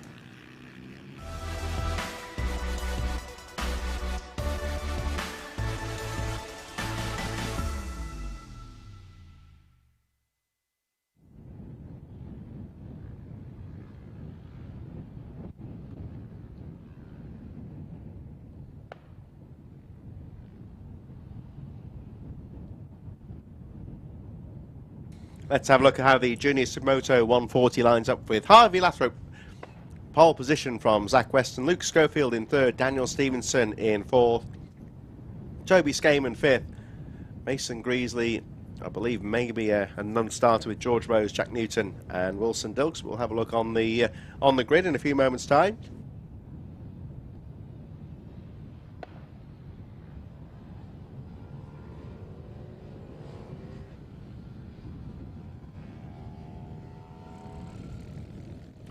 So looking out onto the track, I believe we've got Toby Skaman, Daniel Stevenson, Luke Schofield and Harvey Lathrop out there as well.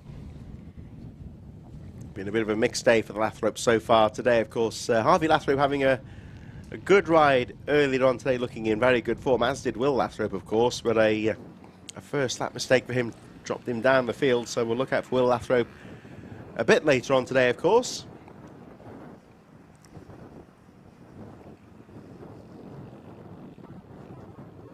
So Harvey Lathrop, of course, looks to possibly try and close in on the title with Zach Weston, of course, securing the title in great fashion earlier on today, of course.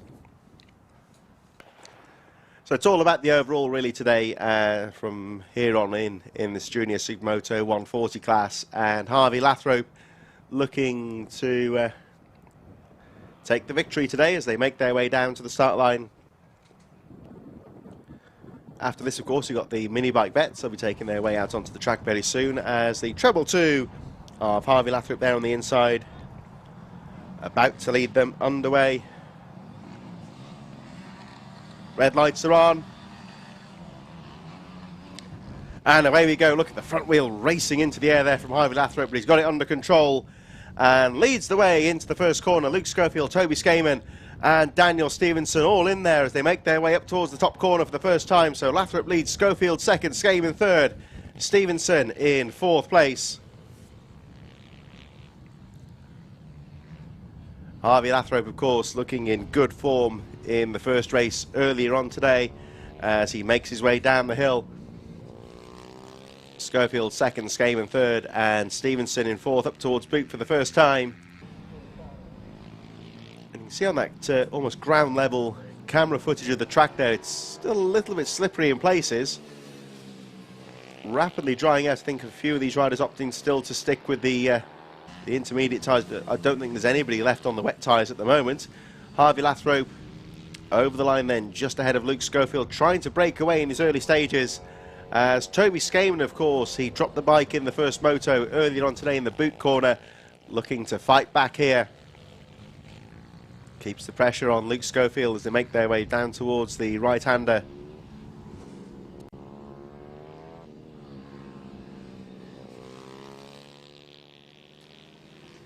And there we see the number 64 of Luke Schofield. Still under pressure here from Toby Skaman in 3rd. Skaman closing up as they make their way under braking into boot. It's a nice line out of the corner. Around the final corner he goes as Harvey Lathrop crosses the line. 46.563, maintaining a good pace out there, increasing the gap to 1.8 seconds from Luke Schofield in 2nd place.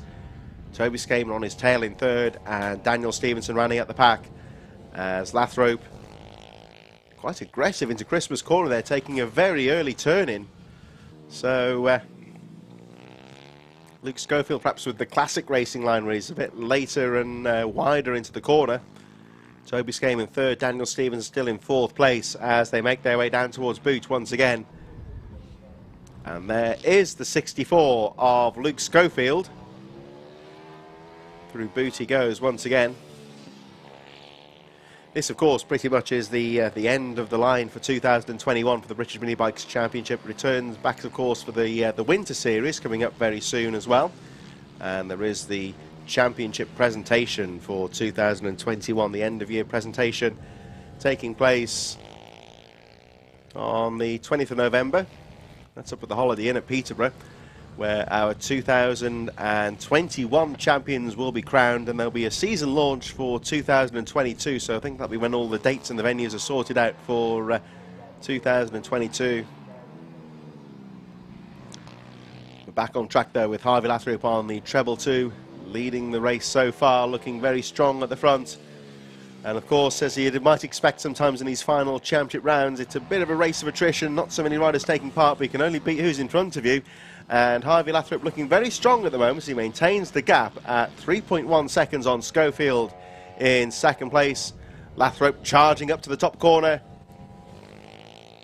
And again, seems to take that quite aggressive line into Christmas corner. Seems to turn in a bit earlier. Getting to the apex nice and early. I'm just going to keep an eye on Schofield though in 2nd place, because he just seems to be maintaining the gap in 2nd and keeping the pressure on Lathrop. We'll have a look as they make their way down towards the final few corners.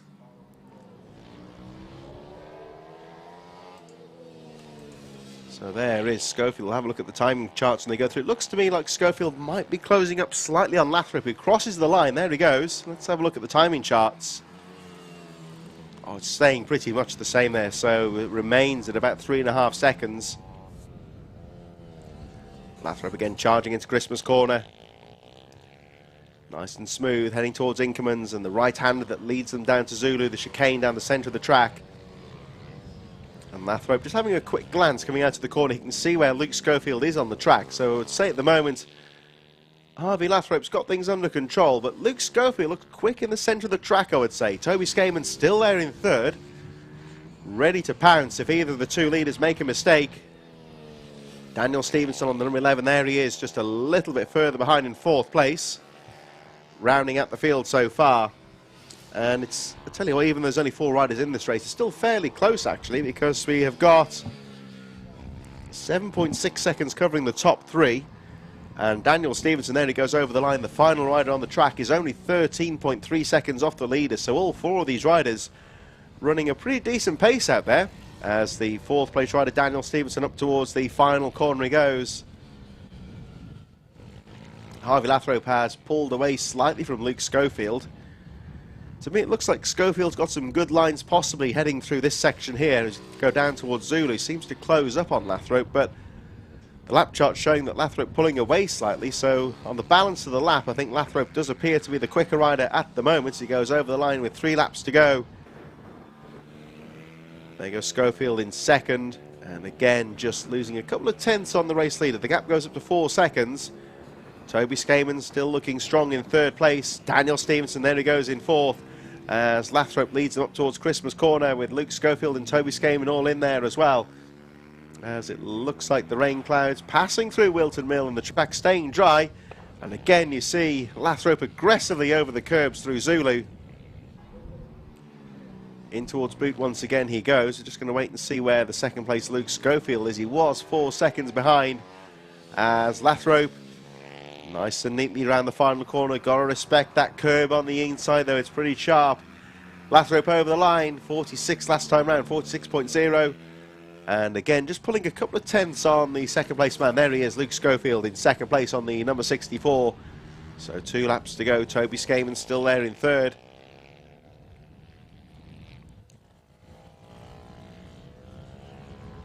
So Skaman third, Daniel Stevenson fourth place, and Luke Schofield still close enough on Harvey Lathrop. Any kind of mistake from Lathrop on the final lap, then Schofield would be in there. So he's certainly got to keep the pace going here, keep the pressure on Lathrop, the race leader, who is heading through Boot once again. Looking down towards the final corner, the last lap board should be going out any moment now. Harvey Lathrop over the line to take the last lap board. Pulls the gap once again from Luke Schofield in second place. Third position is still Toby Skaman as they make their way through Oblivion. Luke Schofield charging up the hill now towards Christmas Corner for the final time. Harvey Lathrop at the moment has got the race under control, making his way out of Inkermans, down towards the Zulu chicanes there for the final time. And towards back straight he goes, so Harvey Lathrop just got to play it smooth here on the final couple of corners. Through Boot he goes for the final time. Keep it away from the curbs, keep it nice and neat and not make any mistakes. And here he comes, Harvey Lathrop round the final corner looking to bear down on the checkered flag. And Harvey Lathrop takes the checkered flag and takes the moto win once again this afternoon. Chased to the line there by Luke Schofield, who sets his own personal fastest lap, 3.9 seconds, closing the gap on Lathrop on the final lap. But Harvey Lathrop with enough in the tank to secure the checkered flag. Toby Skaman in third place and Daniel Stevenson bringing it home in fourth place. So of course that's one of our junior classes. We move on very shortly to the Motul Oil Pit Bike Vets. So the mini bike vets coming up there in the waiting zone now and will be underway in just a few moments.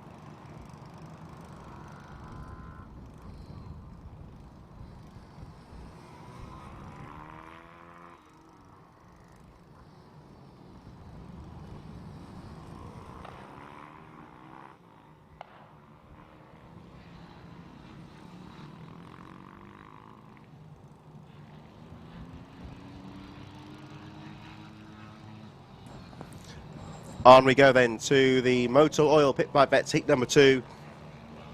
Matthew Davis pretty much with the championship wrapped up, pole position from Alan Brooks. Dervalane in third, Dean Benderek and Michael Judkins rounding out the field with Simon Chambers, a DNS non-starter.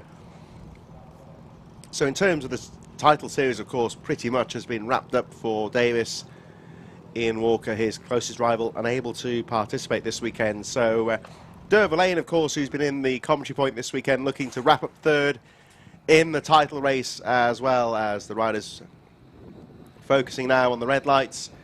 And in association with Motor Oil's, the pit bike vets get underway, charging into the first corner. Matthew Davis, your leader, from Alan Brooks, Dean Bednarek. Looks like Michael Nealon's in there as well. I didn't see Derva Lane go out there, so he went out early to change to the intermediate tyres. And was supposed to be third on the grid. But I didn't see him out there at the start. He didn't seem to take to the track, so whatever reason, Derva Lane not in there at the moment. So at the moment, Matthew Davis leading the way from Alan Brooks, Dean Bednarek in third. And Matthew Davis, the new champion, of course, making his way down towards the final corner. Alan Brooks close in there as well in second place. 0.6 of a second covering the top two riders. Bednarek from Nealon's in fourth. Michael Judkins a bit further behind in fifth place. Up to the top corner they go. So Matthew Davis, nice sweep into the top corner from Alan Brooks. And Alan Brooks at the moment certainly keeping the race leader honest, I would say. It was 0.6 of a second last time round, all very close indeed.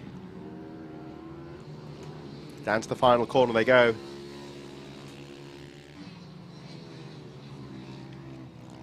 And let's have a look at Matthew Davis as he looks to try and break away now from Alan Brooks in second, who's still right in there in second position. Round the final corner they go. So Davis over the line. The gap is 0.7 of a second. Alan Brooks still there, though, in second place. And you would say that Matthew Davis certainly can't afford any kind of a mistake. Michael Nealon's then in third place. Dean Bednarek fourth. Michael Judkins. And they can see on your lap chart, sixth position, the 189 of Derva Lane has finally got away, so I can only guess, we'll perhaps have a chat with him when he comes back to the commentary point later on. I can only guess he's had some kind of mechanical issue at the start of the race that stopped him from taking the flag, but he's managed to get underway late. He must have started from the waiting zone, and he is a lap down in sixth place at the moment. But Matthew Davis trying to break away now from Alan Brooks. It looks to me like Davis possibly running the intermediate tyres. Alan Brooks there, fastest lap of the race, 45.474. The gap is just over half a second. Michael Nealon's a bit further behind in third. Dean Bednarek still fourth from Michael Judkins. So Alan Brooks just closing the gap slightly on Matthew Davis, who pretty much has got the title wrapped up as well. So we shall see what he's going to do here. Of course, doesn't need to worry about the championship, but will he look to wrap things up in terms of the championship?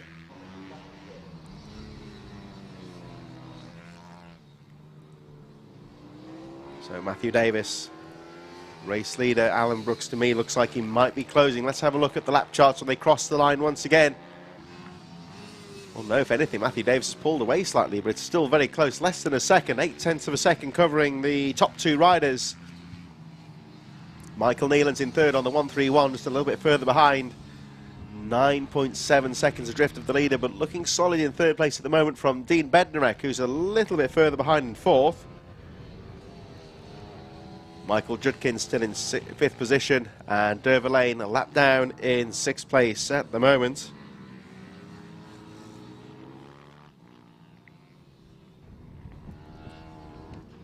So there's the 131 of Michael Nealon's. Through Zulu he goes once again, heading down towards Boot, pulling away from Dean Bednarek in fourth position.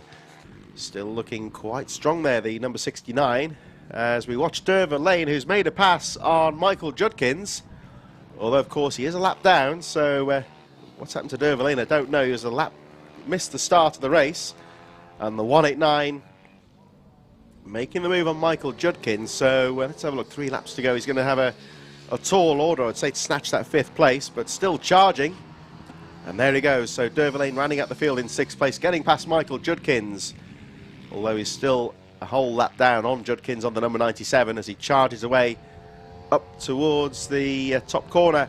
Matthew Davis then looking strong at the front of the field by 1.9 seconds as we watch Derva Lane charging through as he tries to make his way back through. Of course, 2 laps to go. He really would be relying on other riders making a mistake at the moment here, but still charging away. So Matthew Davis leads from Alan Brooks. Michael Neelan still in third from Dean Bednarek. There is the machine of Brooks in second place. But your race leader is the 1:10 of Matthew Davis in towards Inkermans for the penultimate time. Don't forget, of course, the final races are starting soon. Let us know who you're getting behind when you're watching the broadcast this afternoon. Alan Brooks then still second place. Michael Neelan, Dean Bednarek, Michael Judkins and Dover Lane pretty much as you were really, as Davis makes his way around the final corner.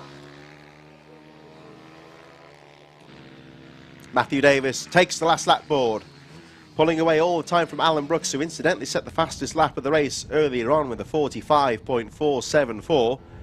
But Matthew Davis really has maintained a good strong pace out there and just about maintaining that 2-second gap at the front as he makes his way down towards the final few corners, the number 110. Matthew Davis looking in great form, the 2021 Motor Oil Pit Bike Vets champion. Here he comes up towards the boot for the final time. Got a decent gap on Alan Brooks in second place as Michael Judkins goes over the line in fifth place. And round the final corner goes the 110 of Matthew Davis to take the checkered flag. He came under some early pressure from Alan Brooks, but Brooks has to settle for second place. It'll be Michael Neelan's on the 131 in third position. But our new champion, number 110, Matthew Davis, in the Pit Bike Vets, looking to round out his championship season in style with another race victory. Dean Bednarek in fourth place. I think Dover Lane will come through over the line and lap down in sixth place any moment now. And there he goes. So Dover Lane in sixth position, despite, of course, missing the start. Trying to close the gap, but a little bit too far for him, you would say. And Michael Judkins will finish, therefore, in fifth position. So we move on very shortly to our next race of the day in association with Ugly & Co. It's the race number 3 of the weekend for Mini GP 140, getting underway in just a few moments' time.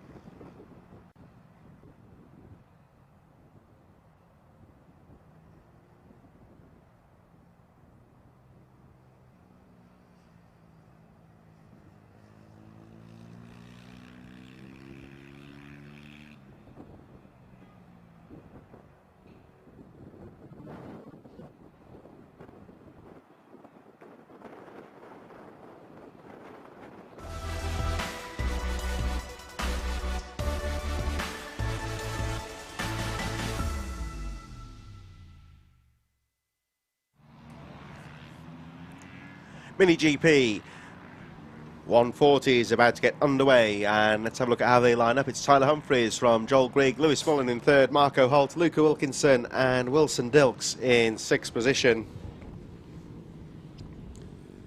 As they make their way out onto the track, we've got Brian Hamilton, Laken Payne, Brook champion Harley McCabe, of course, we spoke to him earlier in the commentary booth, is a non-starter. And of course we've got Marco Holt with that lovely number 58 bike, the almost looks like a Simoncelli replica.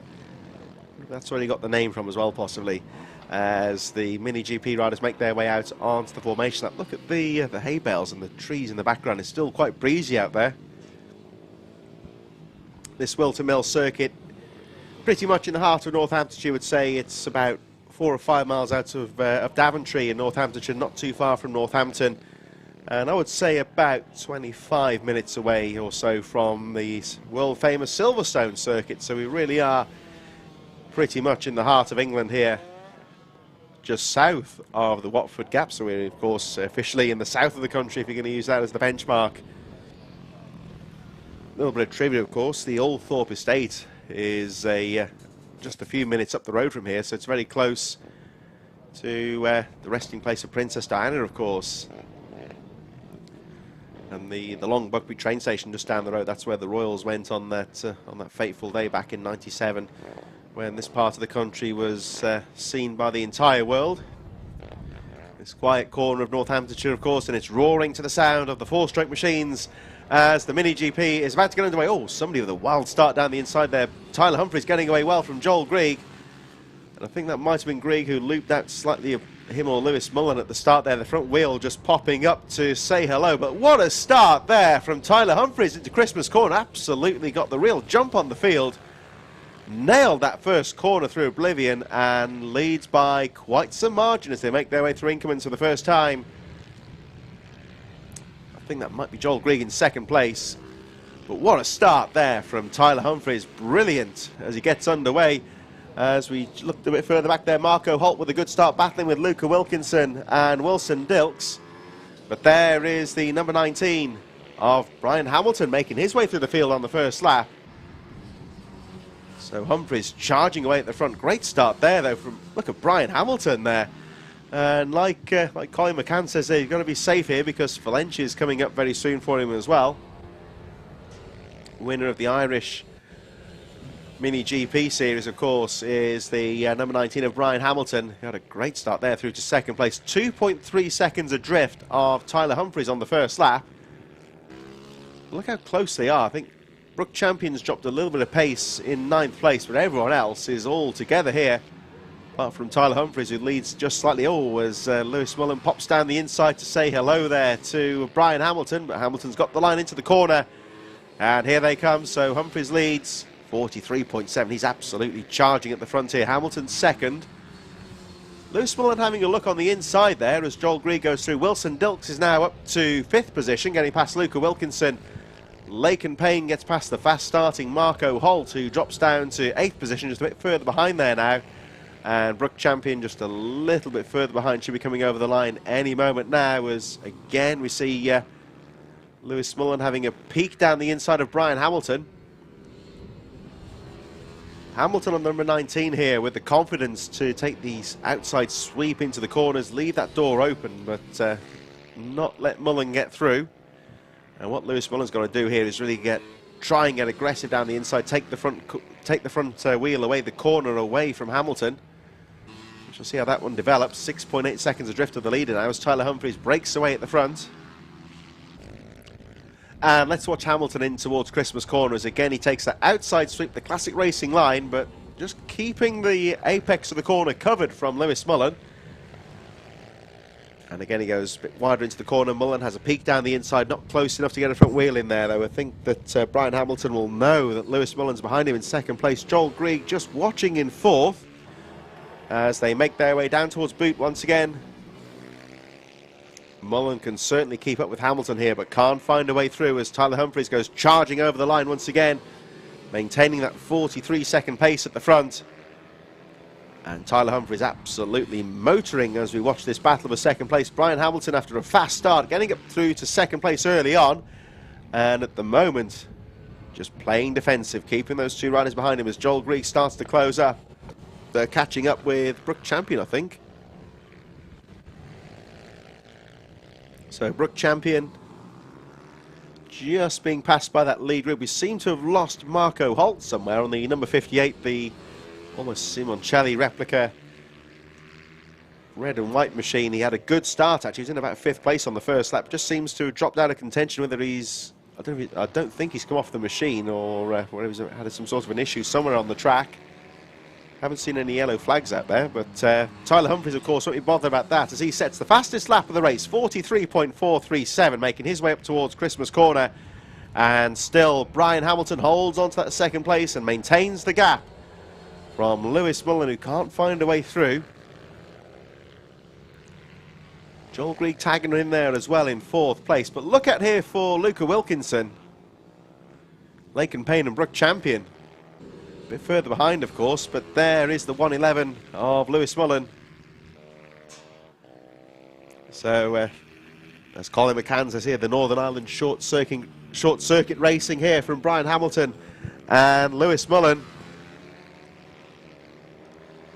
You have to give a shout out to Northern Ireland, really. It's a real hotbed of motorcycle racing. There's some fantastic racing goes on over there, of course. The flagship, you might say, of course, it's very much road racing country over there, of course, with the flagship being the Northwest 200, but all the road races that take place both north and south of the border. And of course, there is a strong short circuit racing heritage here as well. When these riders come over to the UK from both the Northern Ireland and the Republic, in either case, they've got a fairly hefty boat ride to come over, and they've got to got the travel expenses as well. So these Northern Ireland riders supporting all the rounds, you'd have to say hats off to them for their commitment, and they always give it their all on the track as well, as Hamilton holds on to that second place. We just saw there Lewis Millen having a bit more of a look down the inside. 3 laps to go as Wilson Dilks drops a couple of places. Luca Wilkinson and Laken Payne both getting through. Joel Greig getting involved in this one as well with 3 laps to go. None of this, of course, is bothering Tyler Humphries, who is the runaway race leader at the moment. Again, Mullen having a peek down the inside. And I like that from Colin McCann there. Wee Joey Dunlops, he says that's what they are. See what he's getting at there, definitely, as we watch this exciting battle into the boot for the final time. Mullen not able to find a way through as they make their way through towards the last lap. Tyler Humphries over the line. He goes on to the last lap. Oh, as Mullen has a look down the inside going into the final corner. That might allow Joel Greig to close up as well. 2 laps to go for the leaders. Tyler Humphries looking strong at the front. He hasn't really dropped the pace at all and has pulled an incredible 12.7 second gap as they go through towards Christmas corner. Back marker in front. And Brook Champion, that is in 8th place. Keeps off the racing line there, knows that leading group are coming through, so lets them all sweep through. Marco Holt back in the race now in last position on number 58, so whatever that trouble was, he's still got back into the race, it appears, but we'll have a look on the timing chart, see if he's still in there, because Tyler Humphries has just gone through onto the last lap. So Humphries with the race all to himself at the front. There he is into Christmas corner, no problems for him whatsoever, and he looks cool, calm and collected into Christmas corner. But all the action for second place here as Brian Hamilton still in second place from Lewis Mullen. Joel Greig in 4th, and then we've got Luca Wilkinson, Laken Payne and Wilson Dilks just a little bit further behind. Tyler Humphries in a race of his own as the leaders make their way through Christmas corner for the final time. Down through Inkermans they go, and towards Zulu once again. What a race this is though here with Hamilton just about fending off Mullen and Greig. The race leader Tyler Humphries coming through towards the final corner and takes the checkered flag. Oh, look at the rain though coming down. We'll have a quick look out of the window very shortly. You can see some raindrops falling on the panes of the glass here. But here comes the battle for second place. Oh, and trouble on the final corner. Lewis Mullen goes down. Brian Hamilton will take second place. And we just saw the raindrops coming down there. And that claims Lewis Mullen, the rider, okay. He's just trying to get the bike fired back into life. That means that Luca Wilkinson 4th. Let's have a look at that again. So we've got Hamilton 2nd. Watch out for the 3rd place rider here. A little bit screwed. Oh, the front end just seemed to wash out at him on the apex of the corner. And from there on, well, it's like a water slide at the theme park there when you go into the curbs. There's that much water on the outside. And the unfortunate Lewis Mullen crashing out on the final corner and will pedal the bike over the line. It's just as easy to do that, I think, on the last corner. And poor Lewis Mullen has to settle for 7th position. He'll be gutted with that one because he's running so well. Shaking the head in disappointment there. But rider okay. Well, all he can do is shrug the shoulders. It is what it is, really. He's okay. That's the important thing, though, of course. So Brian Hamilton, great ride for him, though, in 2nd place. Joel Greig 3rd. Luca Wilkinson 4th. And, of course, with Lewis Mullen's trouble on the final lap, that means that Wilkinson up to 4th place. Laken Payne in 5th. Wilson Dilks in 6th place. So Lewis Mullen having to settle for 7th place. But what a ride there from Tyler Humphries. We're just going to take a brief pause and just check the conditions out there. We're going to move on very shortly to our next race of the day. It's the Cymoto Mini Bike 140 Group B, getting underway in just a moment as poor old Lewis Mullen makes his way back to the paddock, and we'll see him later on.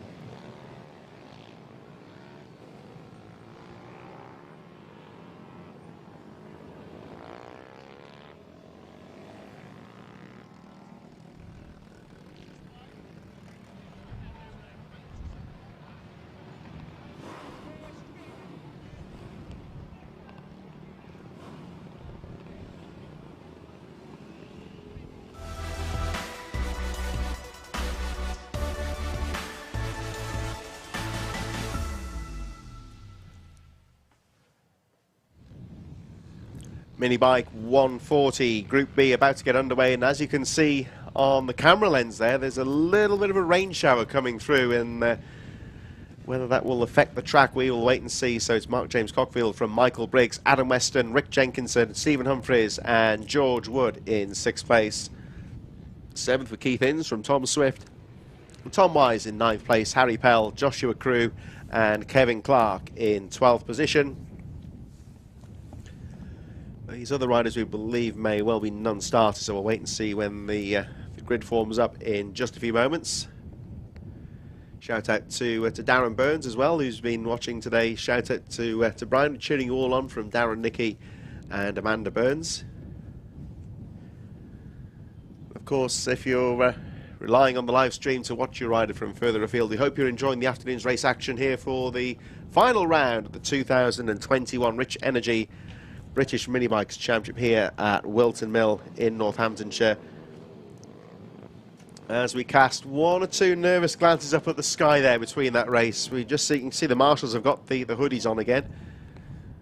And this is a bit more than just a shower. It is coming down. I think it is blowing through, to be fair, so I don't think it's in for the duration as such, but there is quite a hefty shower on the track. And as you can see, the riders all, I think they all, looking at those rear tyres, all look like they're on intermediate tyres, so they should be okay. Now, if this rain shower carries on in any real quantity, there might be the question of whether you want to go back on the wet tyres. Just trying to see the 146 there of Michael Briggs on the left-hand side of the grid. Looks like he could actually be on wet tyres.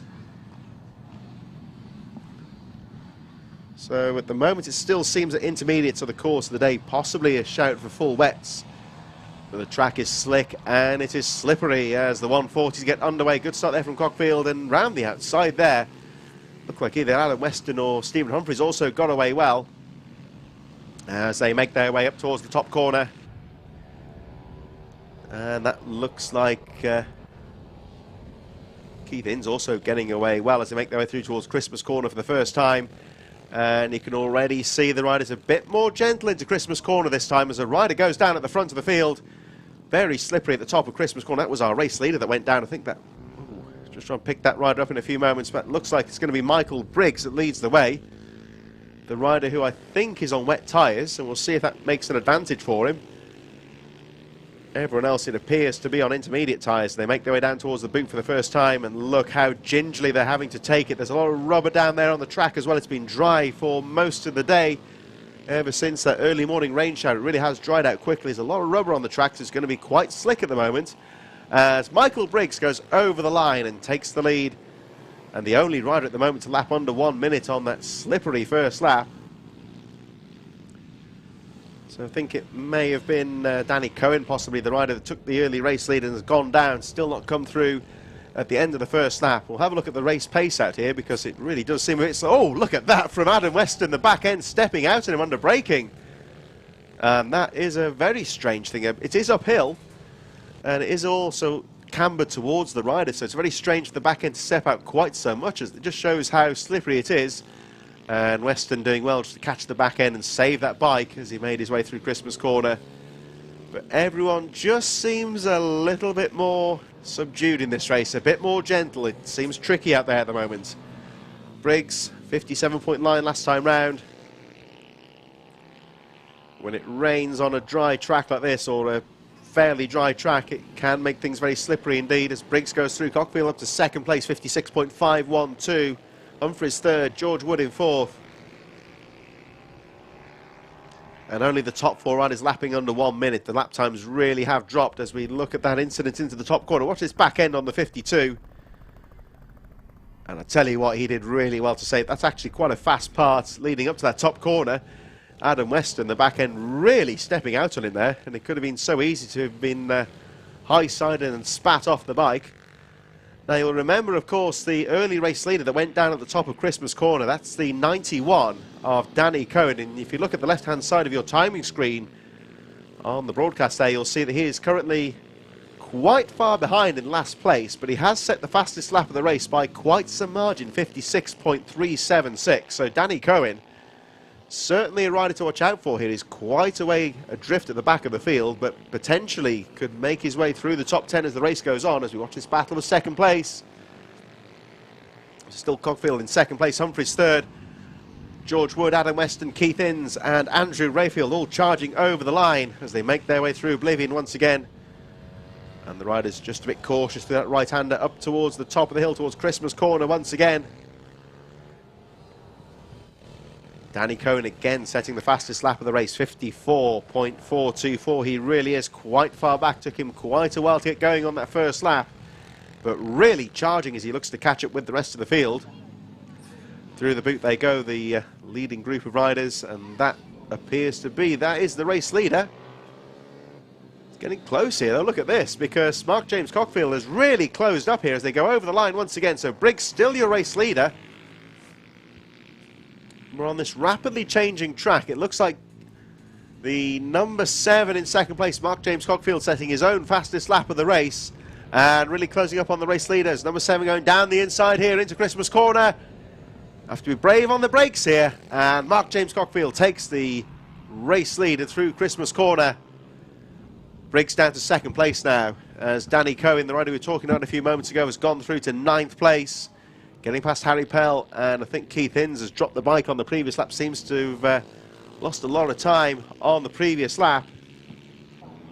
Leaders now making their way through towards boot once again, and Michael Briggs holding on to that lead as they make their way through the final couple of corners. Oh, there's that rider going off to the side of the track there, retiring from the race. We'll have a look in a moment. That might possibly have been Keith Innes, who's running well in the top 10.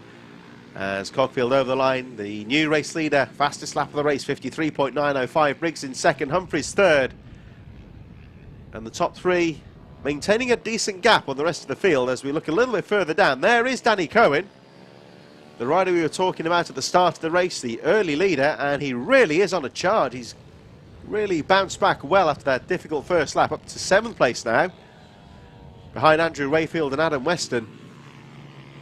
But the new race leader, Mark James Cockfield, number 7, fastest lap of the race last time round. Look out for the red machine there though in 3rd place. That's the number 241 of Stephen Humphries.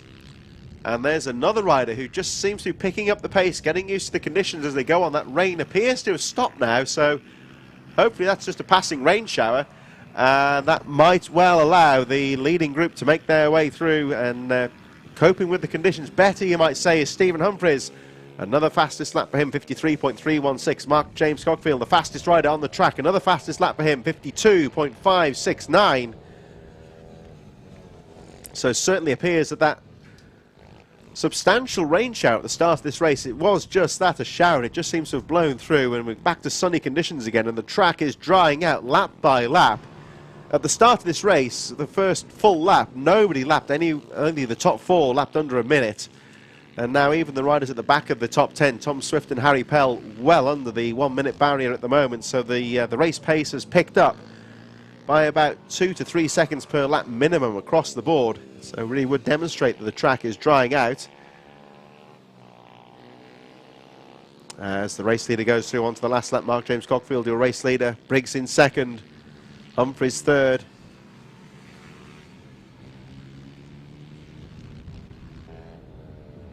Let's see, just trying to identify that machine there, the number 17.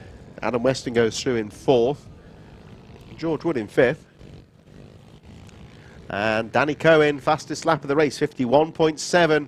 Moving up to 6th position now as Mark James Cockfield making his way back down towards the bottom of the hill for the final time, through Zulu for the final time. Still Briggs chasing in 2nd. And there is your race leader in towards boot for the final time. Number 7, Mark James Cockfield, has rode very well, took the lead halfway through and controlling things into the last corner. Just got to keep it upright. Round that final corner he goes and waves as he crosses the checkered flag. Mark James Cockfield, your race winner.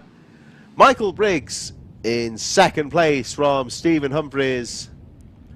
And looks like it's going to be Adam Weston in 4th position, or is it? Because George Wood and Danny Cohen right in there as well. Let's wait and see. So Adam Weston over the line in 4th. And Danny Cohen fighting through to 5th place on the last lap. And don't forget, of course, he was in smack bang last position by quite some margin. So really doing well there to fight back through to 5th place. George Wood, Andrew Rayfield, Tom Wise, Tom Swift in 9th position. Harry Pell should round out the field in 10th place. And there he goes on the 5.20. And looks like Keith Innes a few laps further behind in 11th place. So coming up very shortly, of course, in association with Moto's Mini Bike 140 Group A. They're in the waiting zone and will be underway very shortly.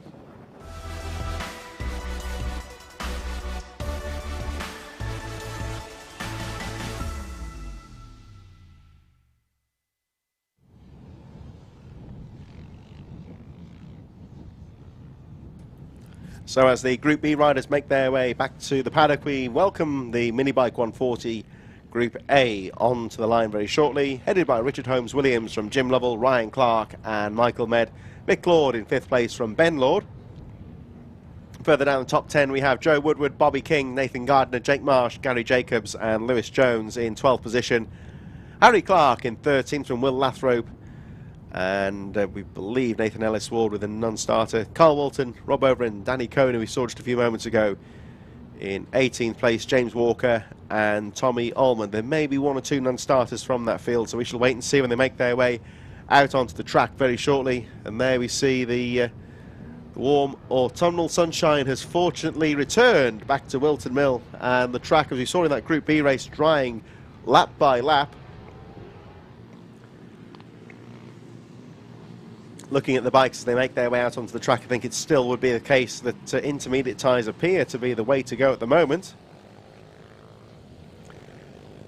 But you have to say what a great 2021 it's been here at the Rich Energy British Minibikes Championship. Thanks of course to Rich Energy for their continued support, and of course to the likes of Ovali, to Bucci, Pit Bike Parts, Motors, All Seasons Interiors, Motul, Ugly & Co, R&G, Brat Bikes, Leadwork, Northeast Pit Bike Hire, OMG Racing and AMR, along of course with BR8 Racing Media, Keeper. They've been throughout the paddock all through the 2021 season, along with the Vision Track, BMB Academy in association with Michael Laverty. So plenty of high profile interest in the 2021 season, and we look forward to 2022. Don't forget of course the Championship presentation taking place at the Peterborough Holiday Inn on the 20th of November, where our champions will officially be crowned and receive their awards.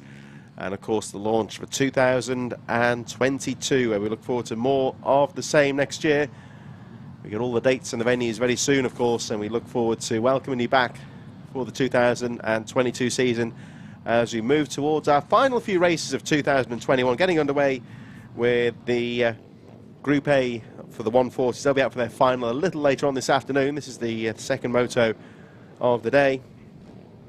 Coming up next we have the Brat Bikes Super Mini final getting underway very soon, as well as the last of the 140s just make their way onto the grid into position.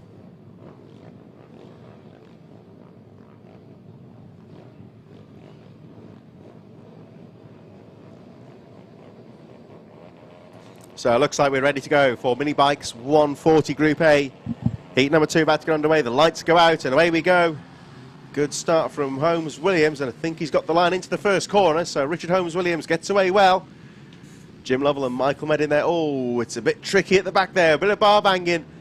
And everyone just about stays on 2 wheels. I think it was Will Lathrope, possibly Gary Jacobs or Nathan Ellis Ward in that little bit of a melee as well. But they all seem to stay on 2 wheels. And Richard Holmes-Williams holds on to the lead from Jim Lovell and Michael Med, all very close there with the top 3. Med up to 2nd place now from Lovell.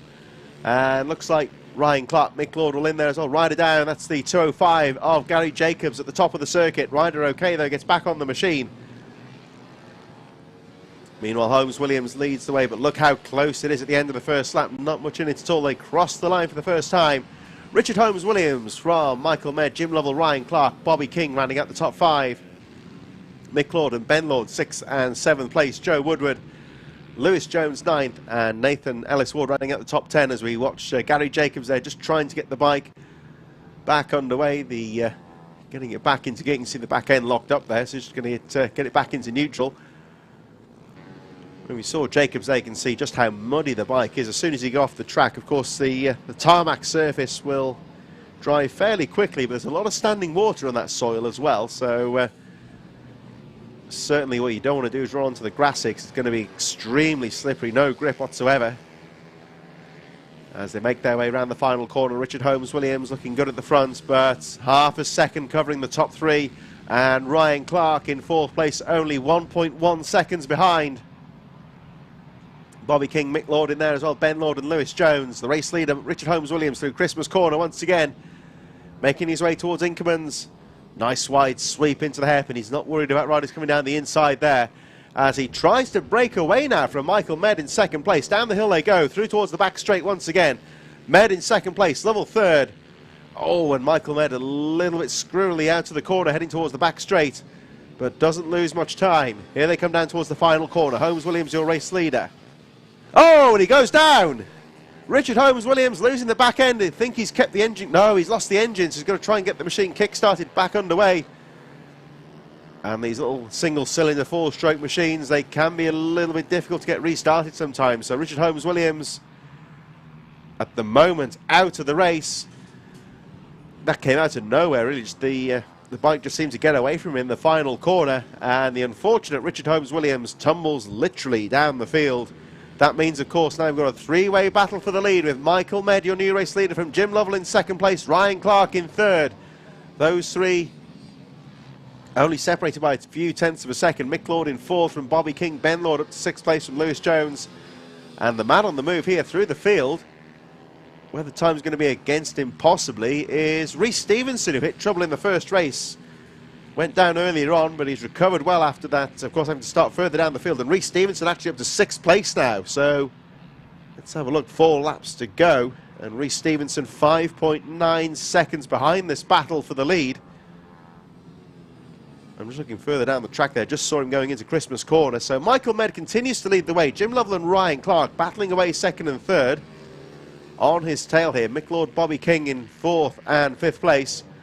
We're going to keep an eye out, though, on Rhys Stevenson on the 1, 2, 3, who really has fought through the field. Will Lathrop up to 11th place after that difficult first lap as well. So one or two of the young stars making their way through the field. It's Wade Yellows on the first corner. Try and see who that is that's gone down, presumably on the edge of the track. There is a fallen rider. 1, 2, 3 on the... Oh, that's Rhys Stevenson. Oh, that's a shame for him. I thought I didn't see him go through a minute ago. So Rhys Stevenson down and out of the race, it appears, trying to get back going again, as Jim Lovell takes the lead at the top of the track, just going through Christmas Corner. Down the hill they go. Nathan Gardner up to 11th place with Jake Marsh. Nathan Ellis Ward running up the top 10 as they make their way through over the line. Tommy Ullman, Richard Holmes-Williams back in the race now, up to 17th place. So we've lost Rhys Stevenson, who drops down and appears to be out of the reckoning. Round the final corner they go, and your new race leader, with 2 laps to go, is Jim Lovell. Looks like the track is now clear, so it appears that Rhys Stevenson's got going again.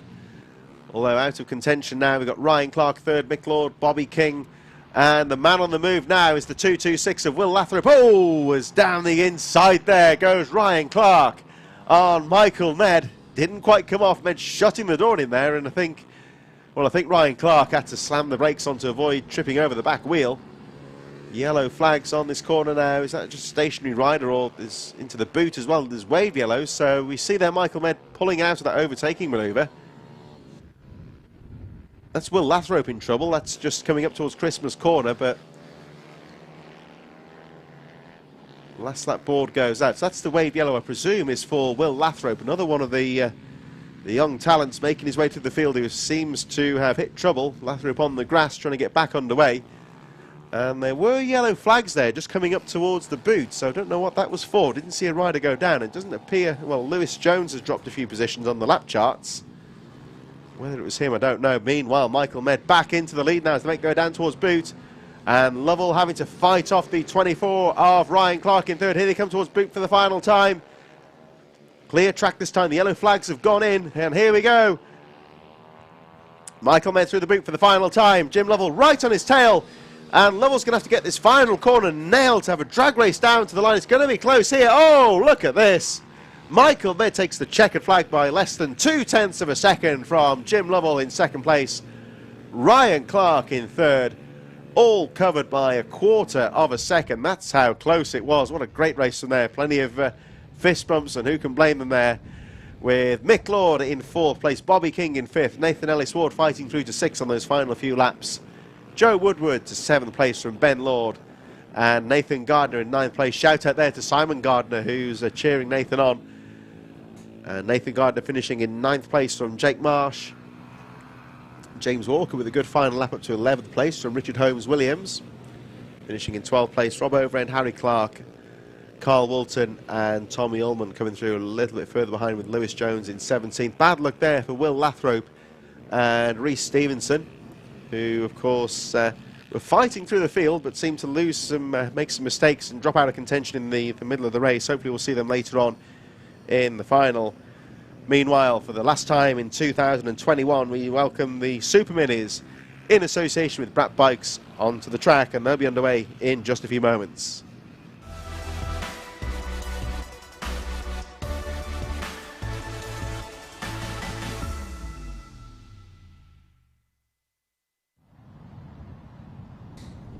So there they are down in the waiting zone, the Brat Bike Super Minis, underway very shortly indeed. Onto the track they go. Bednarek leading them through. Of course, I think pretty much, the title pretty much wrapped up for Richard Holmes-Williams by staying ahead of Lawrence Wardle in that previous race. Let's have a look at how they line up. So the final's going to see Jack Bednarek from Jordan Pritchard in second, Richard Holmes-Williams in third from Lawrence Wardle, Ryan Tyers, Andre Toda in sixth place. Seventh for Nathan Smith from Robert Corbazan, Robin Kyle, Howard Taylor, Charlie Hopkins and Mercia Vasilkan in 12th position.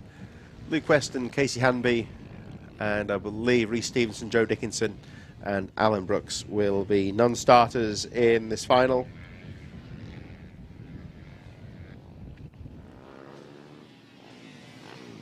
So the riders now making their way around the final few corners up towards the line. This, of course, the last time in 2021 we see the Super Minis out on track. It's their final, about to get underway. And you can hear that 85cc two-stroke Husqvarna of Jack Bednarek zipping away on the pole position. Two-stroke versus four on the start line here. So see the Alfano timing unit there just on the top of the handlebars for these machines as well. There's the 126 Holmes-Williams on the KTM 85 lining up there. Gives you a good idea what the bikes look like. He's got a slick on the slick or an intermediate on the back, full wet on the front it appears. Nathan Smith number 12 on that Vision Track CRF Honda 150. That of course is the Honda four-stroke machine. And one of the 190 pit bikes in there as well. Trouble for the number 61 who's missed after the start from the waiting zone once the lights go. Here we go, so red lights are on. And away we go for the Super Minis final, charging into the first corner. Bednarek with a good start as they make their way through up towards the top corner. So Bednarek really getting away well in towards that top corner. Everyone getting through the first half lap okay, and Bednarek pulling away from Pritchard as well. Oh, Lawrence Wardle with a good start, trying to get down the inside as they make their way through.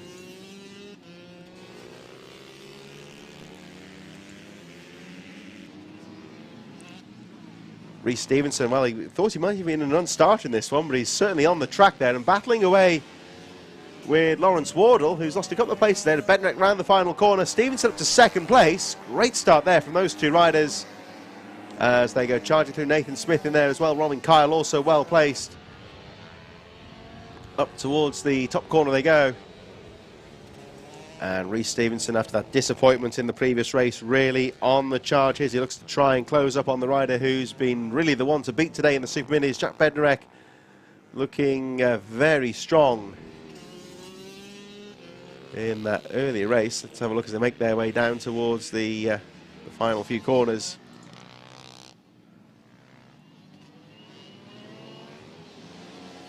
Pritchard, with a whole group of riders just behind him there. Oh, as somebody goes down. Doesn't look too happy with that one, but rider okay, gets back on the machine. One of the Honda CRF 150 is hitting trouble as he gets back onto the machine and back underway. Race goes on, of course. That's another victim of the boot corner. Still a little bit slick and slippery out there at the moment, but the race going on, of course, as they charge through into Christmas corner once again. And let's have a look as they go through into Inkermans, into that really tricky right-hander. Pritchard losing position to, I think that's Robert Corbazan, who may well have gone through. Down the hill they go.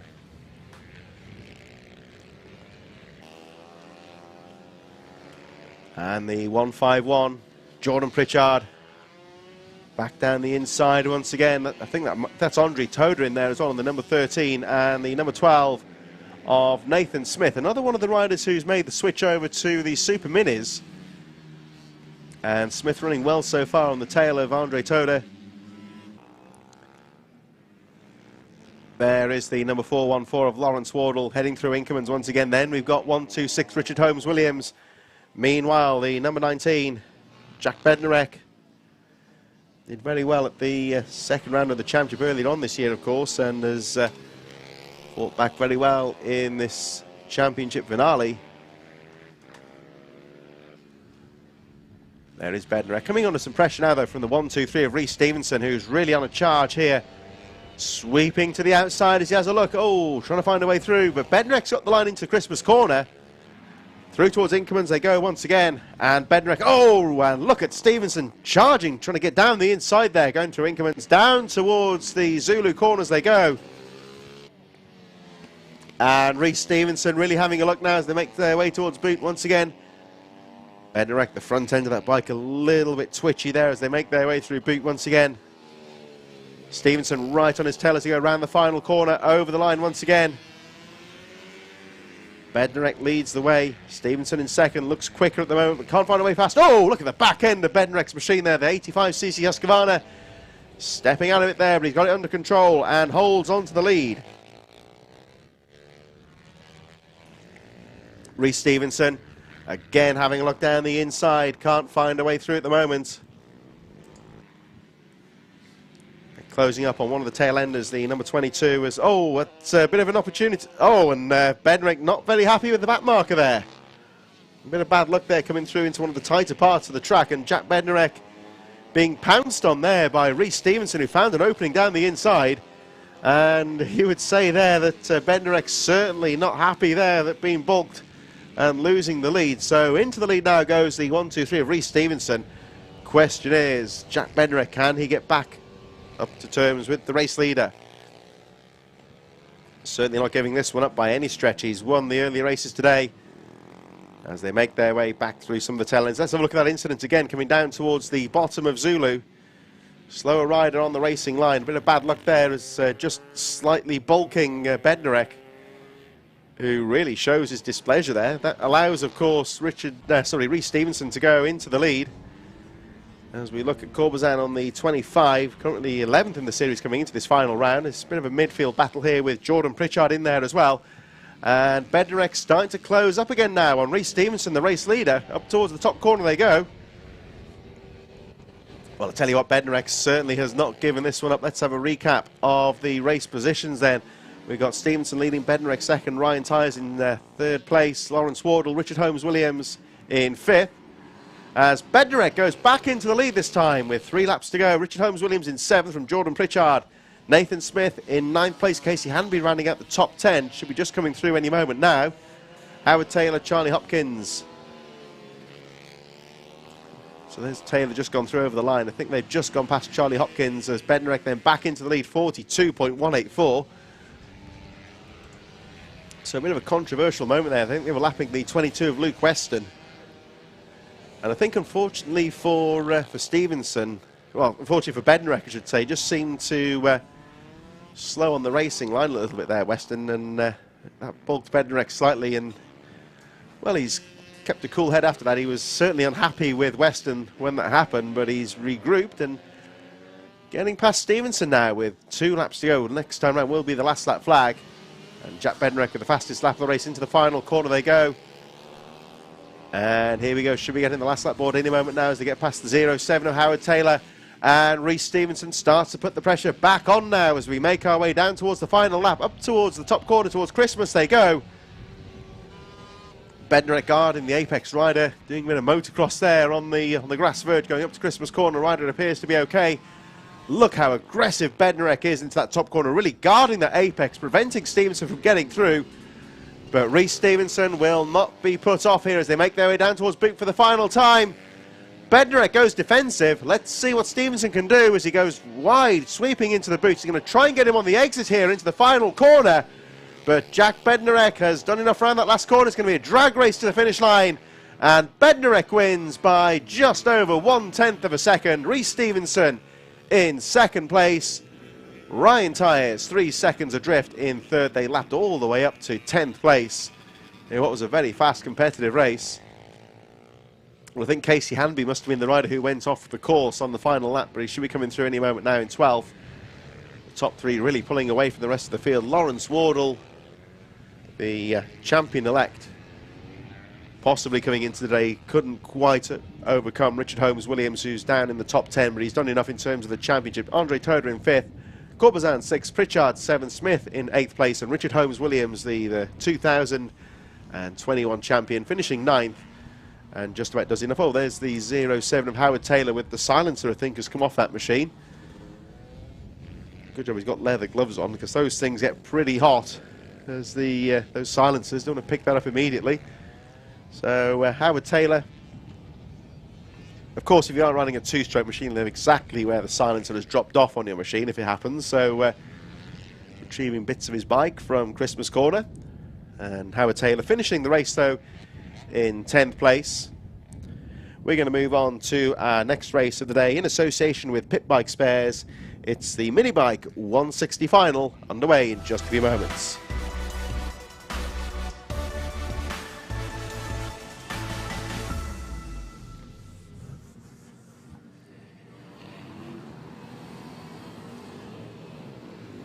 The next of our finals getting underway very shortly. It's the Pit Bike 160 final in association with pitbikeparts.co.uk. We'll have a look at how they line up in just a few moments.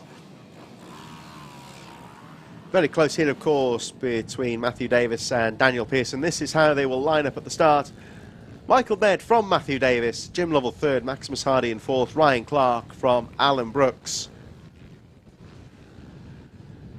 Nathan Ellis Ward in 7th place from Daniel Pearson, Jake Whittaker 9th, Lewis Jones in 10th, Bobby King 11th, and Charlie Hopkins in 12th place. Joe Woodward, Jake Marsh, Michael Nealons, Liam Booth, Tommy Champion, and Andrew Rayfield in 18th place. Keith Innes, Kira Williamson, and Rick Jenkinson rounding up the field a little bit further behind. And of course, Rick Jenkinson's had some good riding today, but one or two spills, and hoping to get a better result in the final, one would say.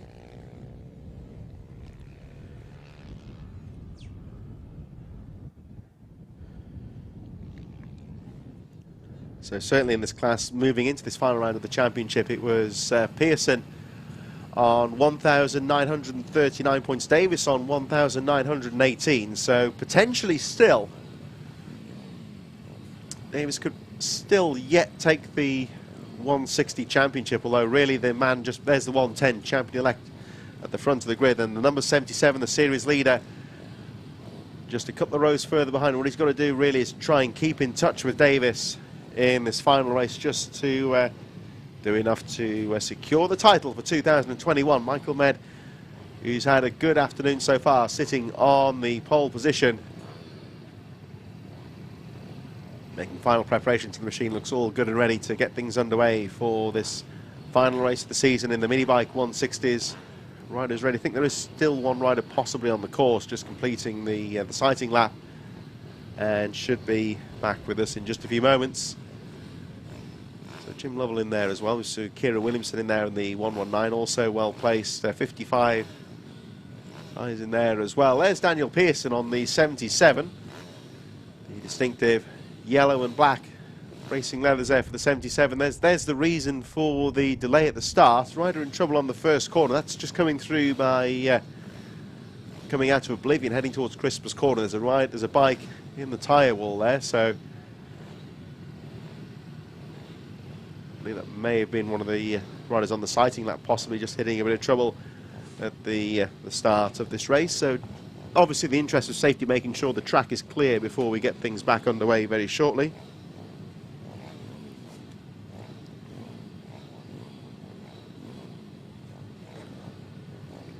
So final moments before this final 160 race of 2021 gets underway. Still waiting for the course to be clear on the inside here, and hopefully we should get this underway in just a few moments, but it appears like we're ready. Visors down, and we are about to get things ready. Although no, it's thought it was the start there, but they're going to send the riders back out for another sighting lap. So everything appears to be okay track-wise, but just in the interest of safety now, it's a case of sending the riders back out onto the track to do another lap of the course.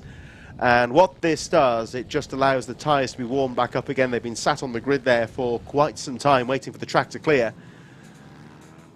And of course, what the clerk of the course doesn't want is riders on cold tyres heading through Oblivion and up to Christmas Corner for the first time, because they haven't got that much grip. So the riders going back out onto the track now, just getting a bit of a temperature back into the tyres. And hopefully we should get the start underway for this mini bike 160 final in just a few moments. There again, you can just see the M1 in the background here at Whilton Mill as Matthew Davis leads them up to the grid. Final moments now as we get this final 160 race of the season underway. The floodlights on now at this first day, of course, of the winter time here at Whilton Mill. And what's been a great 2021 season. Don't forget, of course, we started all the way back in March at Teesside with what was effectively a non-championship round due to COVID. And thankfully, of course, we've been able to run the season as hoped pretty much. And we've had some great racing and some great weather at times throughout the year as well as they get underway for the 160 final, charging through Oblivion for the first time. Matthew Davis with a good start there from Michael Med and Jim Lovell, also well placed. They go charging through Oblivion, and look at the speed they carry up towards Christmas Corner. Into the top corner they go, so Michael Med and Jim Lovell also well placed. Med up to second place, actually getting past Lovell. Michael Med had a difficult start to the day, one or two tumbles earlier on today, but has really regrouped well and is looking good as the day goes on. They go charging through Zulu for the first time, that little sequence of chicanes, and through towards Boot for the first time. Look how close this is though. Matthew Davis leads the way, but Michael Med and Jim Lovell right on his tail in second and third place. Over the line they go, and half a second covering the top three riders at the end of the first lap. Jim Lovell fastest one out of the gates there, 46.652, as they make their way up towards Christmas Corner for the second time. First full lap, and Lovell having a peek down the inside of Med as a rider goes down. Might be Jake Whittaker, I think. The rider, as you can see, was okay getting back to the machine. That, I think, was on the run down towards Oblivion. Nathan Gardner fighting through the field as well on the number 254, battling with Jake Marsh, Andrew Rayfield and Tommy Champion. Liam Booth and Keir Williamson just a little bit further behind as they make their way down through Boot for the end of the lap. Here they come, the leaders over the line. I think that is Whittaker, the bike in the infield wall at the moment. Rider okay, but looks like he is out of the race. Chloe Jones doing well into the top 10 from Joe Woodward and Michael Nealons. But just focusing at the moment on this battle at the front here with Matthew Davis. Michael Med, lovely move there down the inside. Drew Inkermans into the hairpin. And that's what they were talking to Derv earlier about that top hairpin. The racing line, a very wide sweep into the hairpin. What that does mean, though, is if you can get a run down the inside, you can block past the rider on that inside line. And that's exactly what Michael Med has done to take the lead as Jim Lovell tries to battle through into second place. Oh, as Davis there shuts the door on him. And I tell you what, Matthew Davis had to be brave there going into the corner because Jim Lovell really kept the pressure on into that last corner.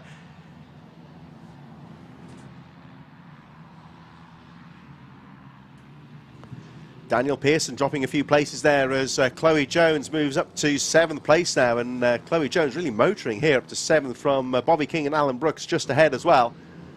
But Daniel Pearson dropping a few places now. This is going to make things very tight in terms of the championship.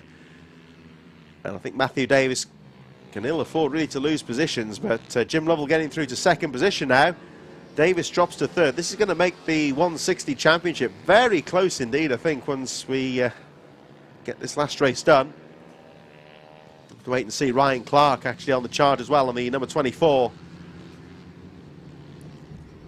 Alan Brooks a bit further behind, and Chloe Jones up to 6th place now as well, so we'll look out for the 5:11 in there as well as Ryan Clark. Fastest lap of the race, 44.684. Right on the back wheel of the number 110 of Matthew Davis as they make their way down through Zulu. And Clark round the outside, switching down the inside. Oh, he was going to be brave there to make a move through Zulu. Down towards the back straight they go, towards boot. Clark down the inside. Oh, and that was a classic outbraking manoeuvre down the inside. Gets the front wheel into the apex first, and Matthew Davis has to give way and concede the corner. So a nice, neat move there from Ryan Clark into third position now. Further down, 1 or 2 riders on the move. Nathan Gardner on the number 254 up to 12th position now, battling with just a little bit further behind Joe Woodward. Daniel Pearson, champion-elect, in 10th position on the number 77 at the moment. And potentially good news for him is that Ryan Clark has got past Matthew Davis, who appears, though, to be fighting back as they make their way down through Zulu. Still as you were, a bit further down, we've got Alan Jones in 5th place, Alan Brooks in 5th, Chloe Jones in 6th, Bobby King as the 23 of Tommy champion lets the leading group go through. Champion currently in 17th place. Michael Med coming under some real pressure now, though, from Jim Lovell as they make their way through Oblivion. Heading up towards Christmas Corner, and I think that might have been Liam Booth or possibly Jake Whittaker. As Lovell tries the outside through Christmas Corner. Great move there, but Michael Med stays strong and holds on to the lead. Guards that apex into the right-hander. Down through Zulu they go once again, and Jim Lovell keeping that pressure on. Down the back straight in towards boot once again. Can Lovell try something here? No, he can't, because Michael Med's got that apex covered going through boot. And again, very aggressive out of the corner, guarding that corner. Oh, well, that's Matthew Davis has gone down. 110 Matthew Davis, and that could be important for Daniel Pearson in terms of the championship. I'm going to keep an eye on the lap charts here and just see where Matthew Davis, I think he's gone down on the approach to boot in that right-hander. So Chloe Jones up to 4th, Brooks in 5th, Bobby King, Lewis Jones, Nathan Ellis Ward. Oh, and Matthew Davis has regained in 9th place, just ahead of Daniel Pearson. So that is going to make the championship battle very close in the 160s as Michael Med and Jim Lovell battle for the lead, going past the number 40. Into the boot once again they go. 2 laps to go next time round. Jim Lovell trying to break away from Med in 2nd place. Around the final corner they go. And over the line, 2 laps to go. There is the 77. Daniel Pearson battling with Nathan Gardner. Joe Woodward's gone through to 10th place, and there's Gardner 254 battling with Pearson. Now, of course, with Matthew Davis dropping points, that might just work to Pearson's advantage. As Nathan Gardner has a look. Oh, look at that sweep round the outside there from, I think that might be Jake Marsh. Gardner holds the inside line. Great little midfield battle here, and of course the rider at the front of this group, number 77, Pearson, leading the championship coming into this final round of the series. Matthew Davis remains in 9th place as the leaders make their way down towards the final corner. Heading towards the last lap now, and Michael Med and Jim Lovell battling away for the lead. 1 lap to go. I think that was Kira Williamson in 18th place. They just lapped. Ryan Clark 1.2 seconds behind in 3rd and looks threatening. There he is, and he could still yet be involved in this race. Jim Lovell defensive there into Christmas Corner, guards that inside line, stops Michael Med from getting through, and again look how aggressive Lovell is into the right-hander, guarding the apex. Making life difficult here for Michael Med, who is right on the rear wheel as they make their way down through Zulu for the final time towards the back straight. Heading towards boot, and Lovell again defending, guarding the apex. Med has a look down the inside. Ryan Clark still there in 3rd, right on the tail of these 2 now. Here they come round the final corner, and Jim Lovell springs into the line, takes the checkered flag. Med in 2nd place, and Ryan Clark in 3rd, all very close indeed. 0.6 of a second covering the top 3 riders on that final lap. Great ride there from Chloe Jones to come out of the top 15 to finish in 4th place, getting past Alan Brooks in 5th, Bobby King, Nathan Ellis Ward in 7th place, and of course trouble for Matthew Davis in that race to finish in 8th place. Joe Woodward, Jake Marsh, Daniel Pearson, Nathan Gardner a bit further behind. And Daniel Pearson, let's see where he finishes, because every point matters to him in terms of the championship. Marsh in 10th, Nathan Gardner 11th, and Daniel Pearson in 12th. So will that be enough for the title? We shall wait and see. Very close finish to the mini bike 160 in 2021. Coming up next, we have the Motor Oils Ovale 110 Cup, race number 3, getting underway in just a moment.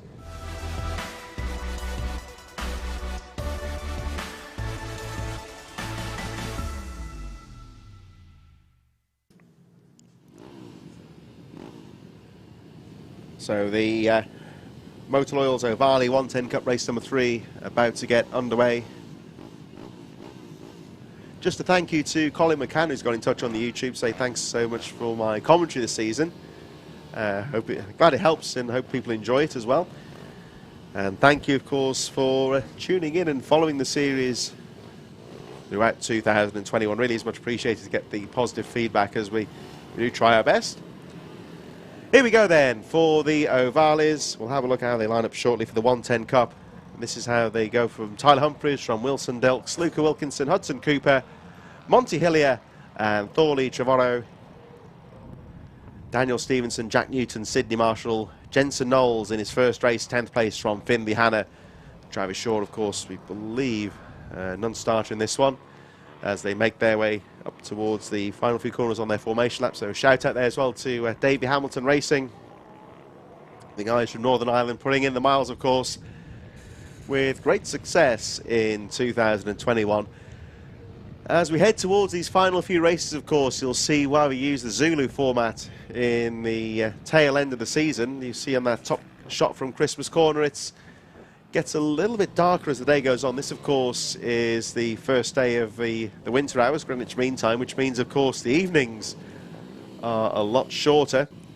And this Zulu track is fully floodlit as well. It's a bit shorter as well, so perhaps a bit more suited for the more winter hours and the winter running. As they make their way down towards Scotland, there's Jack Newton on the 135 on the inside line, looking again some final advice as he looks towards the first corner. There's Thorley Trevorrow on the number 42. Looks focused and ready to go. Looks like the full wets there for Hudson Cooper on the 217 as he lines up third place. The revs rising as riders look at the lights, and we are about to get underway. Away go the Ovales into the first corner. Good start there from Tyler Humphries. Wilson Dilks alongside him. Hudson Cooper seemed to struggle getting away there, but regroups going into the top corner. Look at Tyler Humphries. So he's been in top form today, getting a great start as Thorley Trevorrow going down the inside of Luca Wilkinson. Made the move stick. So Trevorrow with a very good start there. Looks like Wilson Dilks in second place, Trevorrow then in third place, but no doubting who the leader is at the moment, Tyler Humphries. The number 19 really has been on top form today, through the boot for the first time. He goes in towards the final corner. So Dilks in second place. There's Trevorrow in third, Wilkinson fourth. And looks like the 217 of Hudson Cooper in fifth place. Jack Newton a bit further behind as Monty Hillier goes through to sixth place. So Newton in seventh, Daniel Stevenson, Sydney Marshall and Jensen Knowles running out the top 10. Jensen Knowles, as we saw earlier, of course, in his first ever tarmac race, you would say, switching over from motocross, and this is a very competitive field. So he's in last place at the moment, the number 1 of Jensen Knowles, but by no means out of contention, so a good start for him as well. And what we do see as well is a lot of these riders, they start out towards the back of the field, they're just circulating and getting the experience, and then as time goes on, they really get the racecraft and start to do some good racing. As you look at people like Wilson Dilks, Thorley Trevorrow, they've got better and better as the races go on, and some great racing there for second place. But Tyler Humphries looking strong as Trevorrow down the inside. Oh, and a great move there through to Christmas Corner, and yet again Thorley Trevorrow, you only need to leave him half a gap and he is right in there. He's a very strong racer. And let's see now if Wilson Dilks can fight back. I'm sure he won't want to lie down and let that one go as they make their way down towards boot once again. Trevorrow guarding that inside line. They were thinking he's expecting Wilson Dilks to fight back, but he's actually pulled away slightly. Let's see what the number 85 in third place, Wilson Dilks, can do as they make their way around the final corner. Tyler Humphries with the fastest lap of the race. Trevorrow second, Dilks in third. The top three cleared away now from Luca Wilkinson on his own in fourth place. Bit of a battle taking place here though between Hudson Cooper and Monty Hillier, fifth and sixth place. Daniel Stevenson in 7th place. There's Jack Newton. Sydney Marshall, Jensen Knowles a little bit further behind in 10th place, as Hillier has a look down the inside of Cooper. Into the top few corners they go. And Hudson Cooper holding on to that 5th place. And look at Hillier now, the number 37, just looking for some different lines here. We saw him taking a wider sweep into some of those corners, trying to get past Cooper on the exit. He's done it again, but doesn't quite work out for him. And again, look at him just drifting wide through boot. Cuts back on the exit of the corner. Cooper taking, you might say, the orthodox classic racing line through these corners. Through oblivion they go once again. And again, you see Hillier running wide. Switching back, coming out of the corners. He's going to try and get past the 217 of Cooper going up towards Christmas Corner. Has a peek down the inside. Can't find a way through. So Cooper at the moment riding very much defensive, parking that bike where he needs it to be on the racing line, and making Monty Hillier do some work here as he tries to find a way through. Down through Zulu they go once again. Tyler Humphries still leading the way. Still Trevorrow in 2nd, Dilks a little bit further behind in 3rd place, Wilkinson 4th, and then this battle for 5th place. As again we see Hillier drifting wide through boot, getting back on the switchback to try and find a way through in the exit of the corner. Over the line they go. Cooper in 5th place, Hillier 6th. Then there's the number 11 of Daniel Stevenson just a little bit further behind. Jack Newton, Sydney Marshall and Jensen Knowles still rounding out the field. And Hillier having a peek down the inside of Hudson Cooper up to the top of the circuit. They go now through Inkermans once again. And again, just look how tightly Monty Hillier takes that corner coming out of the top hairpin, trying to find some gap, trying to find some traction, you would say, coming down the hill out of the corners, almost just to get that momentum to get alongside Hudson Cooper. Still Tyler Humphries leading from Thorley, Trevorrow, Wilson Dilks, Luca Wilkinson 4th. Hudson Cooper and Monty Hillier all very close indeed. Round the final corner they go, that lead group of riders over the line they go. So it's still Tyler Humphries leading the way. Monty Hillier can't find a way past Hudson Cooper at the moment. Daniel Stevenson just a little bit further behind this battle for 5th place. Jack Newton and Sydney Marshall running out the field from Jensen Knowles just a little bit further behind. But Tyler Humphries looking strong, leads the race by 5.4 seconds. And there's Jensen Knowles. They go round the outside of the newcomer there as they go down the hill. So Knowles holding his line, letting the fast riders find their way through. Tyler Humphries, meanwhile, pulling the gap to 6.6 seconds on Thorley Trevorrow. Wilson Dilks still in 3rd place. Luca Wilkinson over the line in 4th. And still this very close battle for 5th place. Round the final corner they go. Hudson Cooper looks over his shoulder, can see Monty Hillier there, who has a look down into oblivion. But Cooper's got the line as they make their way through once again. And still Monty Hillier can't find a way through at the moment. He has a peek down the inside into Christmas Corner, but not close enough to go out braking into that corner. Down the inside he goes this time. Oh, and he makes the move. Now, can he make it stick? Monty Hillier through into 5th place and covers the corner on the exit. So after all that effort there, Monty Hillier has finally made it stick and now through into 5th place from Hudson Cooper. And Monty Hillier has now just got to try and get a good lap in here, try and break away, get the toe away from Hudson Cooper. He's done that already, actually pulled a couple of tenths of a second. 2 laps to go for the race leader, number 19, Tyler Humphries, who is in top form. Trevorrow still 2nd, Dilks in 3rd, Wilkinson 4th. Then it's Monty Hillier, Hudson Cooper, and that man there, number 11, Daniel Stevenson, currently in 7th place.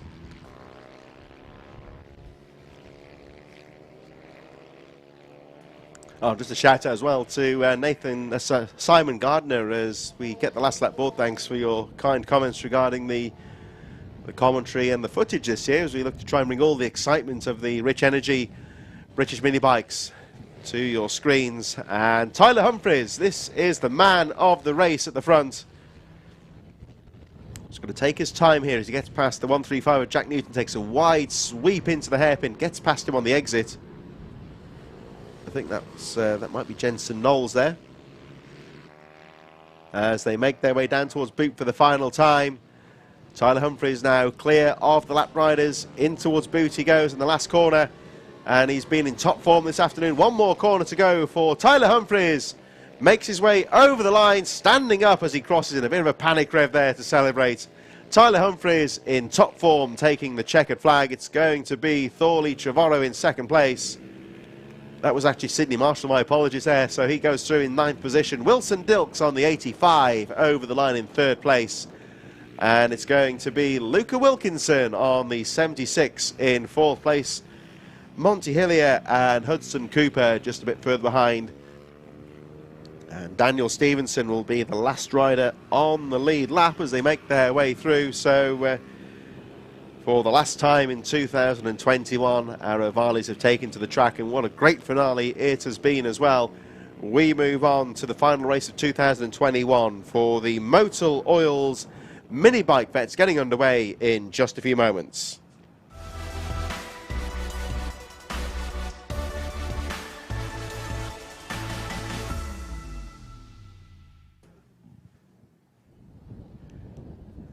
In association with Motul, let's have a look at the lineups very shortly for the Mini Bike Vets. Matthew Davis from Alan Brooks, Michael Neal's in 3rd, my apologies. Dean Bednarek in 4th. Michael Judkins and Dervalane in 6th position. Simon Chambers, DNF. So a bit of a class of attrition here in the Pit Bike Vets for the final time for 2021. It's been quite a popular class this year, but it's all down to the last 6 as they make their way down to the waiting zone and out onto the track very shortly. 3 more races to follow after this. We have the OMG Racing Mini GP 190s, incorporating the Bucci 190 Cup, and our last 2 races of the day will be the Mini Bikes 140s Group B and Group A finals in association with Moto. Riders making their way out onto the track very shortly for the formation lap. And as we say, 3 more races to go this afternoon, so still plenty of action here in the final stages of the 2021 season at the Rich Energy British Mini Bikes Championship. Thanks, of course, for all your support and for tuning in to the series throughout 2021. We hope you've enjoyed this live footage here with Alpha Live, of course, and looking forward to the 2022 calendar very soon as the vets make their way out onto the track. And I just saw Dervalane go through there, so it looks like he's been able to make the start in this one as well. We cast our minds back, of course, to the start of the year where it was, of course, the championship took place at Teesside, the fantastic Teesside Autodrome, but of course we still had issues with the restrictions due to the pandemic, and that was effectively a non-championship round. But ever since then, everything's got well and truly underway and has run pretty much as normal. You can see, I think it's a little bit of the light on the camera there playing tricks with our mind there. You can just see that it is starting to get a little bit darker, and this, of course, is where the Zulu track comes into its own, where it can be floodlit, and it's been a bit of a mixed bag of weather today. It's improved as the afternoon goes on, as the riders now make their way down towards the start line for the final time for the vets in 2021. There's Dervalane, and have you seen the camera yet? Having a look over the shoulder. And he looks a bit happier with this one this time. The bike, of course, on the grid and ready to go. There's Michael Judkins alongside him on the number 97. Revs rising, and away we go for the final time for the vets in 2021. Matthew Davis, who had disappointments, of course, earlier on in the 140s, getting away well this time from Alan Brooks. Dervalane in 3rd, and Michael Judkins running out the field. Into the first corner they go. So Davis leads. Brooks 2nd, Elaine 3rd, Judkins 4th, pretty much how it was when they make their way through. So with Ian Walker, of course, the main rival to Matthew Davis, not racing at this final round, means pretty much he's got a clear run to the title. And Dervalane, the rider, in 3rd place.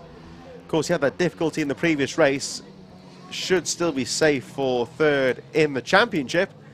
Meanwhile, Alan Brooks having a look there at Michael Davis, who ran a bit wide coming out of boot, regains the composure, gets back on the power, and they go charging over the line. Very fast start to this vets race. Matthew Davis, Alan Brooks, Dervalane, all very close. 1 second covering the top 3 riders. Michael Judkins a little bit further behind in 4th place on the number 97. Here they come into the top Christmas corner they go, and still looking very strong as that lead group all make their way through. Matthew Davis Holding on to the lead though, 47.565 on that first lap. So we'll watch the riders when they come back around and see what the pace is like. Dover Lane just a little bit further behind in third place, and Alan Brooks keeping the pressure on Matthew Davis here. Trying to get the exit speed out of the corner. Dover Lane still there in third place. Here they come around the final corner. Over the line they go. So Matthew Davis leads. Alan Brooks second. Dover Lane third. All very close. 1.4 seconds covering the top three riders. Michael Judkins just a little bit further behind in fourth on the number 97. As Alan Brooks keeps the pressure on Matthew Davis. Can't find a way through at the moment. And any kind of a mistake from these top two, and Dover Lane will be right in there to go for the win as well. So Dover Lane, who was in the midfield at the start of the season, of course one or two riders have dropped out of contention, but he's improved as the season goes on and could potentially be looking at his first moto win of the season, depending on how things go here between these two riders. Matthew Davis looking to keep Alan Brooks behind him though. First and second place round the final corner they go. And over the line, 1.8 seconds covering the top three riders. Fastest lap of the race is Alan Brooks on that 45.469. Pace does appear to be dropping slightly now. Of course, we are getting later on in the afternoon here. The temperatures might be dropping and perhaps that track temperature going down as well. So only by a few tenths of a second, I would say here, but the track temperature possibly dropping and the lap times a bit slower now, and this top three group still bunched together quite nicely here. So Matthew Davis, Alan Brooks, Dover Lane all very close, and I presume Dover might be coming back for the last two races a bit later on, and we'll have a look and see what the conditions are like out there. Well, thanks very much to Steve Craddock for your kind comments on the YouTube. Hope you've enjoyed the coverage here of the Rich Energy British Mini Bikes finale in 2021 here at Whilton Mill. Still very close here in the Motor Oil Vets Championship, the Vets race, I should say. The championship, of course, has been pretty much wrapped up with Matthew Davis taking the win. But he's coming under pressure here from Alan Brooks, who set the fastest lap of the race, 45.469. And Dover Lane, who very kindly has been joining us in the commentary booth here this afternoon, just a bit further behind in third place on the 189. Here they come through the boot for the final part of the lap. 5 laps to go next time round. There they all are. So there's Elaine in third place. And look at his eyes, focusing ahead, their eyes on the prize here, because the pace still very close here at the front. 2.4 seconds covering the top three. Alan Brooks keeping that pressure on Matthew Davis in towards the top corner. And there's Elaine in third. Of course, he missed the start last time round, had some kind of issues. Lost a lap at the start of the race, but recovering well here. Oh, Brooks down the inside of Davis. And Alan Brooks into the lead. Michael Judkins over the line in fourth position, a bit further behind, going through oblivion as we speak. But here come the leaders, and Alan Brooks into the lead now. We've still got 4 laps to go next time round. So let's see what Matthew Davis can do here. Now, it appears that Alan Brooks is a bit faster at the moment. He's got some good lines. So the question you've got to ask yourself here is whether Matthew Davis can look at the rider in front now, Alan Brooks, learn from him maybe and see what lines he's using and perhaps go for the pass back into the lead. We shall see, because Alan Brooks hasn't shaken off Matthew Davis by any stretch here. Dover Lane will be watching this with interest, of course. He might be looking to get involved if these two start banging bars at the front. Down through Zulu they go once again, bouncing over the curbs. And Matthew Davis still on the rear wheel of Alan Brooks, looking to try and find an opening, get back through into the lead. But I'm sure Alan Brooks, the race leader, will have other ideas. 3 laps to go next time round as they make their way down towards the final corner. And over the line they go. 3 laps to go here at Whilton Mill, as Alan Brooks holds on to the lead by 7/10 of a second of Matthew Davis. Dover Lane is 3.4 seconds behind in third. Up towards the top corner they go. So Lane just dropping a little bit there as Alan Brooks tries to break away. There's Michael Judkins, the 4th place rider. Through the boot he goes once again in towards the final corner, just dropping a little bit of pace there, but still circulating quite nicely in around the 52nd region, which is still a fairly decent pace, I would say. And over the line he goes in 4th position. 30 seconds adrift of the leaders who have 2 laps to go. Michael Judkins makes his way through oblivion, moving up towards Christmas corner once again. Meanwhile, back to the leaders, and Alan Brooks 2 laps to go for the leader. Can't afford to relax here though, because Matthew Davis still keeping the pressure on. And Alan Brooks doing all he can just to try and break away a few tenths of a second here and there. But Matthew Davis has closed the gap here with 1.5 laps to go. And Dervalane setting his own fastest lap of the race, keeping pressure with these top 2 riders. And 189 Dervalane, 3.6 seconds behind the race leader, still potentially could be a factor in this race as Alan Brooks leads them down towards boot once again. Through the left-hander and that double apex right-handed sweep. Michael Judkins over the line in 4th place.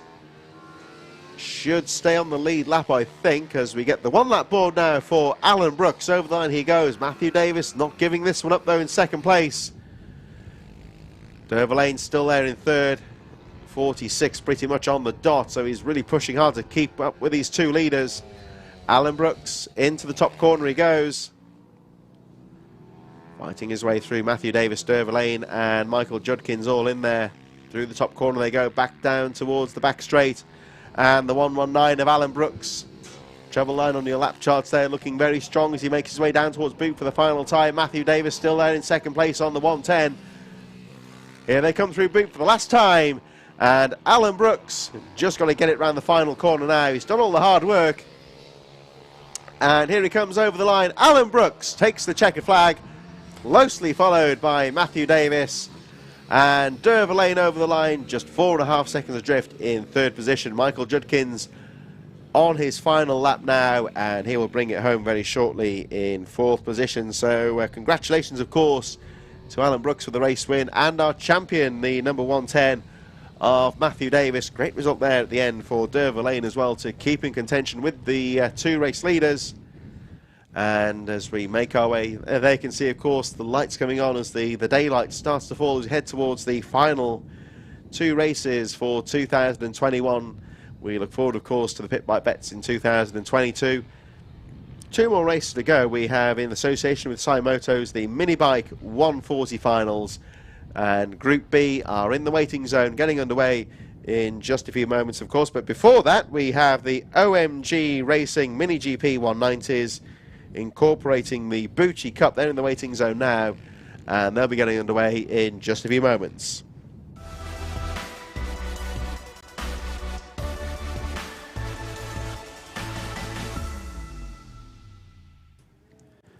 So 3 more races to go in 2021. We have the OMG Racing Mini GP 190s incorporating the Bucci Cup. And let's have a look at how they line up. It's Fenton Seabright from Ash Barnes, Barry Burrell in 3rd, Sullivan Mounsey in 4th place, Tom Lewis and Zach Weston in 6th position. 7th for Craig Dance from Daniel Goodman, Andrew Thompson in 9th, Calvin Kelly, Kobe Perry and Tim Patterson in 12th place. Jack Knights in 13th from Dominic Evola, Craig Rowland running out the field, Ian Wareham and Simon Bogg with no time, may possibly non-starters starting at the back of the field. So here they are in the waiting zone.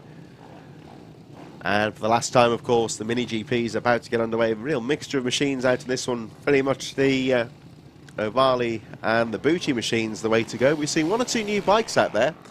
And the Mia racing bikes, of course, in the hands of the at the front there as well of Fenton Seabright. So certainly one to look out for. One of the new machines out on the grid.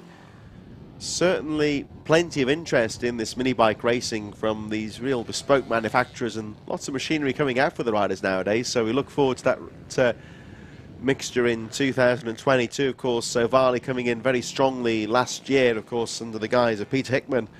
And I remember that manufacturer effectively being launched in the UK, at least at Ella Park last year. But you would say the Bucci Cup has come back very strongly as well, and Bucci also with the machines out there as well. But like we say, that real mixture of machinery out there. This race also incorporating the Bucci Cup as the riders make their way down towards the final couple of corners.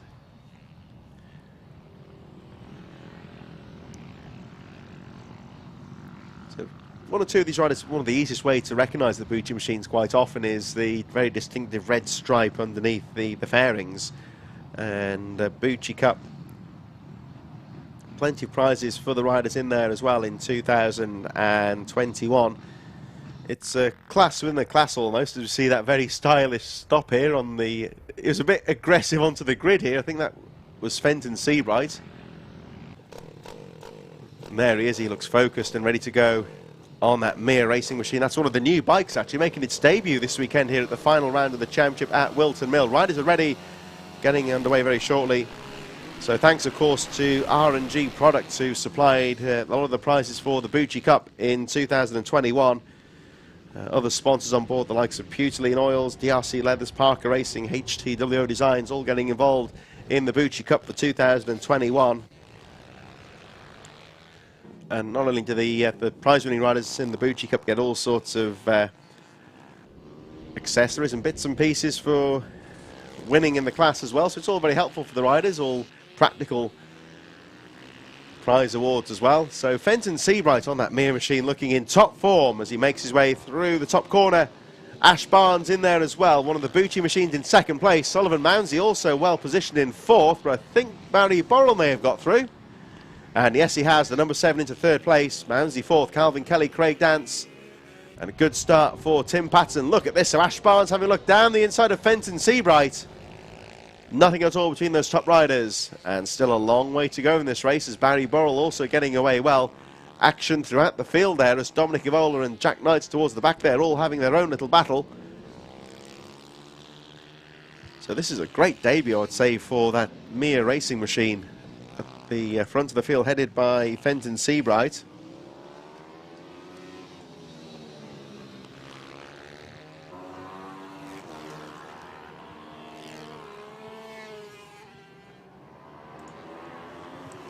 Over the line he goes once again at the end of this first lap. We look to find out more about that. I think it might be possibly a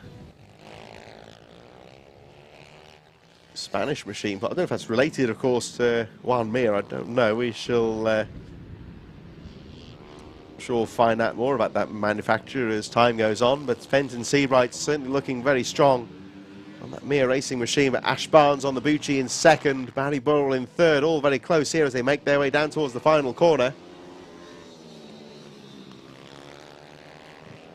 Over the line they go. So Fenton Seabright, your race leader, debuting the Mir at the front.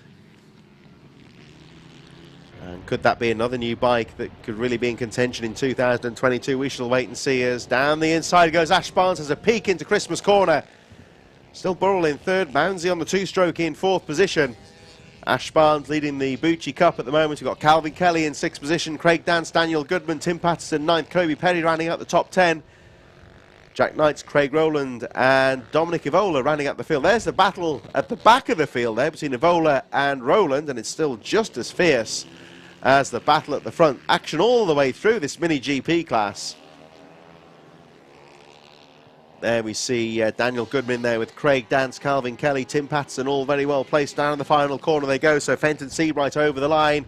Look at this, so as Ash Barnes again has a look down the inside, a bit more aggressive into Christmas corner this time. Oh, but Fenton Seabright is not going to be intimidated like that. Oh, look how scrilly that bike is in towards Inkermans. These two really pushing it now as they make their way down through Zulu, in towards Boot once again. Ash Barnes trying to close up now on Fenton Seabright, the race leader, as they make their way down towards Boot once again. And Seabright really pushing it now as he tries to pull away.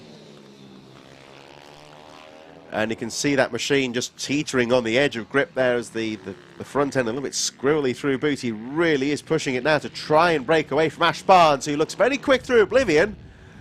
Up towards Christmas corner once again. Barnes down the inside. Oh, and Seabright shuts the door as they make their way through towards Inkermans. Barnes not really close enough to go for the inside there. Tags onto the back wheel of Seabright. Still Burrell in third. Mounsey fourth. Calvin Kelly up to fifth position from Andrew Thompson and Craig Dance. And at the moment is follow my leader through Booty as Ash Barnes not close enough to go for a pass here. Just tagging onto the back wheel of Seabright. Now, Ash Barnes looks quick through Oblivion, so I wonder if he's going to try and line him up going up towards Christmas corner. Barnes with the fastest lap of the race, 41.9. Here they come once again, and Seabright trying to guard that inside line, but Barnes has got the line into the corner. makes the move. Now, can he make it stick as they make their way through towards Inkerman's? Oh, and look at Seabright down the inside. Almost touching handlebars there as they make their way down towards Zulu once again. Ash Barnes has just about held on and grabbed the lead. Now, let's see if Fenton Seabright can fight back. Bit of action further down the field as Craig Dance gets past Andrew Thompson in 6th place. Oh, a small mistake there from Fenton Seabright. That allows Ash Barnes to pull away with 3 laps to go. So Barnes leads, Seabright in 2nd, Burrell 3rd, Mounsey still in 4th place on the number 44. Over the line goes Mounsey, should be Calvin Kelly in 5th place. Kelly over the line in 5th position, Craig Dance, Daniel Goodman up to 7th place from Andrew Thompson, Tim Patterson. And the rest of the field made up of Kobe Perry, Jack Knight, Dominic Evola and Craig Rowland.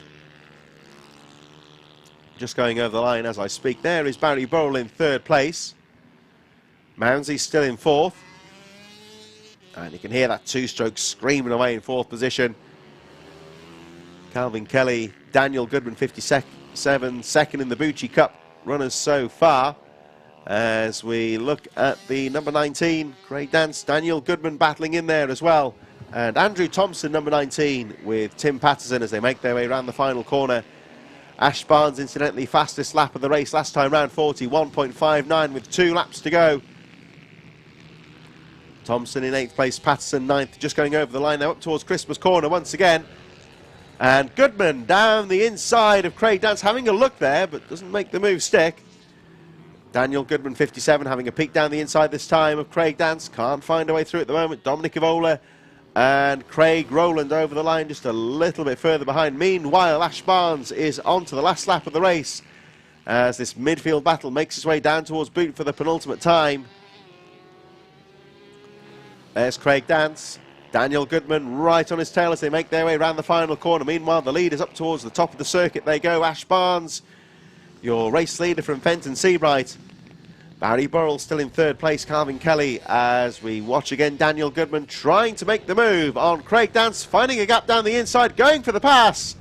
And Daniel Goodman makes the move stick on Craig Dance, moves into 6th position. Meanwhile, Ash Barnes towards the final corner he goes, and Barnes will take the checkered flag. Race win for Ash Barnes after a thrilling battle with Fenton Seabright, who has to settle for 2nd position. Barry Burrell in 3rd. There goes Craig Rowland, the lap down in 13th on the 227. Sullivan Mounsey in 4th.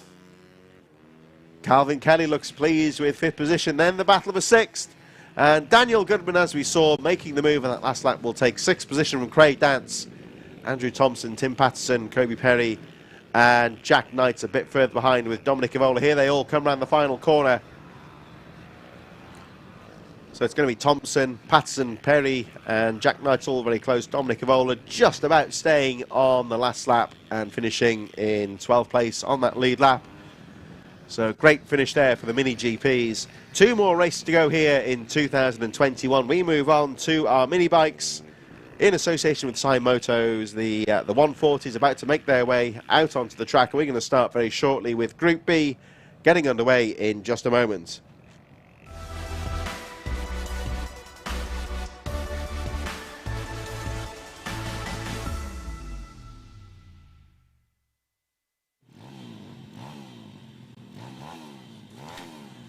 So the mini bikes now in the waiting zone, about to get things underway for the Group B in just a few moments. We'll have a look at how they line up very shortly. Riders assembling in the waiting zone. Pleased to say, of course, that the heavy rain we had this morning, as forecast, of course, that disappeared, and we've had a relatively dry afternoon. It's a bit cold and damp out there. There was a bit of a tornado, I've been told, out on the circuit. It's a bit breezy out there. And I've just been told there was a mini tornado out there as well. So, just been told in terms of the weather forecast, there's been a tornado in Northamptonshire today. So, passing very close to Whilton Mill. Let's hope that stays away, because there'll be gazebos and awnings taking the brunt of that one. Last 2 riders now making their way down to the waiting zone for the start of this penultimate race in 2021 for the Rich Energy British mini bikes, and riders making their final preparations, getting focused, and we'll be underway for this penultimate race in just a few moments. Thanks, of course, to Sai Motors for all their support in 2021. Been a great year racing, I would say, here at the Rich Energy British Mini Bikes Championship, and plenty of action. Of course, we really have travelled the country in 2021. We've seen the riders go all the way up towards Rowra, the likes of Cumbria. We started off in Teesside with what was effectively a non-championship round, and to the fast, spectacular Pembrey circuit in South Wales in the middle of summer. Really hot weekend that was. Let's have a look at how they line up in the B final. We've got Mark James Cockfield from Michael Briggs, Stephen Humphries, Adam Weston, who we saw getting ready a few moments ago in 4th place, from Danny Cohen, and George Wood in 6th place. 7th for Andrew Rayfield, Tom Wise, Tom Swift, Harry Pell, Keith Innes, Rick Jenkinson in 12th. Not too sure if they're getting underway with Joshua Crew, Kevin Clark, and these riders all non-starters at this penultimate race of 2021. Just to say, recapping some of the great racing we've had this year. Of course, the lid a few weeks ago down in Kent, just a couple of weeks ago. That was a good weekend as well. It's a track that's very fast, difficult to overtake on potentially, which is a complete contrast here to the technical Zulu format here at Whilton Mill. This, of course, our second visit to Whilton Mill in 2021. As usual, of course, we've got the variety of the two different tracks, and as we move towards the autumnal racing conditions, moving towards the Zulu track, and a bit shorter and a bit more technical as well. So here we go for our penultimate race of 2021. Mark James Cockfield, the pole sitter, lining up on the inside line there, in good form. Earlier on today, got the run to the first corner from Michael Briggs.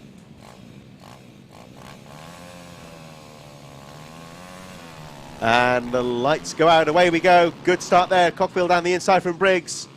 Adam Weston getting away well also.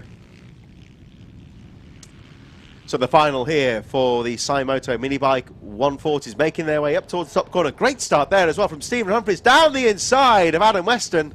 But Weston shuts the door and trying to battle his way through to second position. Great start there from those two. Into the top corner they go, through towards Inkermans, heading down towards Zulu any moment now.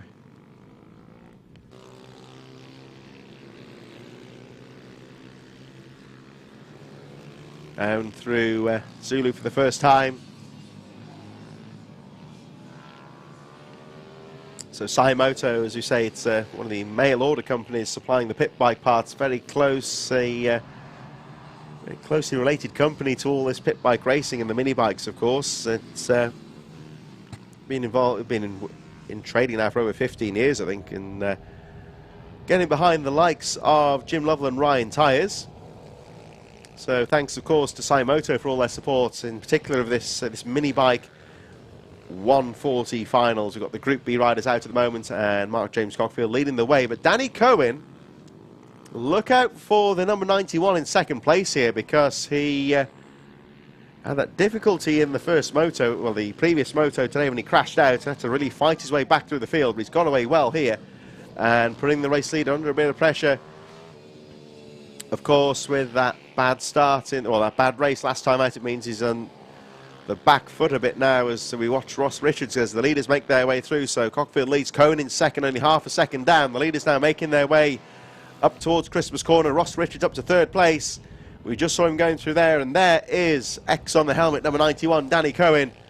Richards in third, and he's pushing as well, getting past Michael Briggs, who settles for fourth place, from Stephen Humphries, and the 52 of Adam Weston. Tom Wise, Tom Swift, George Wood, and Harry Pell rounding out the field as they make their way back down through Zulu towards the back straight. So Cockfield leads there. We see as we get towards the afternoon, the floodlights really coming into play now as we get towards the final couple of races. That leading group of riders making their way through boot once again. There is the 146 of Briggs now. Danny Cohen, another fastest lap of the race for the number 91 over the line. They go. The leaders now making their way up towards Christmas Corner. Number 7, Cockfield, the race leader. Cohen in second, who really is charging now. And we could be seeing a battle for the lead. Ross Richards in third. And he sets the fastest lap this time, 47.906. So the race leader looking good at the front. Danny Cohen in second, and Ross Richards. We've got a situation here where second and third place are all closing up, and right on cue to welcome into the commentary booth here is Derva Lane, who was in sight of the checkered flag there a few races ago. Yeah, I just couldn't catch them, they were too fast. So another third place, and hopefully another third in the championship and another plastic trophy as well. So yeah, good finish today there. Looking at the track here, we've seen the lap time seem to ebb and flow a bit. I was speculating here, is the track temperature dropped a bit or not making any difference? It's cold, but it is dry now, so a lot of people are still unsure on tyre choice, whether it's wet or intermediate. So it's dry, you can pretty much ride it as hard as your setup will allow, you know. I noticed one or two riders as well, they seem to be having the mixture, they've got perhaps a wet on the front and an inter on the back, it seems, just for a bit more maybe traction on that front end. Yeah, I went intermediate front with the R slick tyre that I was telling you about earlier, the soft compound slick tyre. It was fine, yeah, that was absolutely fine for me, but some of the faster lads, if they ran that, they'd chew it to shreds, so it's dependent on your speed and your ability as well. We're about halfway through this 140B final. I'll tell you what, Mark James Cockfield doing a great job of holding on to the lead here, because Danny Cohen and Ross Richards, second and third place, really bearing down on him as they make their way through oblivion once again up towards Christmas Corner. And Ross Richards again, another fastest lap for him, 47.6, his best lap 47.4, so he really is charging in third place. And Mark James Cockfield, who took the lead when the lights went out, coming with some pressure here, and I think with second and third closing up here, Dave, this could be in for a very close final 4 or 5 laps here. Yeah, I mean, towards the end of this race, they'll be getting a bit tired now. It's been a long day, hasn't it, with changing wheels and everything else. So you might find that third, as you've seen, is going to close right up as they're starting to battle. So yeah, this one could go down to the line. And third place really is probably in the best position here. Yeah, he's looking strong in third place. That's the machine of Ross Richards as Mark James Cockfield over the line. Danny Cohen, who looks strong at the start of the race, but at the moment having to ride defensive here as Ross Richards keeps the pressure on the top three, really breaking away now from the rest of the field. As Richards has a peek down the inside of Cohen. Oh, and a textbook outbraking manoeuvre there through to Christmas Corner. I think that is pretty much by the book, I would say there, Dave. Yep, throw it up the inside, park the bike and say, right, you're going to have to roll off because I'm coming through. So Richards with a nice move there. As you can see, the sunlight starting to get close now. It's, of course, the first day of the Greenwich Mean Time, the winter hours, so the sun coming down, and that's going to make that downhill section through Zulu potentially a bit tricky for the riders. As Ross Richards starts to put the pressure on Mark James Cockfield now with 3 laps to go. Gets a nice drive out to the final corner through oblivion. Danny Cohen still watching there in third. He could still be a factor in this race. We're lining up the same move, I think. Yeah, he is through oblivion. Let's have a watch of this one now. Oh, and well, that was out of nowhere, that one, wasn't it? I think it was just power on the exit of the corner, really, wasn't it, Dave? Yeah, they normally say 3 into 2 doesn't go, but just got through there. Cohen just trying to follow him through, but Richards just closed the draw on him, which was a good racing move there. And that could really work well for Ross Richards as Danny Cohen fails to get past Mark James Cockfield. Just noticed there, Dave, we are moving, of course, it's the first day of the winter hours, GMT, and bright end to the day here. When you go down the hill there through Zulu, is that going to, we've noticed a few of the riders with the tinted visors, is that sunlight going to cause a problem in these later races? No, I don't think it should be a problem too much. It's only when the sun's really, although looking at that picture it would, but I think when you're on there, it wasn't too bad actually. If you've got a dark visor, some people like the dark visor, but when it's slightly damp, I like the clear one so I can see the patches, but everyone's different on this. I suppose the advantage here, the riders have got there a lot lower down naturally than the cameraman here is here, so this might be a bit of a false impression. False impression, like you say. Yeah, we've got that mixture of the lights and tinted visors as the day goes on. That was the number 7 of George Wood, I think. Yes, it is. So yes. Shout out to George Wood and to Harry Pell as well, 2 young riders who stepped up to this class, doing really well. You know, they're both learning. They're both really nice young lads. You know.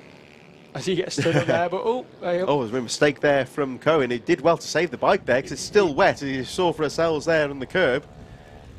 But yeah, we got George Wood and Harry Pell at the back of the field. Like you say, 2 young riders who have stepped up and having to go into potentially a very tough class. Yeah, it's a really competitive class. Like 140 and 160 classes are really competitive. So for them to step up and to be smooth, you know, as you know, in 2 years' time they'll be pushing on for the A group potentially. So someone's lost their knee slider, as you can see. I think somebody's been off the course as well, and there's a bit of grass on the track as well, so Well, that will affect the leaders, I don't know, but Ross Richards has done all that's on the back straight, isn't it, heading towards Boot, so it is easy to drift wide there, I think, and do a bit of grass tracking potentially. So Ross Richards round the final corner. I think it might have been Michael Briggs, according to the lap charts. But Ross Richards, great ride for him there to take the checkered flag. And Mark James Cockfield coming through in second place from Danny Cohen. They had a great battle for second place. Stephen Humphries looks like he's going to be in fourth. There's George Wood over the line on the number 7. Oh, he got, yeah, of course, Michael Briggs. So he must have gone off on gone and hit trouble. Well, that's what it's all about. I think even if you're at the back of the field, you just keep going, and somebody else can make a mistake and take the points and take the positions off them. That's right. That's what it's all about. So the marshal, I think, just going down to that part of the track just to sweep that grass up. Funny place to have a knee slide in the middle of the straight, though. So I'm not sure what's gone wrong there. Strange. It's easy to like run wide on that corner, isn't it? Because I think it can push you wide, but like you say, his knee hit the ground evidently. So and just on the outside of where you come through that section, there's actually a puddle just off track. So if you do run off track, it's not going to end very nicely for you. Yeah, I think it is worth saying, of course, you saw all that standing water everywhere on the track, but it's still out there to catch out the unwary as well, isn't it? Yeah, track's dry, but just off in the dips, you can see where it's just kept the moisture in the track. So still plenty to catch out the unawares as we move on to our final race of 2021. It's the Cymoto Mini Bike 140 Group A about to get underway.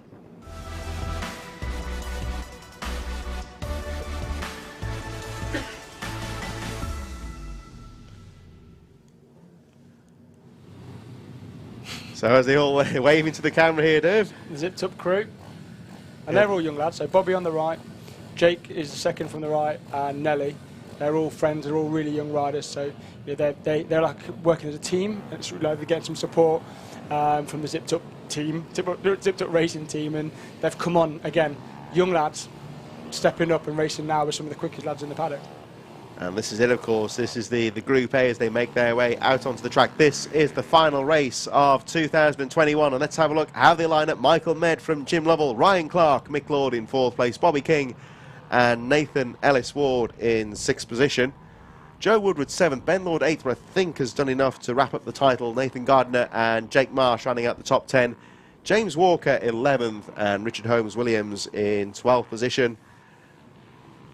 Further back, we have Harry Clark, Rob Overend, Carl Whilton, Tommy Ullman, Lewis Jones, and Will Lathrop. Difficult day for him, but he starts in 18th position. Rhys Stevenson, another rider who's had a tricky day in 19th. Gary Jacobs. Danny Cohen, I believe, will not be in this A final, but Gary Jacobs, yeah, he is out there at the back of the field. He's had one or two of these riders having a difficult day. Gary Jacobs, Rhys Stevenson, and Will Lathrop, the birthday boy, perhaps not the day he would have wanted, really. They've all shown pace at times, but one or two mistakes out there. Tricky conditions. It catches the best ones out as well, not just us mere mortals in the mid-pack. So, yeah, I think with everyone changing tyres, the weather changing constantly. Just looking there at Rhys Stevenson, is that a slick tyre he's running? It will be a R-slick. That's the R-slick one, isn't it? Yeah. There it is. Look, see, it's got the R on it. So it's a slick tyre, but it's a really soft compound. There he's waving to the camera. I think he's been spotted. There's Will Lathrop. I think he might be doing similar, and Pearson as well on the 77. He's got a cut tyre on the rear. That's the cut on the back, isn't it? And on the front as well. On fronts. So playing it potentially a bit safe as well, I think, isn't he? So with that softer tyre, of course, it's the whole physics, of course, of it being a softer rubber. It'll just heat up a bit quicker and just generate a bit more grip. Yeah. Ideally, the next compound after that is the SS super soft tyre. It's probably just a bit too cold for that to get enough heat in. So these guys can push straight off the start on these tyres, and they should be up to race speed almost straight away. Here we go then. So Michael Med getting the jump on the field with Jim Lovell right alongside him as they make their way through, believing for the first time up towards Christmas Corner. And Michael Med immediately goes defensive, but Jim Lovell trying to force the issue. And that might allow Ryan Clark through, but he's right on the rear wheel. It's all tight at the back there through Christmas Corner, but everyone gets through cleanly. Will Lathrop with a good start into the midfield already. And Rhys Stevenson in there as well. Gary Jacobs at the back of the field, but a good start there, Dave. Yeah, flew off because him and Jim were battling last time. So these top three are really close on time. So if Jim will want to get ahead and try and pull a gap, but he's going to sit behind him. But I think if knowing Jim, he'll be wanting to get ahead and start pushing the pace. And look how competitive this is. They all make their way through. I just saw Will Lathrop there well and truly into the midfield. He's up to 10th position. Reece Stevenson up to 9th as we look at this battle at the front once again. Oh, level down the inside. Really aggressive move there from Jim. He really had to force the issue down the inside because Michael Mead was looking to try and defend that corner. Yeah, but once his bike's planted, you can't ride through him, so he's got to roll off and then try and tuck in behind. So Ryan now trying to take advantage of that, and he'll be trying to tuck in on his wheel. Yeah, Ryan Clark actually the fastest lap of the race, 47.243 on that first full lap. Trying to get past Michael Mead. He's been quick all afternoon, Ryan Clark, but Michael Mead certainly not giving this one up now. It's Jim Lovell into the lead, and we'll have a look as they make their way up towards Christmas Corner. We've got Mick Lord, I think, still there in 4th place, Bobby King, Nathan Ellis-Ward in 6th place, Reece Stevenson and Will Lathrop 7th and 8th place, Ben Lord, Lewis Jones, Joe Woodward and Richard Holmes-Williams. As nice move down the inside there from Ryan Clark, and that'll be frustrating for Michael there to lose that 2 positions at the same corner. Yeah, and he tries to take that tight line again to try and take advantage on the way out, but Ryan, yeah, he's got that job done, and now he's hopefully focused on chasing down Jim Lovell. So here we go, 7 laps to go, and we just saw Will Lathrop and Reece Stevenson. They're charging through the field here. They were 7th and 8th place. I think they're battling with Bobby King and Nathan Ellis-Ward. So I think 2 of the young guns there, Derv, and if they can get a good couple of laps, stay out of trouble, we could be on for a really close finish to this race. Yeah, the young lads are going to get the red down. Look, Bobby there in front of Will. Will's a fast rider, so if they do go past, they want to be tagging on the best that they can. Will with an amazing lap, 44.4, which is about half a second quicker than anybody else. But you know, Bobby's a young rider. He won't give his spot up, so they're going to have to take it. Yeah, Bobby King trying to look at Will. He found that out of nowhere, Will Lathrop. That inside line, when a rider's committed to the corner like that, you've really got to be aggressive down the inside and make it stick. So a hard but fair pass there for Will Lathrop. As long as you can show your front wheel, then hopefully they see you coming and they just lift up and try and tuck in as neatly as they can behind you to try and not lose a toe, so to speak. And tagging onto the back there, we've got Bobby King and then Reece Stevenson. So those riders really charging through the field. And Will Lathrop, 45.002, fastest rider on the track last time round. Closing up on Mick Lord, and there is Lord on the 69. And look at Bobby King there. He's tagging onto the back here of Will Lathrop. He's got Reece Stevenson with him as well, so he's trying to get along in that toe as well.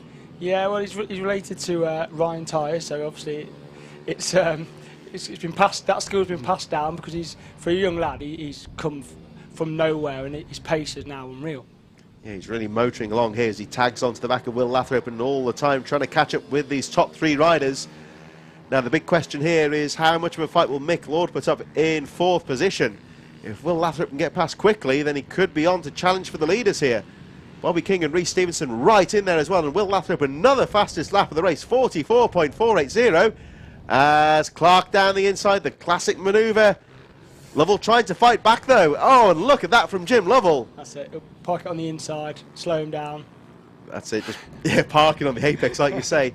And Jim Lovell had to do well there to keep the power on around the outside to keep that track position and just force the bike down the inside there. Yeah, he put Ryan in a position because he slowed him down so much. 3rd place then wanting to have a go as well and get into the party, but they all kept it clean, which was nice, and the race goes on. And this is tight, aggressive racing here. This is all going to allow Will Lathrop, who is through to 4th place, to catch up with these 3 as we've got 4 laps to go still. And Lathrop again, 44.4, another fastest lap of the race. He's only 2.2 seconds adrift. And here they come again into Christmas Corner. Oh, and this is all getting very close, isn't it, Dave? This class, the Cymoto sponsored class of 140, it's always good battles because the bikes are so even. The riders, you know, they race wheel to wheel. They know how the other person's going to react. They know that they're going to be aggressive. So this race is going to go to the end. Oh, that's tight. Oh, and look at that there from Ryan Clark. Now this, of course, Dave, they're all fighting for apex. They're all blocking each other now. And look out there, he's already up with them now. Machine Will Lathrop.